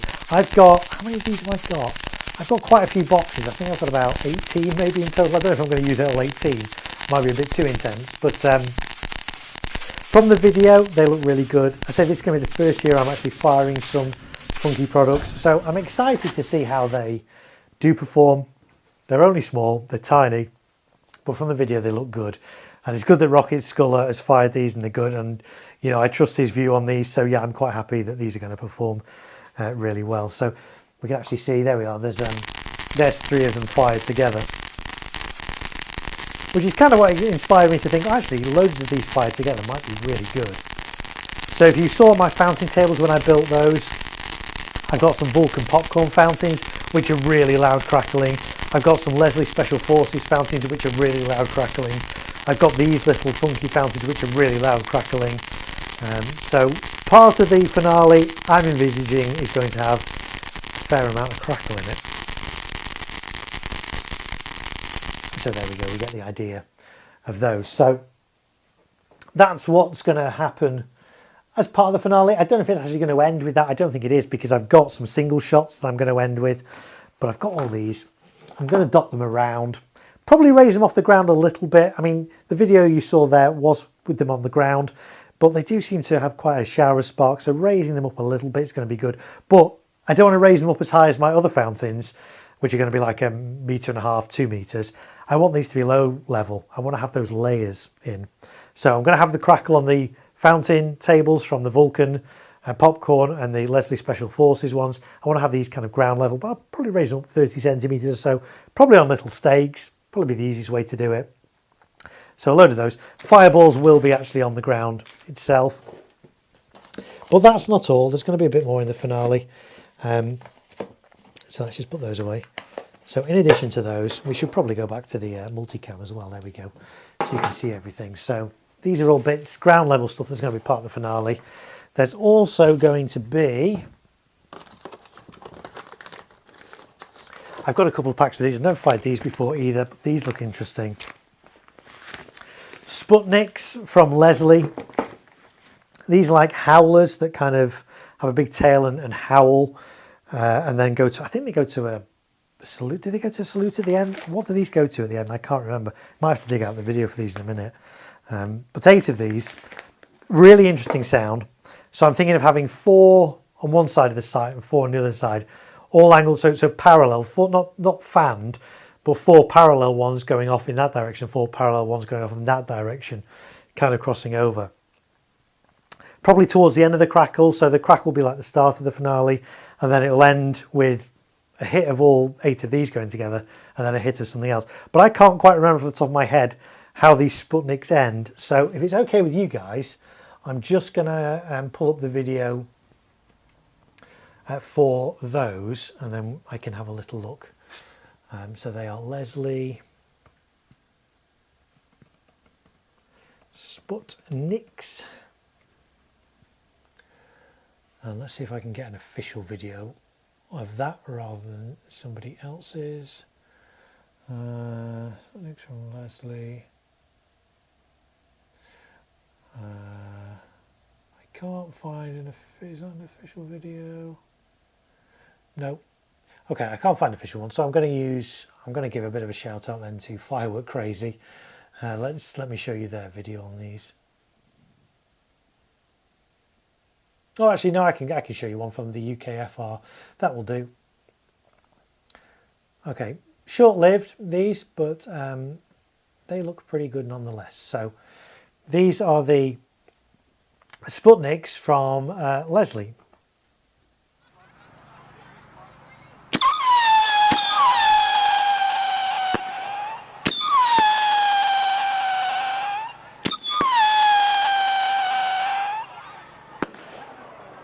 Great whistling turn. Okay, so yeah, they have breaks at the end rather than salute. So little breaks at the end, but it's the effect, the howling effect that I really like going up. And I'm just thinking kind of 8 of those going up together and crossing over is going to look quite impressive. So we've got 8 of those. And then so the final hit, probably a split second after those, I've got some funky single shots here. These are the Scream shots. Single shot with a silver whistling tail to a loud titanium burst. 10 of these. These look really impressive. I could show you a video, but you're not really going to hear the salute effect. These have got really loud salutes in, from what I can determine. Again, I've never actually seen any funky products in person, so it'll be interesting to see these. There are a couple of different versions. There is a version that's just a salute. This has got a scream and then a salute, which I thought might be quite nice. I've got 10 of these. I'm going to use all 10. I'm going to spread them out in a line across the display. So again, there's a number of different ways you could do it. I could just have all these central and all sort of fanned out, going up as a fan. But I wanted to have a wall of these going up. So 10 of these spaced out across the display, all going up, along with 8 of those Sputniks, kind of 4 going up parallel there, 4 going up parallel there. I think might be quite a nice display, especially with these all having salutes. If I can get all 10 of these to salute at the same time, I think that's going to be quite an impressive ending. If these live up to the hype, I don't know how loud the salutes are in these. If anyone's fired these in the chat, Scream salutes from Funky, let me know. Are the salutes in them decent? It is really difficult to tell from the footage. They look decent. They kind of sound decent from the video, but as somebody that produces videos, I know that yeah, videos can be tweaked to make them look and or sound better than they actually are. So be interesting to know if you guys have fired these. Let me know how loud they are. I'm hoping they're going to be decent. I'm hoping that 10 of those going off simultaneously is going to be quite a good finale, especially with the crackling. If I can time it right with the crackling, which is going to be tricky because again, if I'm doing, a dozen or so of these little crackling fountains, they're meant to last a minute, but a dozen of them, there's going to be 1 or 2 that don't get it to a minute. There's going to be 1 or 2 that go over a minute. So it's never going to be exact when you're using consumer fireworks like that. Single shots are more exact in that you can fire them all together if you rematch them at the right time, and you know that they are very short-lived. They're going to have a short duration. So we'll see. That's kind of what I'm thinking of for my finale. So there's going to be mine effects going off to give lots of stuff in the sky with those mine cakes. There's going to be the crackling fountains at low level, a dozen or so of them all over the place, crackling, which is hopefully going to look quite good. We're going to have the crackling fountains, the Vulcan popcorn ones, really intense crackle. I did 5 of those together the other year and they were great. Got 3 of those, but I'm also going to use a Special Forces fountain from Leslie, which again I've only seen footage of, but it's a 250 gram fountain. It looks really intense crackling. 2 of those, 3 Vulcan popcorn fountains, a dozen or so of these little funky ones going off, the mine cakes, the single shots at the end. I think that's going to be kind of my finale, I think, this year. So we'll see. Aren't they quite small NEC, the Scream shots? Yes, they are. They are, let's have a look. 9.3 grams. So there's not a massive amount. But if I fire 10 of them, that's 90.3 grams of net explosive content going up at once. So it's tricky because the site I'm doing it at, it is limited to F2. Well, I limit myself to F2 because I've not quite got the distances for F3. So I am only limited to F2. So trying to find F2 stuff that have decent salutes in is a little bit tricky. I also limit myself to 25mm tubes. There are some, there are some F2 products that are 30mm, but again, because of space, I don't feel comfortable launching 30mm tubes that close to spectators. So I am limited in terms of those. So I think these are going to be okay. I hope they're going to be okay. I have no experience of them, so it's either going to be a really impressive, wow, that's a loud finale, or as like, oh, is that it? But it's something different. I like to do a different finale each year. We talked a little bit earlier about doing brocades. In the past, I've ended this show with like Brexit from Celtic, which is a category F2 fan dump cake, and that's basically brocades. And yeah, that goes down well. But I've done that now. I want to do something different. I ended one year with Ghost Rider from Celtic, which is like red, and gone kind of like with a red end. I've done that, I think, maybe with Screaming Demons from Vivid, which is kind of red.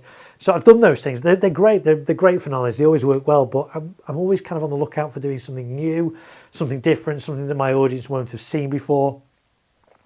So that's why I'm mixing up a little bit this year and doing kind of crackle and scream shots with some salutes and some mine effects and kind of throwing lots of stuff at it. I've also, at the same time, if you watch my other streams where we were doing the candles, I've also got 3 Northern Lights whistle candles from Evolution.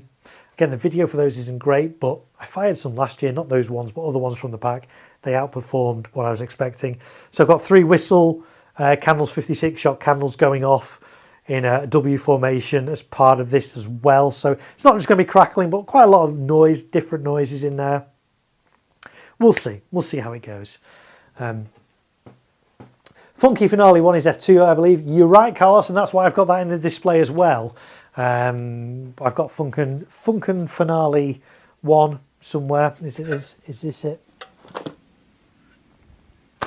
Yeah. So I have got this in the display as well. This is Funky Finale 1, or Funkin Finale 1 if you want to give it its official name. This looks nice. This has got some nice blue mines in it and some salutes as well. I'm not sure, am I going to use this as my finale, as part of the finale? I'm going to use it as maybe an opener or somewhere else in the display. I don't know. Again, if somebody has experience of this one, how loud is it? From the footage, the salutes in it look pretty loud, in which case maybe it might work quite well in the finale. I don't know. 36 shot, 19-second duration, so fairly fast firing. It does only have the 1 fuse though, so I can't... Oh no, hang on, it does have 2 fuses. So... we were talking about this earlier, I could potentially dual fuse this and make it into like a semi-dump cake. That might be a pretty good finale, mightn't it? I don't know. I'd need to review the video again on this and see, would it look better if it was 36 seconds, or actually it's 19 seconds. Would it look better at 19 seconds, or would it look better at 9 seconds? I don't know. We'll see. But it does have 2 fuses, so I do potentially have that option. But if you guys have fired this Funkin Finale 1, I say I've never fired any Funky products myself. This will be the first time. I've heard good things about it. I've seen the footage and the footage looks good. I'd use that in the finale, says Carlos. Would you use it with a single fuse or would you dual fuse it and half the time?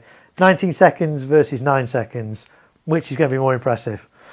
Well, probably as a hit in a finale, maybe the 9 seconds one. So maybe. I hadn't really thought about dual fusing it. Maybe I will dual fuse it. I don't know. I'll review the video again and see. But maybe that as a... That might... Yeah, maybe... What's the... Yeah, see, what's the tube size? These are 20mm. I think the tube's on here, 20. Let me see what they are on the screenshots. Have I got my ruler? Let me see what the diameter is on here. See, these, I think, are... They might be 18. No, I'd say they're 20mm. They might... Yeah, they're 20mm. So same diameter, actually. The same diameter? Same diameter as these. In fact, actually, these say that, yeah, this is where it gets a little bit confusing. When it says the diameter is 20mm, is that the inner diameter of the tube or the outer diameter? To me, that should be the inner diameter. But on these ones, the inner diameter on these tubes, we'll just check a few, is 18mm. It's not quite 20, but it's similar to that. So Yeah, maybe dual fusing that is the way we go. And then on the last hit of those, have all those go off on a wall as well. Maybe that's going to look good. I don't know. How would you wire the 10E matches for singles into your firing system? There's a number of different ways I could do that. I could do 10E matches in series on a single channel. I'm not going to do that. I have got a number of spare channels on my Firetech system, so I will probably match these in groups of maybe 2 or 3 in series into a channel, and then I don't need 10 channels. I mean, I could just do them all individually. I do, and I may do that. I haven't quite decided. I do have enough channels that I could do these all individual. I say I'm going to have these in a line, so it's going to be like a wall of these going up. And originally I was going to like have all 10 going up together, but I could also do it as a sequence. So I could kind of go from left to right or right to left or from center out, or there's lots of different things I could do. Haven't quite decided yet.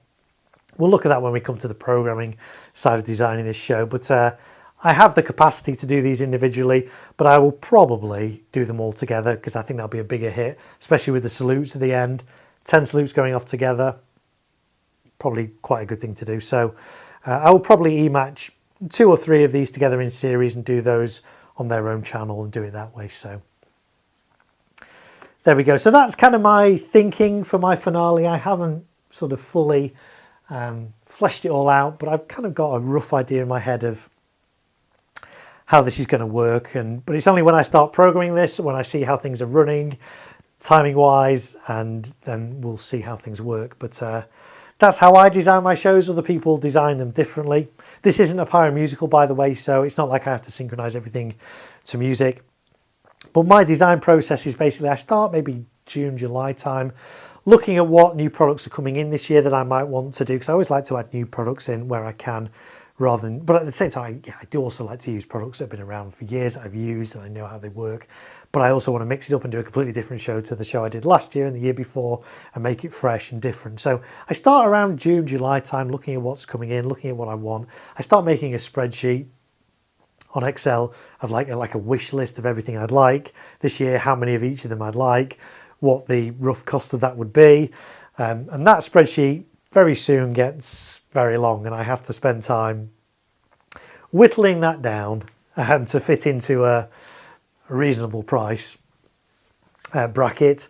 And so I get to that stage, I then go out and source all those fireworks, get them all, and that's kind of the stage I'm at. I then sort of assemble them all in terms of, okay, candles are going to go on candle frames and fountains are going to go on fountain boards and cakes are going to go in cake boxes and all those kind of things. So all the fireworks are there.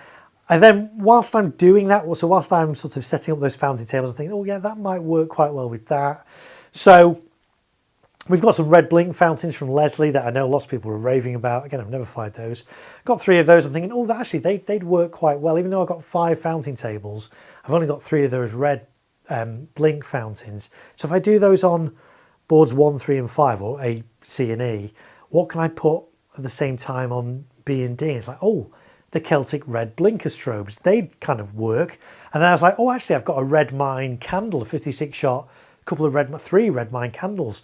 They'd look good kind of going off in the background at the same time. So, you know, as I'm getting these fireworks ready, I'm already thinking of like, oh, actually, that would work well with that, or that would work well with that. It's like I've got the new golden shower fountain from Celtic, which amazing fountain. They are flying off the shelves. A lot of retailers have sold out of them now ever since I put out the video for them, and people are like, wow, I've got to get some of those. I've got 4 of those in this display. I was thinking, like, should I get 5 and do 1 on each of my 5 fountain tables all going up straight? I was like, I could do that. That would look impressive. But then I also wanted to get the spinning breakout fountain in from Vivid, which is a really nice fountain. That's gold as well. I'm thinking that's kind of gold. The golden showers are gold.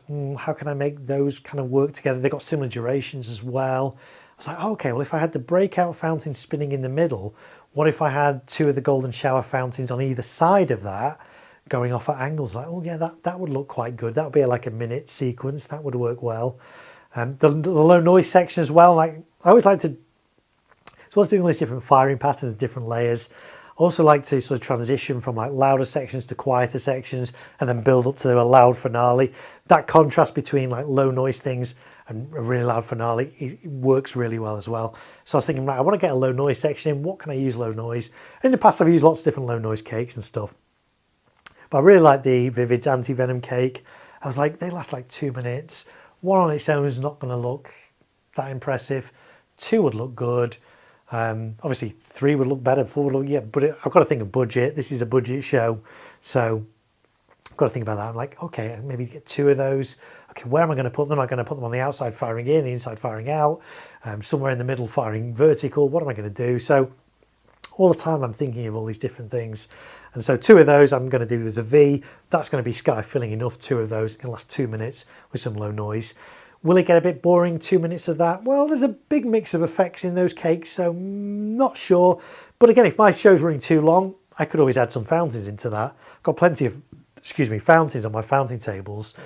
So halfway through the anti-venom cake, I could throw in a fountain.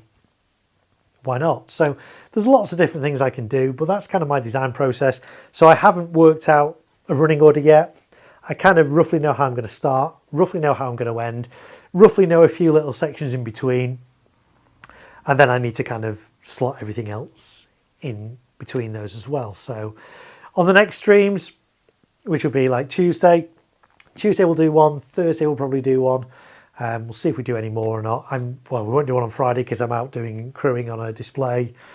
Saturday I'll need to be getting everything ready for my show on Sunday. So, but there won't be a stream tomorrow. I'm out tomorrow, but there'll definitely be a stream Tuesday. Maybe there'll be one on Wednesday. We'll see. We'll see how the programming's going, and then probably one on Thursday as well, just to kind of recap and mop up and stuff. My display then on Sunday. I've got other displays I'm crewing on over the next week, and of course, bonfire night on the Wednesday. Lots of stuff to do, but then I will then do another, because I did this last year and it worked really well. So after my display in Liverpool, at some point we do another stream where we start taking things apart, because of course I've got to dismantle my fountain tables, my cake boxes, my candle frames and stuff. So we can take those apart. We'll do those on the stream. It's always interesting to see kind of the inner workings of fireworks once they've been used. So we'll do that. We did that last year. I didn't know if anyone would watch that because it's taking stuff apart. How interesting is that? So, but people liked it, so we'll do that as well on the next, on one of the streams after my display. So lots of stuff coming up on my channel. Will there be more firework reviews coming up this year? I don't know. Sometimes new products don't quite arrive in time for bonfire night, but do arrive in time for New Year. So last year, some products came in between bonfire night and New Year, and I was able to get out and film those and get the footage out and review those. Will that happen again this year? We'll see. I don't know. Obviously, I've got a baby due at the 1st of December, so it is going to be quite busy December. So there might not be an awful lot of content coming out in December, but I'm determined I want to do something on New Year's Eve again, because I've been doing that for several years. See in the new year with some fireworks from my back garden, or if it's raining from my greenhouse. But either way, I'll be going live again. So lots of great stuff coming up on my channel. If you've not subscribed to my channel, this will be a great time to do it. Click the subscribe button and enable all notifications. That way, when I go live, when I do upload new content, YouTube will notify you. If you've not clicked like yet on this stream, only 14 people have clicked like on this. And I know we've had more people than that watching. So if you've not clicked like, doesn't cost you anything. Click the thumbs up button. It just lets YouTube know that, hey, this content was good. You enjoyed it. If you want to support my channel, there's a couple of ways you can do it. Obviously, subscribing and liking and commenting and sharing it out to your friends and family is a good way of doing it. If you want to support my channel another way you can do it is clicking the little dollar sign by the chat, and that allows you to send a super chat. Everybody that's super chatted so far has had their names put on these candles for this display. If you super chat before this stream ends, you'll get your name on the candle as well. I promise you that. So that's one way you can support the channel. Another way is through PayPal. There is a PayPal link in the description. It's paypal.me/thegreatmarko. I don't do this for that. I do this because I love it and I want to share some passion of fireworks with you guys, and some handy hints and some tips and tricks and all those kind of good stuff, and promote the safe and responsible use of fireworks. So that's why I do it. I don't do it for the money. I don't earn a living off this. This is not my full-time job. Some streamers it is. That's absolutely fine. For me, it's not, and that's not where I'm trying to get. But I just do enjoy doing these things, especially these live streams. And I know some of you enjoy this and get an evening's entertainment out of it. We have a bit of a laugh. So if you've enjoyed it and you want to support my channel in that way, those are a couple of ways you can do it. And anything I do receive does go back into making this channel even better. I would love to be able to review more fireworks and get landing footage of them. I get messages from all the time from people saying, oh, why don't you review this? Why don't you review this firework? Why don't you do this one? Like, because it costs money.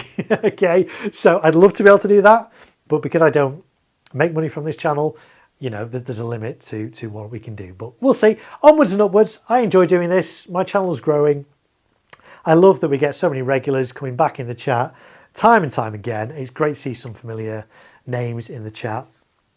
I really enjoy doing these live streams especially. So more content coming up for sure soon. We're coming up to 20 to 12. I said we'd finish around about midnight, a little bit earlier if it kind of came to a convenient point.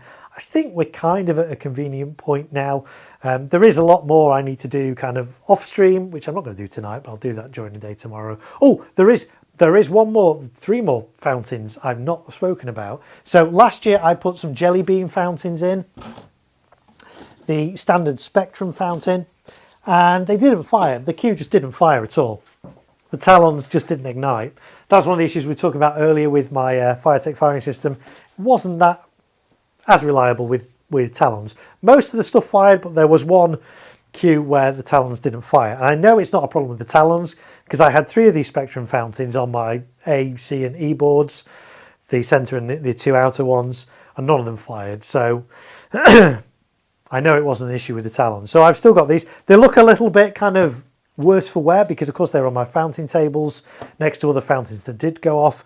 But the tubes themselves, I've inspected these, the tubes themselves are fully intact. They haven't fired. I can see they haven't fired. So I can use these again in the display. So jelly bean fountains, always a great crowd pleaser. They're low noise. You do need to raise them up only because other fountains, you know, might reach a height of 1, 2, 3 or even 7 meters. These will barely reach a height of 30 centimeters if you're lucky, but they send out lovely colored blobs that fall to the ground and they burn for quite a while. So the higher you can get these, the better. So these are not going to be on my fountain tables because A, I've not got room.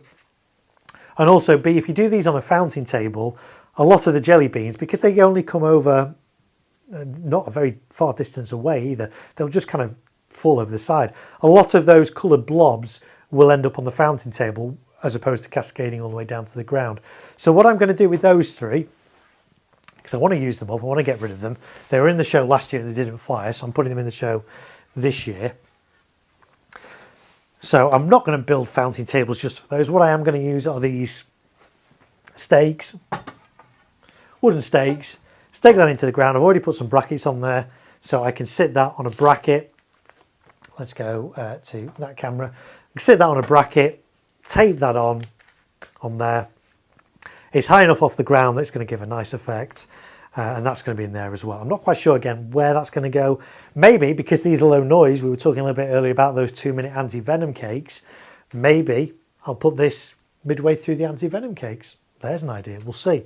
But audiences really like these fountains, even though they don't achieve a great height. They're lovely and colourful, really nice. But I'd suggest always do them in multiples as well because these have a number of tubes inside. If you can see, well, you can't see on that camera, can you? You can see on this camera. So each tube, I can't remember the duration of these, maybe it's about a minute, 20, 40, 60, 80, no, so 10, 20, 30, 40. They probably last about 10, 15 seconds each, these tubes, but sometimes there can be a delay between them. It's the same effect in all of them, it's a jelly bean effect in all of them, but you can get gaps in these, so you don't get a constant stream of jelly beans. You might get 10, 15 seconds, then it might splutter a bit, and then you get another 10, 15 seconds. So I've learned that with these, it's good to fire these in multiples so that you've always got some jelly beans going off. So those are the only other fountain. I say they look a little bit worse for wear, but they are perfectly structurally intact. It's just the paper's got a little bit charred in places, but the tubes themselves are undamaged. The firework hasn't partly gone off. It's just not gone off at all. The igniters didn't ignite them. But it's also testimony to, we talked about this on my fountain stream, because I foil the tops of these cakes with aluminium foil. Oh, that's just unraveled. There's my aluminium foil. Let's go back to that one. So on the tops of all my fountains, I put foil tape, and that prevents sparks from nearby fountains from igniting these. And these fountains are in very close proximity on my fountain tables. And most of the time, 99% of the time, it's absolutely fine. Occasionally you get cross ignition. It's not a safety issue, it's just a bit frustrating, but usually the foil tape helps. So you can see that these haven't charred on the tops at all. These will have had foil tape on. You can see the outsides. Yeah, they've got quite burnt because they've been next to fountains. But fountain sparks have been pouring on top of these. No sign of scorching, burning or anything. That's in perfectly good condition. So safe to reuse this year in this display. So I've got 3 of those. We'll do those on these 3 stakes in front of my fountain boards. So a slightly lower level because my fountain tables are going to be higher. It's going to be a little bit lower. But we've got those on as well. And what I might do as well, I may add in a couple of these crackling fountains onto these as well. So as well as having those crackling fountains all over the ground, I can have something kind of mid-level as well, just to kind of mix up a bit. So lots of different ideas, but that's kind of, over these past streams, you've kind of seen, I think, you've seen all the fireworks that are going to be in this display. Hopefully it's not giving too much away, because obviously if you're coming to see this display, I don't want to spoil it for you, but those are all the fireworks that are going to be in this display. So they're all category F2, but I think there's a nice mix of different types of fireworks, different types of effects, lots of different brands, and hopefully it's going to be a good display. So I say on the next stream, we'll start looking at programming, scripting this. If I've not already started, I might start doing a little bit off stream. We'll see, because I have got now less than a week to pull all this together. So we'll see how we go, but that's the plan of action. So at 1:45, I think we're going to wrap this up for tonight. We haven't seen the breakout fountain. You have, I did show it you on another stream, but I'm happy to show it you again. Let me get that, because it is quite an interesting and unusual fountain. Bright Star have got a spinning fountain as well this year, but this is Vivid's, this is breakout. Let's show it on the, can we show it on the close-up cam? Well, we can kind of show it on the close-up cam. Breakout, 60-second duration, 80 grams net explosive content. But it's really unusual because it spins. Now, I've seen spinning fountains before, most notably Spintacular from TNT, which kind of spins and does a bit of stuff. This one took me by surprise. First of all, it looks really flimsy. It looks really like, what's that all about? It's really flimsy. And it is really flimsy. There's no two ways about it. But when this spins, fountains come out the top, fountains come out the side, but also halfway through, this opens up into a flower and more fountains come out from inside. So really unusual. I've never actually used a spinning fountain in this particular display, so it's something my audience will never have seen before. So I'm excited to do that. That's going to be, again, on its own stand. I can't put that on my fountain tables for obvious reasons, because not only does this shoot out from the top, it shoots out from the side. So this needs to be standalone on its own thing. I could do it on the ground, but again, I want to raise it up. So that's going to be on its own separate speaker stand plinth in front of my fountain boards. And that's going to spin round and be quite exciting. So that's the breakout fountain from Vivid. First in the UK to film and fire that. So I've seen firsthand how that performs, and it's really impressive. And because it's a nice gold fountain, I think it's going to, and it's got the same duration as those golden shower fountains from Celtic. I think the combination of those are going to work quite well as a minute section of my display. So that's the plan. So yes, I have shown that again. I'm happy to show that again. But I think that is pretty much all the fireworks that I've got in this display. There's quite a bit. But I say I like doing that. It would be a lot easier to just get a few compounds and just do that. I like to handpick fireworks and, you know, kind of overcomplicate things maybe, but give a good display that hopefully my audience will enjoy and have not seen before and go away with memories from and really enjoy it. So that's the plan. So come back on the next stream. I say it's probably going to be Tuesday evening now. We'll see, but there's more content coming your way as well. How do people on YouTube get big stashes? Do you need a license? Just wondering. So there are limits to how much you can store of fireworks at any one time, and it depends on the type of firework, and it does get quite complicated. It doesn't matter whether it's category F2 or F3, it's the hazard category of it. So 1.3G, 1.4G. Most of the fireworks in this show are 1.4G. And you can store, I think it's 50 kilograms of that, which is quite a lot you can store. Whereas if you've got any 1.3G products in that, it gets reduced down to 5 kilograms. Even if you've got a mixture of 1.3 and 1.4G, If you've got 1.3G in there, everything is classed as 1.3G. So you've got to store it in separate locations. So some 1.3G products for this I store at another address and just keep 1.4G things here. If you've only got stuff for 24 hours, you're actually allowed to store an unlimited quantity of anything for 24 hours. So there's, you know, when I'm doing stuff here, I can bring 1.3G in, prep it, and then take it somewhere else, and, you know, and it's fine. So there are storages. You can get storage license if you want to store more, but again, you've got to get, there's a big process to go through for that. And so big professional companies and retailers and stuff will have that, but for general day-to-day people, we generally don't have storage licenses for explosives. So there we go. So how do people get stashes? Do you need a big license? You need a lot of money if you want a big stash. It depends what's in their stash. If it's all 1.4G stash stuff, then you can get, I say 50 kilograms is a lot of fireworks. So, but if you've got one piece of 1.3G in there, the whole thing gets classed as 1.3G. So there we go. A Bulletproof Mum is still here. Hello, Bulletproof Mum. I hope you get better soon as well. Thanks for being here this evening. I hope it's been entertaining and enjoyable for you, and hopefully see you on the next one. I hope you feel better soon. So she says, thanks, Mark. Good night. Some mad random person. Oi, oi, I'm back by the sounds of it just in time for the ending. Yes, you've missed some, but hey, that's okay. The good thing about YouTube is, even though I'm going to wrap up now, you can go back and watch the bits you missed. I got Funky Finale 1 leading into Funky Scala. Yeah, I would love to use Funky Scala, but it's F3. So for this display I can't, and unfortunately a lot of Funky products, as good as they look, are F3. Funkin Finale 1, which is what I've got, is F2, which is why I've been able to get it into this show, but Funky Scarlet, yes, does look good. Pyro Chef, of course not a real chef, says thanks Mark and good night. Is that an emoji of a chef? It is brilliant. We've now got the chef's emoji, brilliant. Carlos says good night. Thanks, Mark. Good night as well, Carlos. Thank you so much for your very generous super chat as well, your second super chat. Really appreciate it. Your name is now on both of those candles for this display, so thank you so much for that. Whew, okay, I need a drink. I need something to eat. I need to get some sleep because clocks went back last night, and even though it's coming up to quarter to midnight, it kind of feels like it's 1:45, and my daughter got me up so early this morning, and right, yes, I'm going to get some sleep. So thanks everybody, and hopefully see you on the next stream. But for now, I'm going to say night night, and as is now becoming customary with my technology, fade to black. Maybe even I'll even kind of go this way as well.